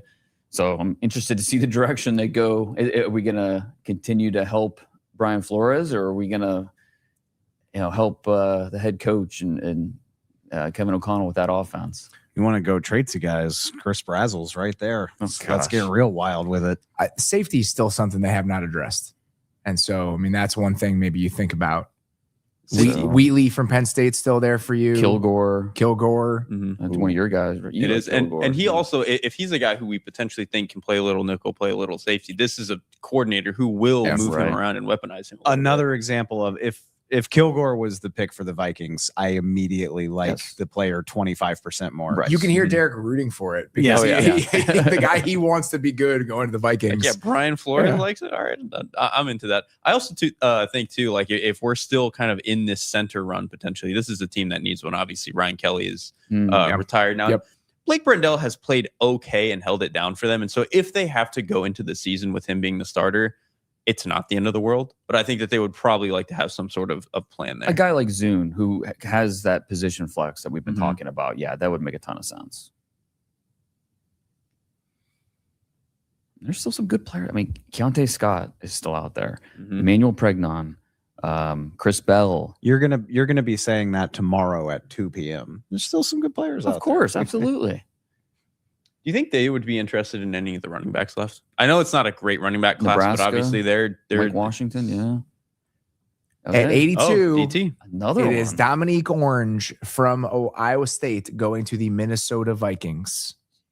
So him and Caleb Banks together is about 650 pounds. I mean, Orange, he is a wide-bodied, massive human being who can also move a little bit.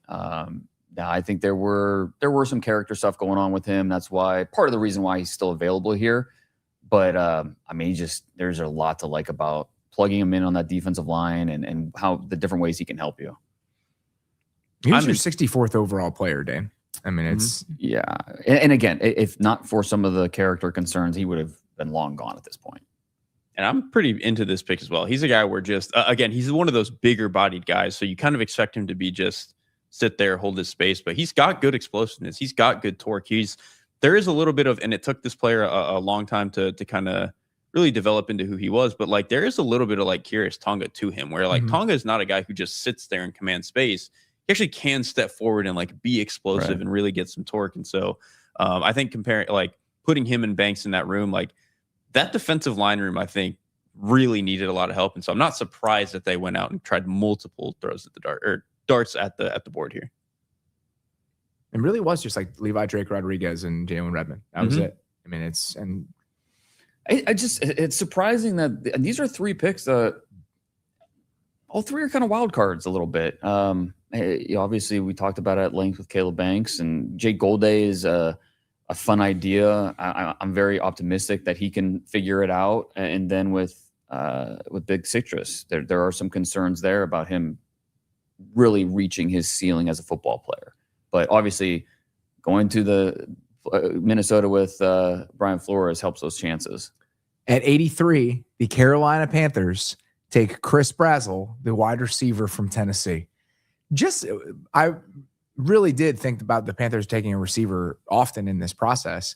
I just thought it would be a different sort of skill set. Like I thought about Omar Cooper with them and just a yak guy, which they did not have last year. Brazel is not that, right? It is a very different type of player that I might have expected them to draft, but they did need one more receiver. At least, this feels like Xavier Legette all over again, but at least they didn't do that in the first round. Yeah. This is in the 3rd round here. And he's an interesting player because he's very unique. And obviously coming from that Tennessee offense where lined up on one side of the field and a very limited route tree. But there's no argument about the speed and the way he can be as a vertical presence in a straight line. And can he become more than that? That's kind of the question. But there's a reason he's still on the board here at 83 is because those are question marks and some teams feel better about it than others. We do helmet scouting in a good way, right? With the Stanford tight ends, things like that. Works There's both probably ways. helmet scouting in a bad way with the Tennessee guys where it's like, you show me the first guy that's going to succeed. I don't want to be the one sticking my neck out there. And so I assume there's a little bit of that. It's not just a run of guys underperforming. Like it is the scheme. It is the way Tennessee utilizes their wide receivers and how hard it is to translate that to the NFL game. It's more than just like, well, this guy disappointed a few years ago, and so you will too. It's this is how tangible. It is a very tangible and easy to spot thing that makes me nervous. And then it's disheartening. I agree with you. Xavier Leggett all over again. And it's just disheartening for them to see them like this feels like them trying to correct that wrong. And that's a bummer, even if, hopefully it works out better this time. There's just so much getting up to speed when you come out of an offense like this. Like, you're just not asked to do hardly anything. And we always think that with like quarterbacks, right? But it's like it does apply to these receivers. Like the NFL game, especially when you're having to sift through zones, especially in the too high world that we live in, like you've got to be able to see this stuff. And you don't really see a whole lot of that on his tape. I mean, I know because we always say this too, but I think we always say, oh, you can't take the Tennessee guys, all that stuff. But if you really think about it, who is the best skill player in the last 6-7 years for him? Like Cedric Tillman, maybe. And funny enough, some of the offensive linemen are good, but like the skill players, it's kind of just like Cedric Tillman. I guess Sampson was okay last year, but even he's an RB2. Wasn't that long ago? I saw Hendon Hooker popping up in top 10 of mock drafts. Like, it's just on an offense that prepares you for NFL life. And I mean, Jalen Hyatt was not even he was like the 73rd, I think, and then Cedric Tillman was 74th. Like they were back to back. So this is even later than those two guys went. Right. So at a certain point, you understand the value and say, all right, let's roll the dice on this guy. Is there a guy on the board? Obviously, the ship sailed yesterday on Omar Cooper Jr. or KC Concepcion. Was there a guy they could have taken here that's more of that easy button yak guy that might have made life a little easier on Bryce Young, like we're describing? Like, who would you have taken to fill that role if there was that guy? It's a lot of tools you guys left. It's your Ted Hurst. It's your Bryce Lance. Obviously, Chris Bell's still out there, but that's a different situation. Sure. So it's a lot of guys that have talent, but I mean, some like Deion Burks. I wasn't a huge fan of Deion Burks, but this is the range of the draft where I think you start to feel comfortable with him. If you're looking for more of a catch and go guy, Brennan Thompson from Mississippi State is still out there. So different types of receivers, but Bryce Young having the 5'8.5" receiver would be like the jokes would have been too easy. So that's fine. I mean, I can also understand wanting somebody that is like a big outside vertical presence so you can move Tyrone McMillan around. And just having somebody you can stick out there so you can put him in the slot and do more things with him. I also understand that. It doesn't have to be somebody that is completely different than him because he can do more than just those true X receiver snaps that he got a lot of last year because they didn't have any choice. It's similar to Drake London, where like Drake London is an outside X receiver, but a lot of his best work is from the slot when they protect him a little bit, working over the middle of the field. McMillan is very similar. And so you have a guy like Jalen Coker who can obviously play outside. If Brazel can, even if he's just running wind sprints out there, can at least be a guy that threatens on the outside. Truly a sacrificial X in that exact role. And this is like MVS. Like we're kind of dumping on this when it comes to the downside potential. When you watch him, there is like a temptation with what he can be. Especially watch the Georgia tape. Watch the Georgia game. That game, like it is not hard to talk yourself into this guy. And in the 80s, it's like, right. I mean, he was my 96 player. Like this is the range where, you start to think about that. Third round is where you shouldn't take it for granted that this guy's going to have a big role right away anyway. And so that's fine. Fun fact, his dad played a long time in the CFL, but he had a cup of coffee in the NFL, caught his first pass from Troy Aikman. So things that interest probably only me, but that's okay. Not at all. Are you kidding? Think about the fact people are watching us talk about this at 10 p.m. on a Friday night. We love you all. A lot of people that care. Speaking of, the other big fans. There we go. Big fast receivers at 84. The Tampa Bay Buccaneers go with Ted Hurst, the wide receiver from Georgia State. 6'4", 206, 4.42 in the 40. This is a guy that has so much potential. It's just you're kind of rolling the dice about how long is it going to take for him to realize that potential. And he played for a 1-11 program at Georgia State, and so there weren't a lot of reasons to watch. But man, he kept making plays. Now he's going up against corners that aren't going to see the NFL. But when you have a guy with that size, that speed, and he has a decent catch radius, like there are things to be encouraged about. I thought he'd even go earlier than this for a team just banking on those traits and say, let's see what we can turn him into.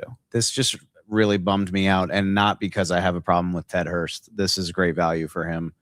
It's just depressing to think, well, they had to replace Mike Evans. I was gonna say it's the first time in a long time they've needed like a big bodied receiver in that offense. That makes me sad for Bucs fans. Yeah, that wide receiver room has a lot of skill sets. It does not have tall, fast, go run. Other than the competition level, are there other aspects of his game specifically that give you pause?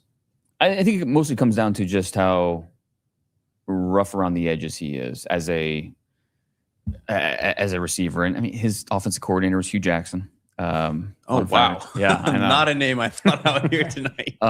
And, you see the vertical ability because of that speed. If he gains a step, he's not giving it back. And he can track the ball well down the field and go make plays. But if you ask him to really be a more well-rounded receiver, that's where I think he's just not ready for that yet. And so and he does some for a guy. He's not just a long strider that wins with those long strides where he's going to win deep. There are some times where he can stop on a dime, work back, some of those comeback routes, curls. He can do that.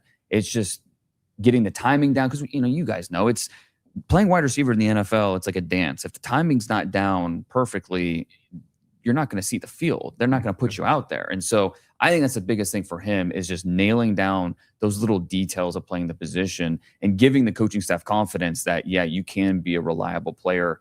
He's just not there yet. And maybe some teams had some doubts that he would ever get there. At 85, the pick is in for the Pittsburgh Steelers. It is Dalen Everett, the cornerback from Georgia. Good player. Maybe I think he's someone that mattered the most, especially the SEC title games. That's where he showed up, made plays. Former 5-star guy who was a 3-year starter for Georgia. I think you like the size and speed and just the way that he can match up. If he was a more consistent player, there's no way he's still on the board at this point. But that's kind of the thing with it. We talk about with corners, how volatile of a position that it is. This is Exhibit A, how volatile it could be with him. Sometimes if you watch his best plays, his highlights, yeah, he looks like a first-round pick. And then you watch the body of work and some of the ups and downs, and that's why he's still available at this point. But there's just not many corners that are that size, that speed, and so I understand why they'd roll the dice at that point. I love this pick, dude. Like, again, for where it is, like you're talking about pick 85, round 3. I mean, you just said it, but what, 6'1", 196, the measurables are freaky. The best of what he can do, he's such a good athlete. He's a hard guy to get away from, and draft him without needing him right now. I love the upside there. I think it's about control. Like if you're gonna guard a go, he can do that.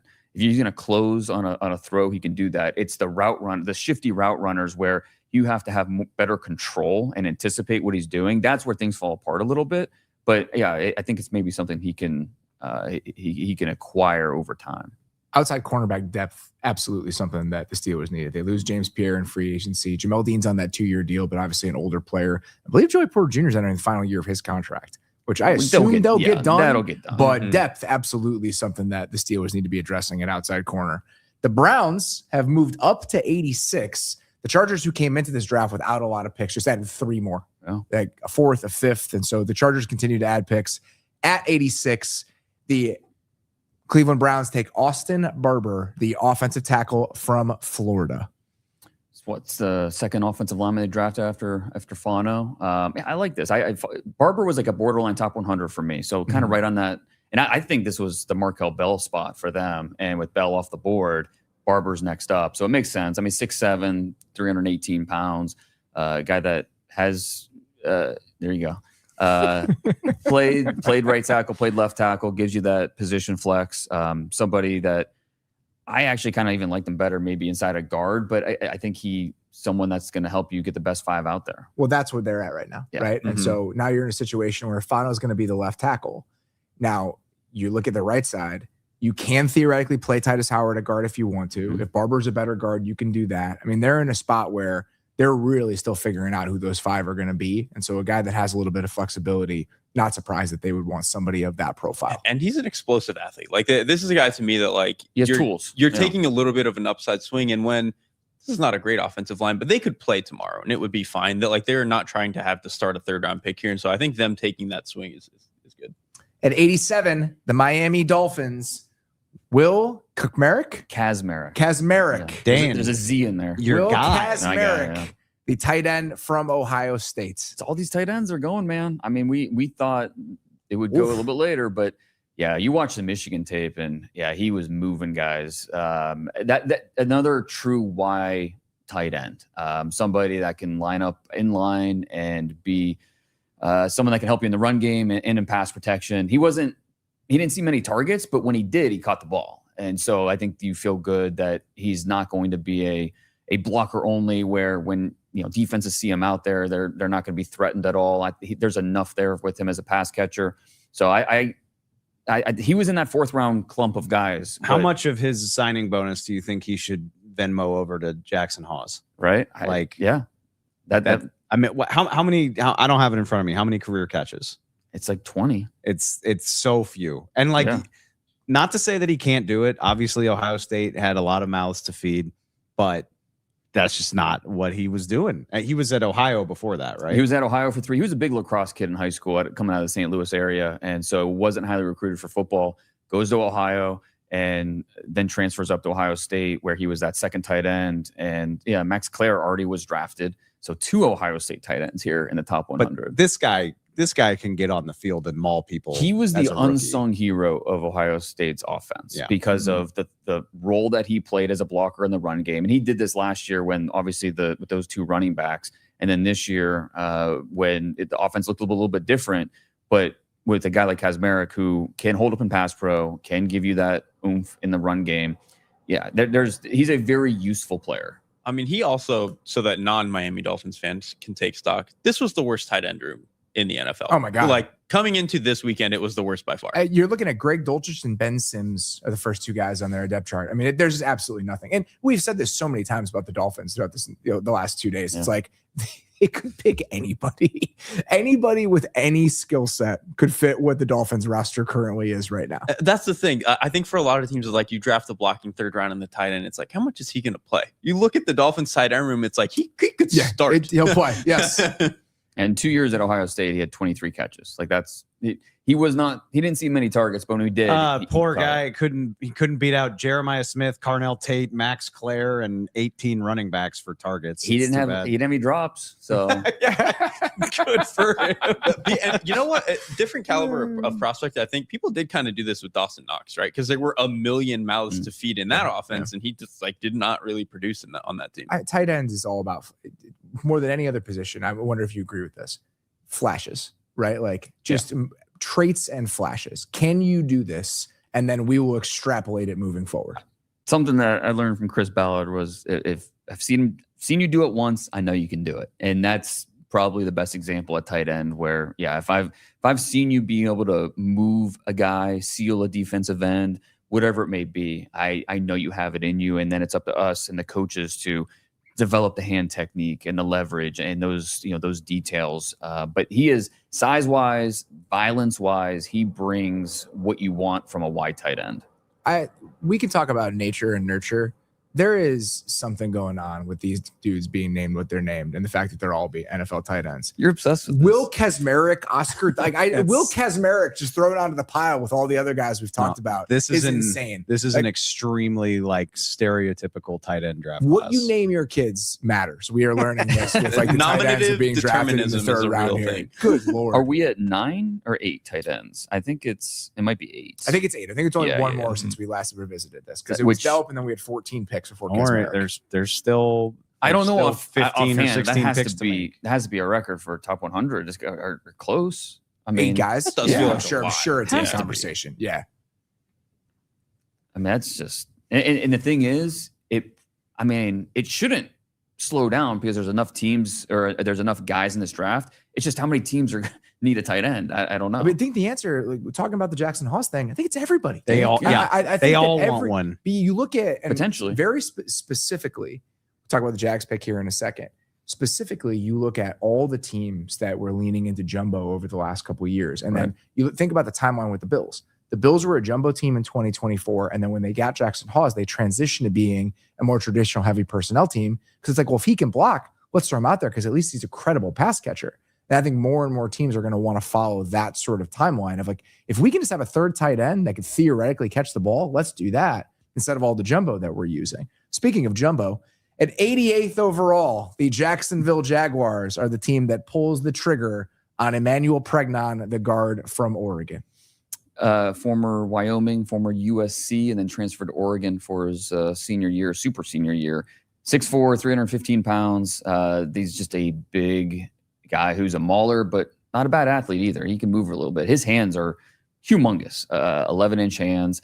A little surprised he fell to this far on day 2. Thought he'd be maybe go in the second, but this is someone that I think when you look at, especially I think the Jaguars, like they could use more guard depth. Not even just depth. I think depth is part of it, but the style of player we're talking about here. Yeah. They are a slight finesse interior offensive line. Mm-hmm. And so going this direction, Derek, I can't believe you're not smiling from ear to ear over there. This is like exactly the type of shit you want for the Jags. This is another player where I had some issues with him, but that's again because I thought he was going to go at pick 40. Going at 88, where I do think he's a startable guard right away. I'm not sure what the ceiling is because I think for an older guy, kind of off his feet more than you would like kind of ends up on the ground.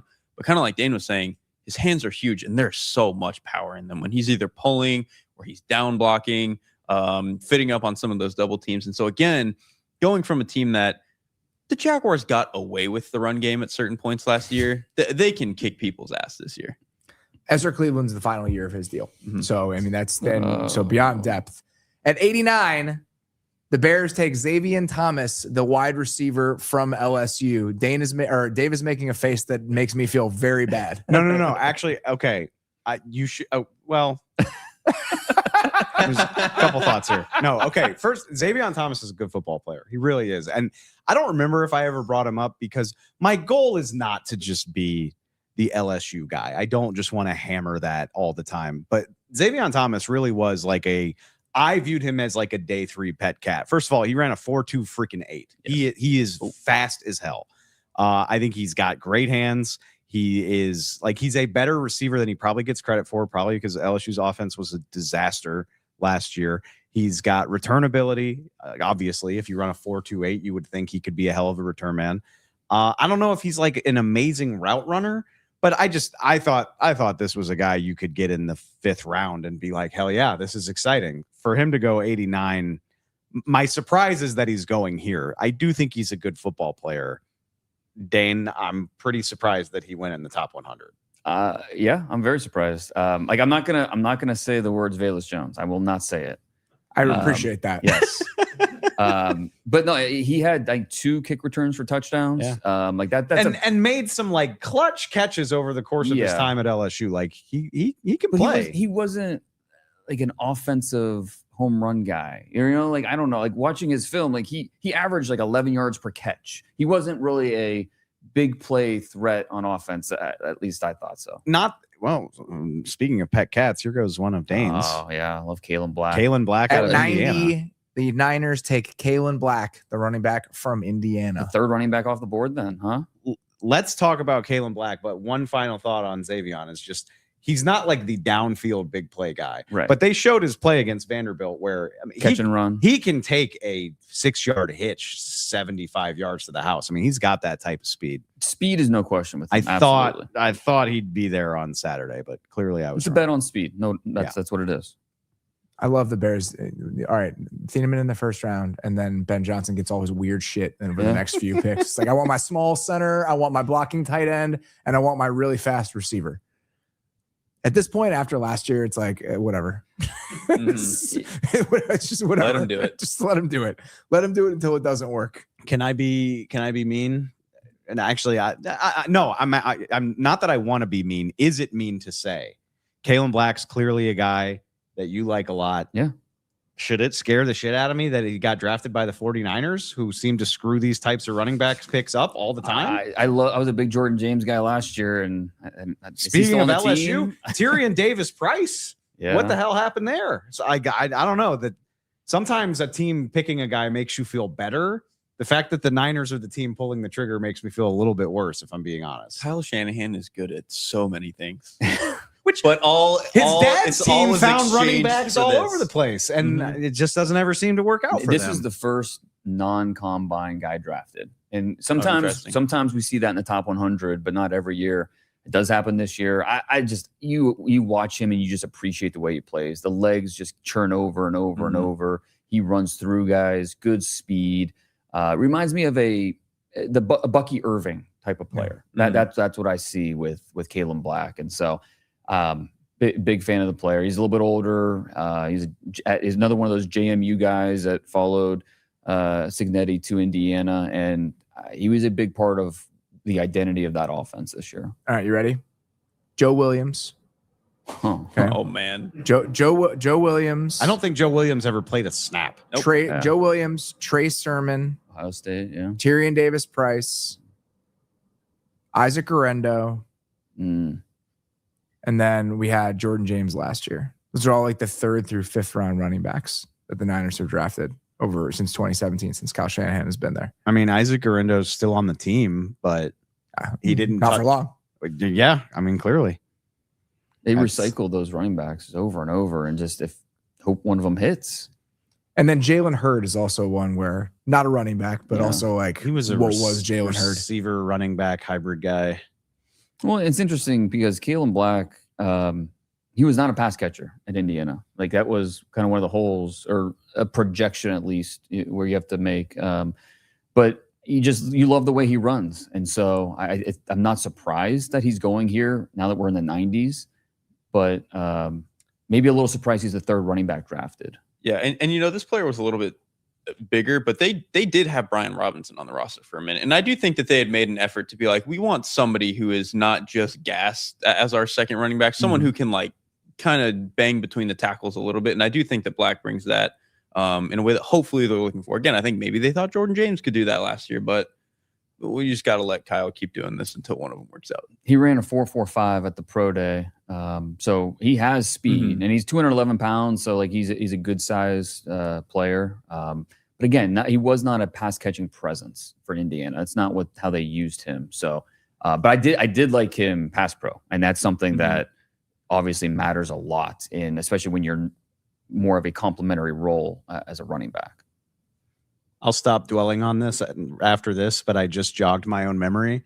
LSU did use Xavier Thomas in the backfield from time to time, so I fully expect Ben Johnson to get. I'm sure they'll do a bunch of wonky. He's going to get nonsense weird with him. it. A lot of jet sweeps and halfback orbit motions and shit. He'll get real creative.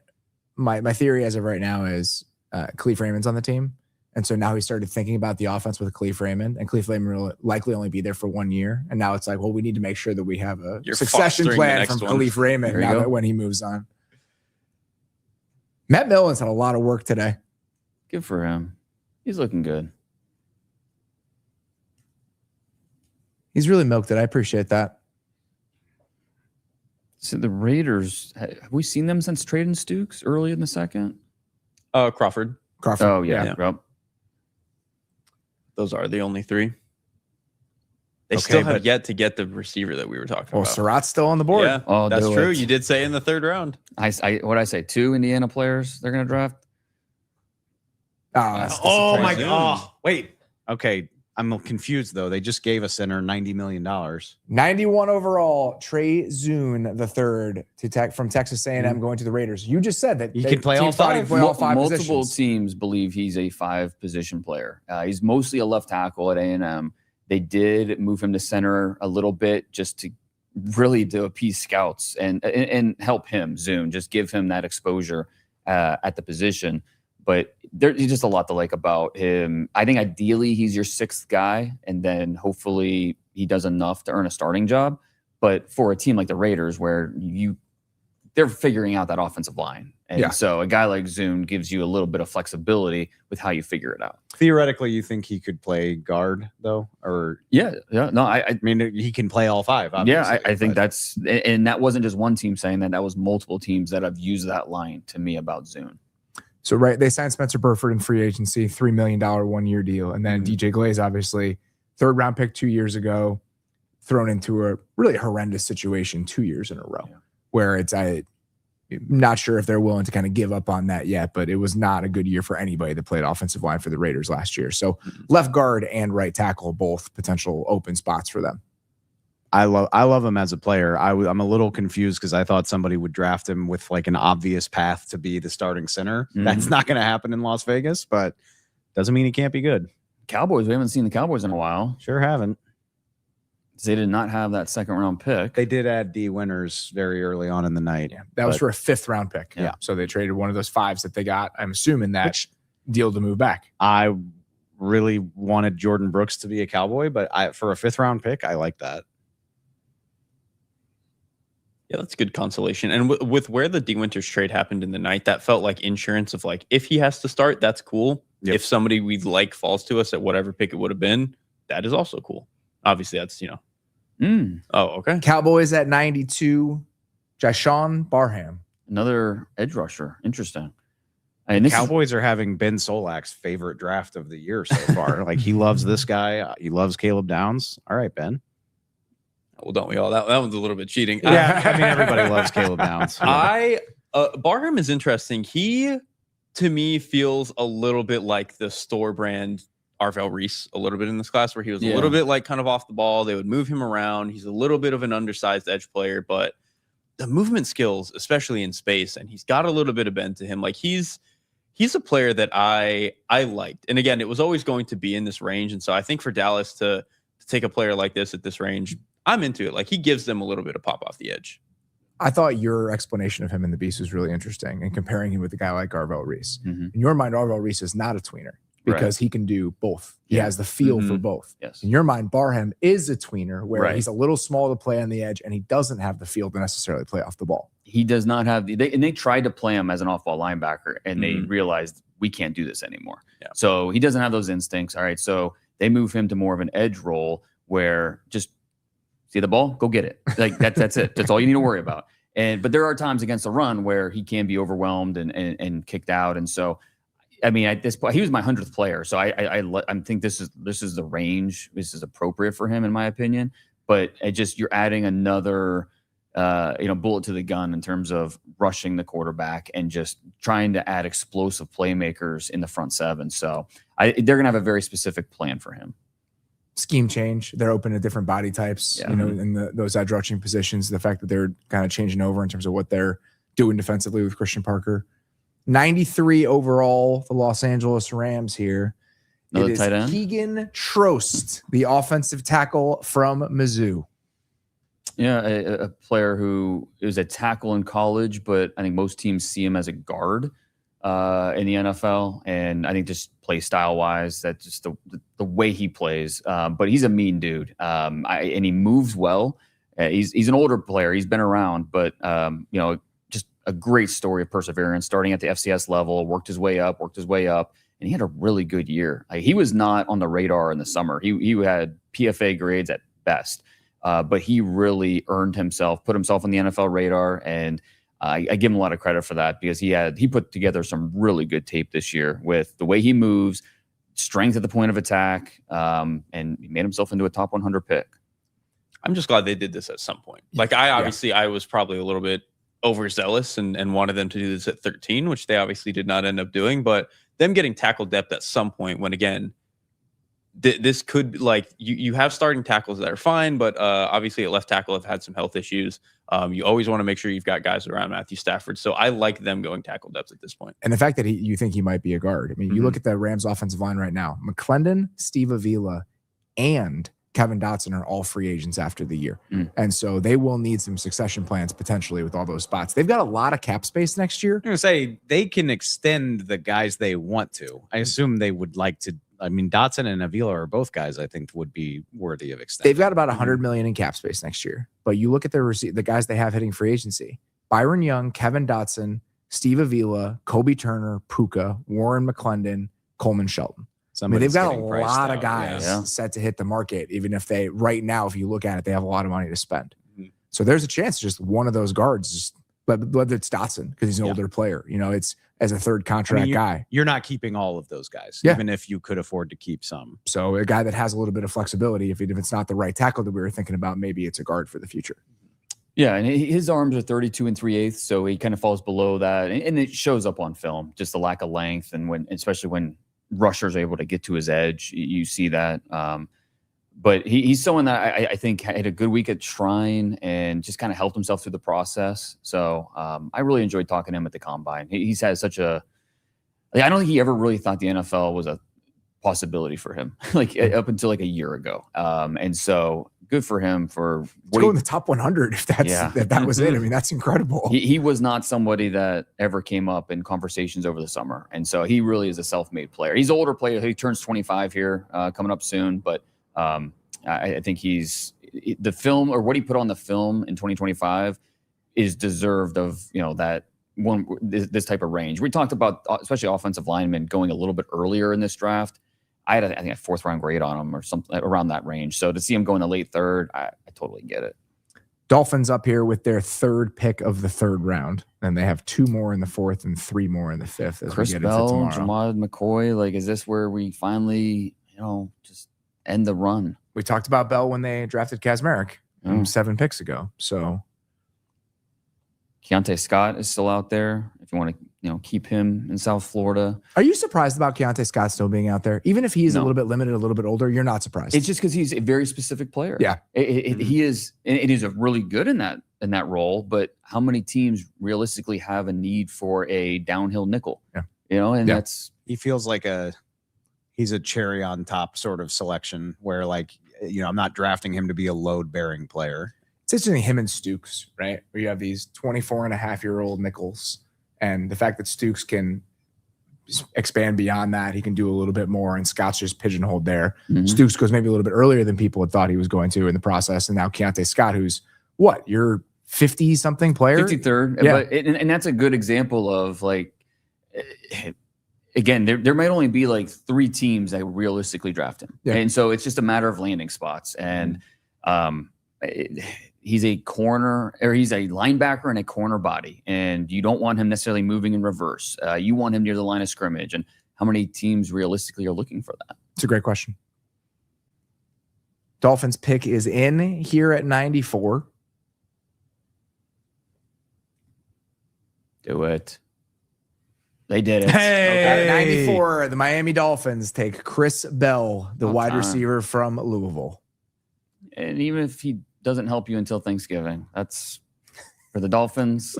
Okay. Who cares? Yeah, exactly. You think the Dolphins played meaningful football on Thanksgiving this year? Middle shelf Dez Bryant. I mean, if he's even close to realizing that potential. I think if you get that, especially what the value is here, it's a shame about the ACL, especially when it happened late November.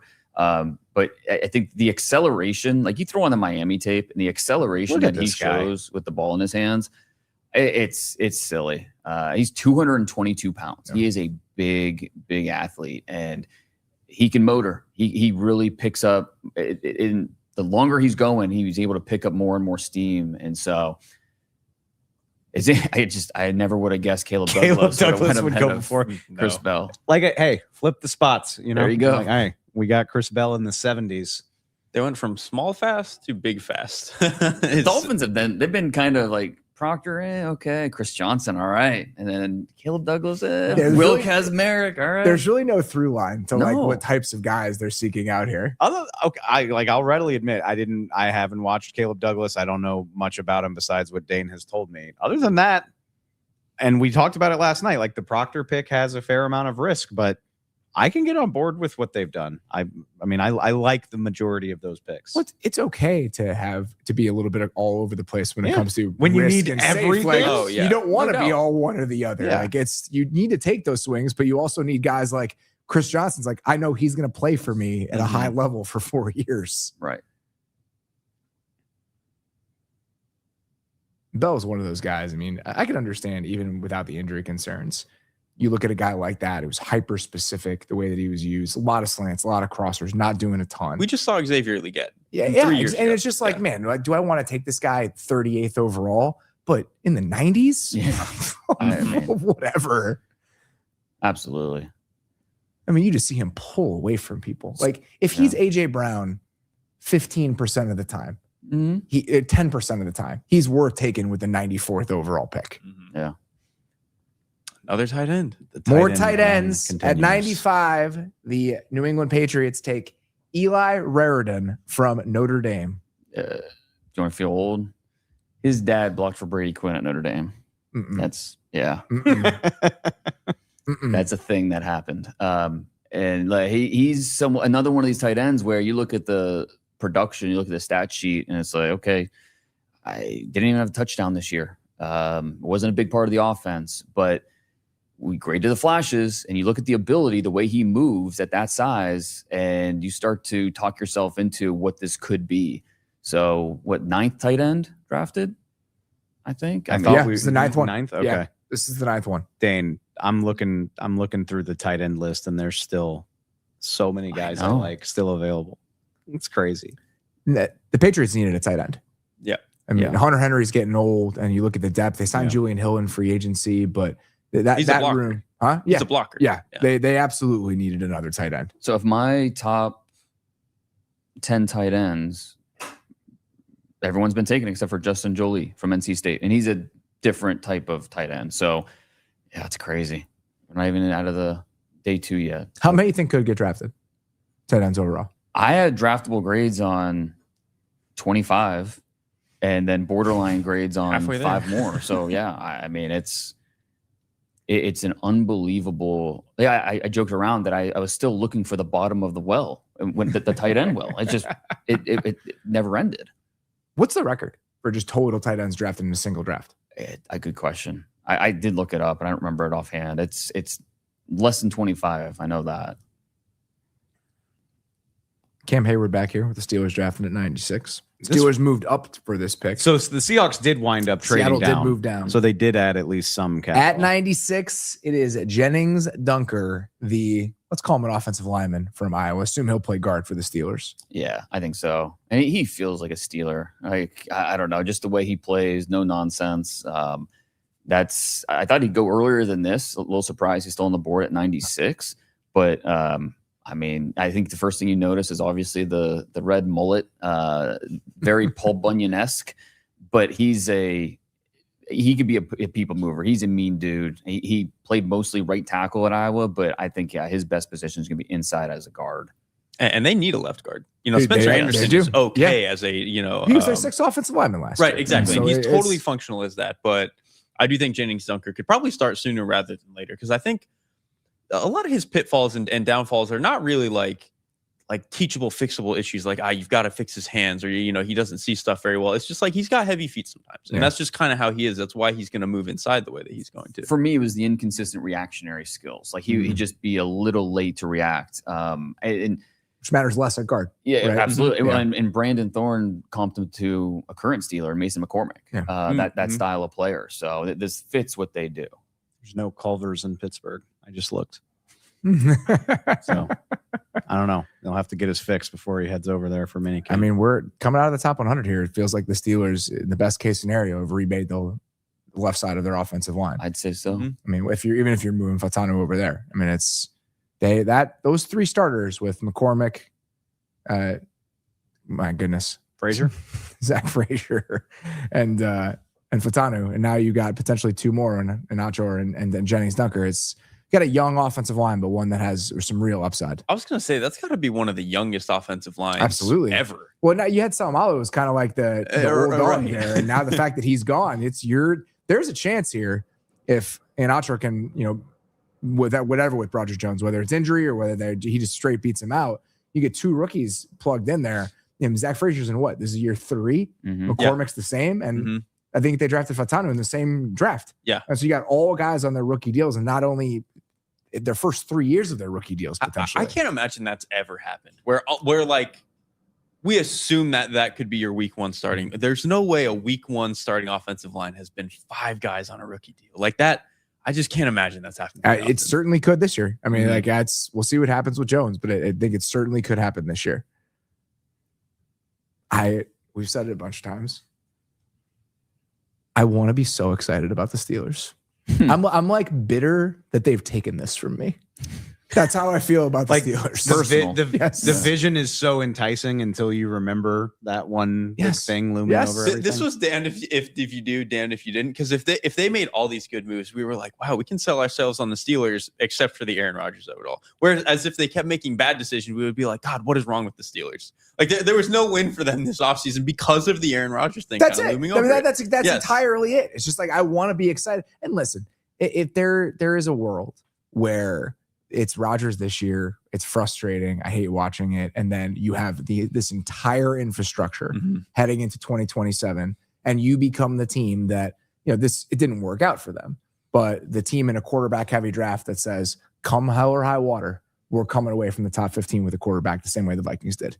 And if yours works out better than JJ McCarthy and you can drop it into this pre-existing infrastructure, maybe that you can thread the needle. But for 2026, it's just like, call me later. I don't know, like wake me up when this is over if he ends up becoming the quarterback. I know this doesn't necessarily fit what Mike McCarthy would prefer his quarterback to do, but why not even try to pay Kyler Murray no money to be your quarterback? Like why was Pittsburgh not more willing to pursue something besides waiting for Aaron Rodgers to decide he wanted to play? To me, they were the team. I would roll the dice on Malik Willis. Sure. It's pay $20 million. And then if it doesn't work out, it doesn't work out. And then you're in the same spot. Yeah. You would be anyway.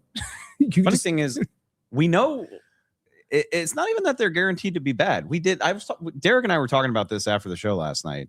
Like they made the playoffs last year. We know it could be fine, but to what end? Why?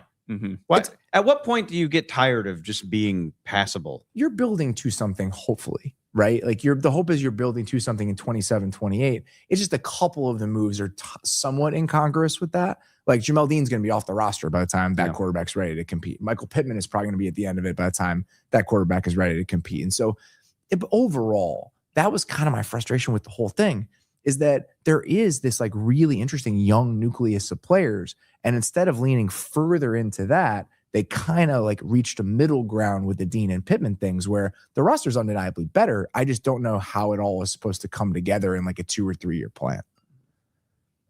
All right, Minnesota Vikings at 97. Let's see what weird toolsy player the Vikings are going to draft here.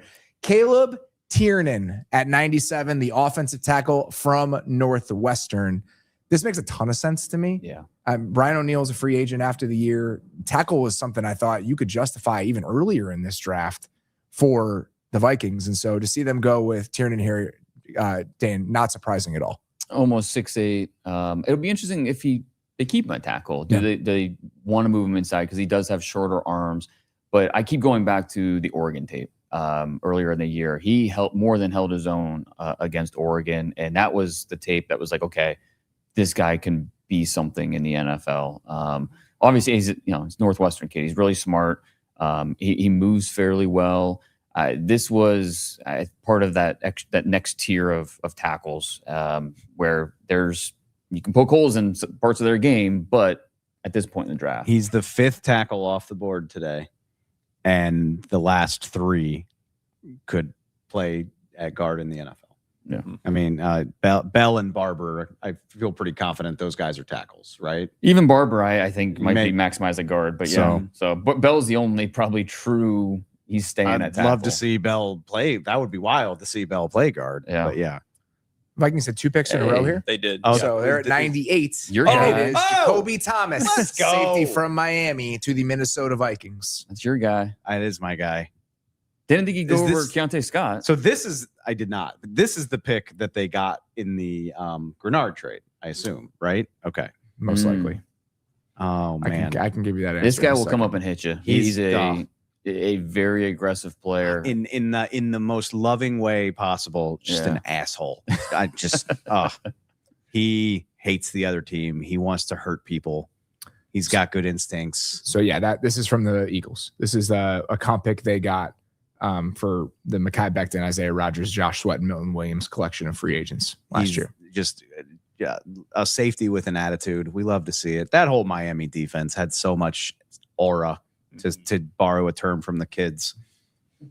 He's a passionate competitor. That's what he is. And Dave goes asshole. Mhm. Dane goes Passionate. passionate competitor. He works his tush off. Calling somebody an asshole, like it's a high compliment in my world anyway. Especially for a safety. I mean, yeah. He was a Fiesta Bowl MVP. Like he was an important part of that playoff run for Miami. He's talking smack on all of his film. Like after the play, just getting up, got something to say. Fun player. Overall, the Vikings draft here. I mean, the Caleb Banks thing was higher than we thought. You know, Golday, what position does he play? They doubled down with Orange, but tackle depth and safety are two of the things that they needed to address. And so that is a little bit more like eat your vegetables type of picks for the Vikings here with those second, 2, third rounders that they have. At 99, it is Julian Neal, the cornerback from Arkansas, going to the Seattle Seahawks. John Schneider's playing the hits, baby. Yeah. Running back in the first and a 6'2.5" corner in the third. That's it. It's awesome. I throw in the Memphis tape. That's where it was like, okay, this defense is terrible, but they've got a corner who can play. He's big. He can match up down the field. He's not fast, but he's fast enough. And that's, I think, hopefully that he could hold up on the outside in the NFL. We'll see. But the ball skills down the field are tremendous. There's a lot to like about him. What do you think is like the most realistic, or not realistic, but like a good comp for him? Like, is that like Rasul Douglas-ish if things work out for him? Where he's a little bit bigger, not necessarily fast, does have good ball skills. He hits. Has a decent feel for where he needs to be and when to look for the ball. Yeah, I think that fits. Last pick of the third round tonight, the Jacksonville Jaguars at 100 pick Jalen Husky, the cornerback from Maryland. I liked him because he was a corner at Bowling Green. Then he moved to Maryland and moved to safety. I didn't think he'd go this high, but it's awesome he did. He was one of the maybe top 5 guys I enjoyed talking to at Shrine, just sitting down with him and learning more about his journey and just the way he sees the game. And I think that corner experience really helps him driving on the football, reading the quarterback. I think he does have some of that position flex where if you want him to play in a nickel, I think he could probably do it. And I think that's as much a reason why he ended up going tonight and not tomorrow is that position versatility in the back end. Eric Murray's 32 years old, right? And so them adding another body to that safety room and that secondary in general. And Jordan Lewis is getting older as well. I mean, he played really well for them last year, but Jordan Lewis is going to be, this is his age 31 season. He was drafted in 2017. Yeah. Wow. And there's only so many DBs that you could point to and like see the interception numbers. He had at least 3 interceptions each of the last 3 years. And obviously NFL teams want guys that can go get the football and turn it and create those turnovers. And Husky's shown the ability to do that. Do you think there's a chance they want him to go back to corner? Because that team's cornerback depth on the outside is it's not good. Yeah, I don't know that he's. He didn't run, I don't think, during the process. Or no, he did at the pro day. He ran a 4.55, which obviously not ideal for a guy that's 192 pounds. I think he's probably going to be a safety or maybe a nickel. I don't know that you're going to trust him on the outside, but I do think there's at least some position flex there. Hey, Dane. Yeah. What if I told you that the Seahawks were going to draft an Arkansas guy at the end of the third round? I'd say, Mike Washington? Yeah. Well, so let's bring that back. So the idea, the corner that they found, right? You compare that to the corners they could have drafted at 32. And then you compare the Jadarian Price thing to the running backs they could have drafted at the end of the third round. As you think about the draft in totality and how it fell, does it make sense in your mind that the Seahawks handled it this way? I think there's certainly an argument for it. And I guess it just comes down to how good do you think Jadarian Price is going to be, right? And obviously we can talk about opportunity cost and value. That's a big part of the conversation anytime we're talking about running backs. But it just probably comes down to how much belief do you have in Jadarian Price compared to a Mike Washington, who's still on the board. Emmett from Nebraska, Emmett Johnson from Nebraska. It's what, only 3 running backs went, right? That's Black is the only guy who went tonight. Yeah. And so that's what did the Seahawks get in that trade down that they did with the Steelers just now? I mean, I'm putting somebody on the spot. I've not seen the terms on that. I can try to find it here very quickly. A couple spots. Yeah, I guarantee. I think I believe.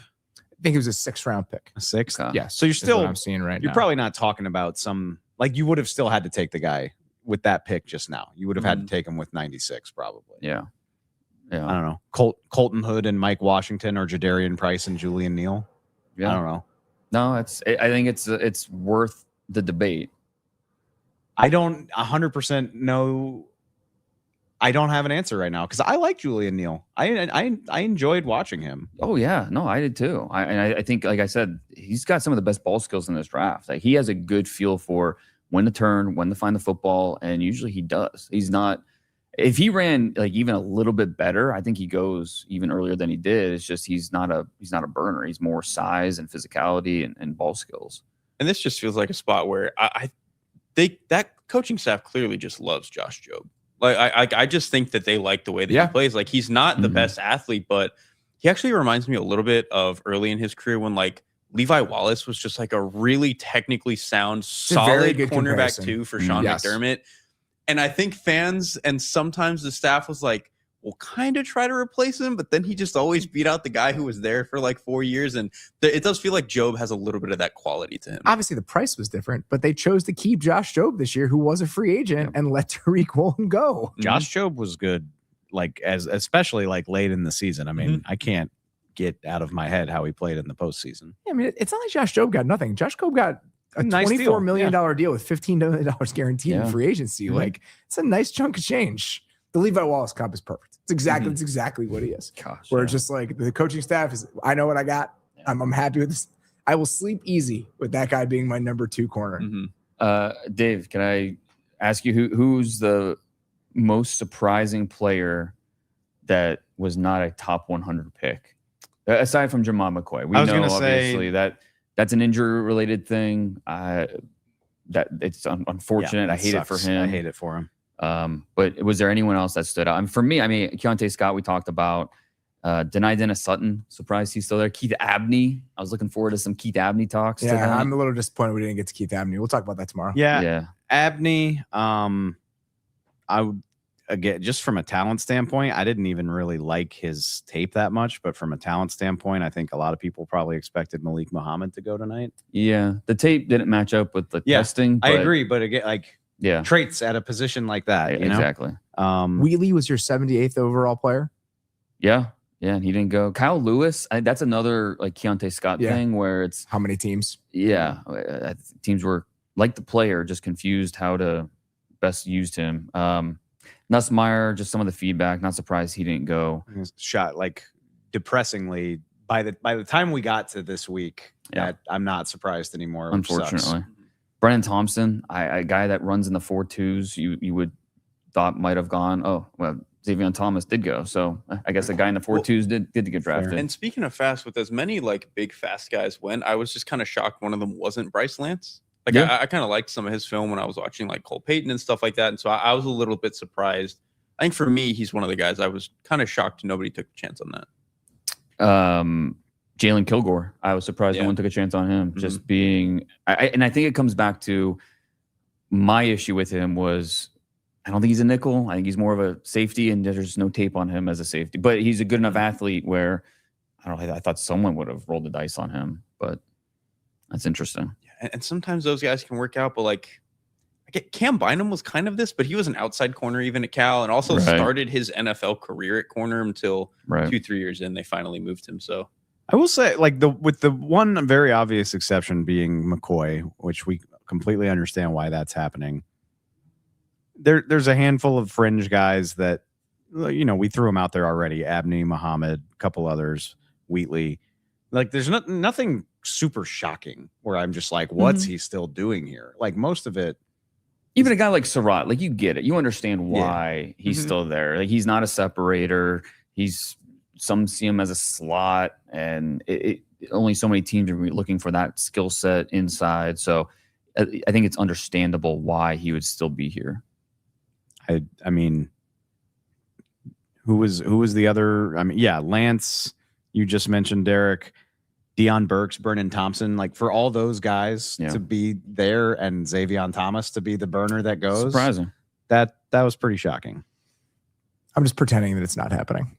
Just that the Bears took a random 4-2 guy, and we don't know what he's going to do or what he's supposed to be. I could be totally wrong on the player, right? I mean, I'm scarred. Like you said, you weren't going to mention the name, but you did mention the name, and now it's all I can think about. He's better. He's better than him.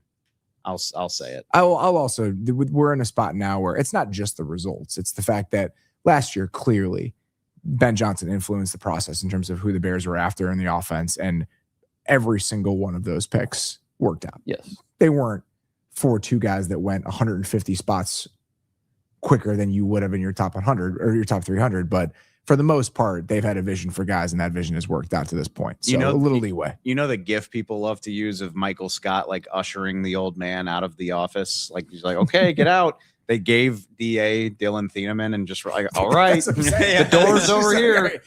Get out. Just say where are they going to find the pass rush? Where are they going to find the edge guy? And it's just like they bypassed all of it and found like 3 again very specific role players for the offense. You know what? Ben's happy, and that's what matters. Exactly. You know what? You live with it. If that's the give and take that comes with having an offensive minded head coach, you live with it. All right. That is all we've got for night 2 of our live coverage of the 2026 draft. Sincerely appreciate everyone who stopped by with us tonight. I should have said this more often and just forgot to do it. But if you are watching this on YouTube, would sincerely appreciate if you liked this video, if you subscribed to the channel. If you're new here, we do this show every single day during the season and 4 days a week in the off season. Sincerely appreciate everyone who came and stopped by and spent the time with us over the last couple of days. 2 of my favorite nights of the entire year. Appreciate you giving your time and energy to this as you have over the last couple of years. Absolutely my pleasure. And we love doing it. We will be back tomorrow. We will be live not after the draft ends, but as the draft is winding down. We have not done that typically. Typically, we've just had to record a podcast after as the draft gets going. But we are going to go live at some point during the 6th or 7th round tomorrow. So be on the lookout for that. We will let you know what the timing of it is as the draft starts winding down. But we will be coming to you with rounds 4 through 7 coverage tomorrow, even if we're not going to be doing it throughout the entire draft. So sincerely appreciate everybody who stopped by with us over the last couple nights. We will talk to you tomorrow.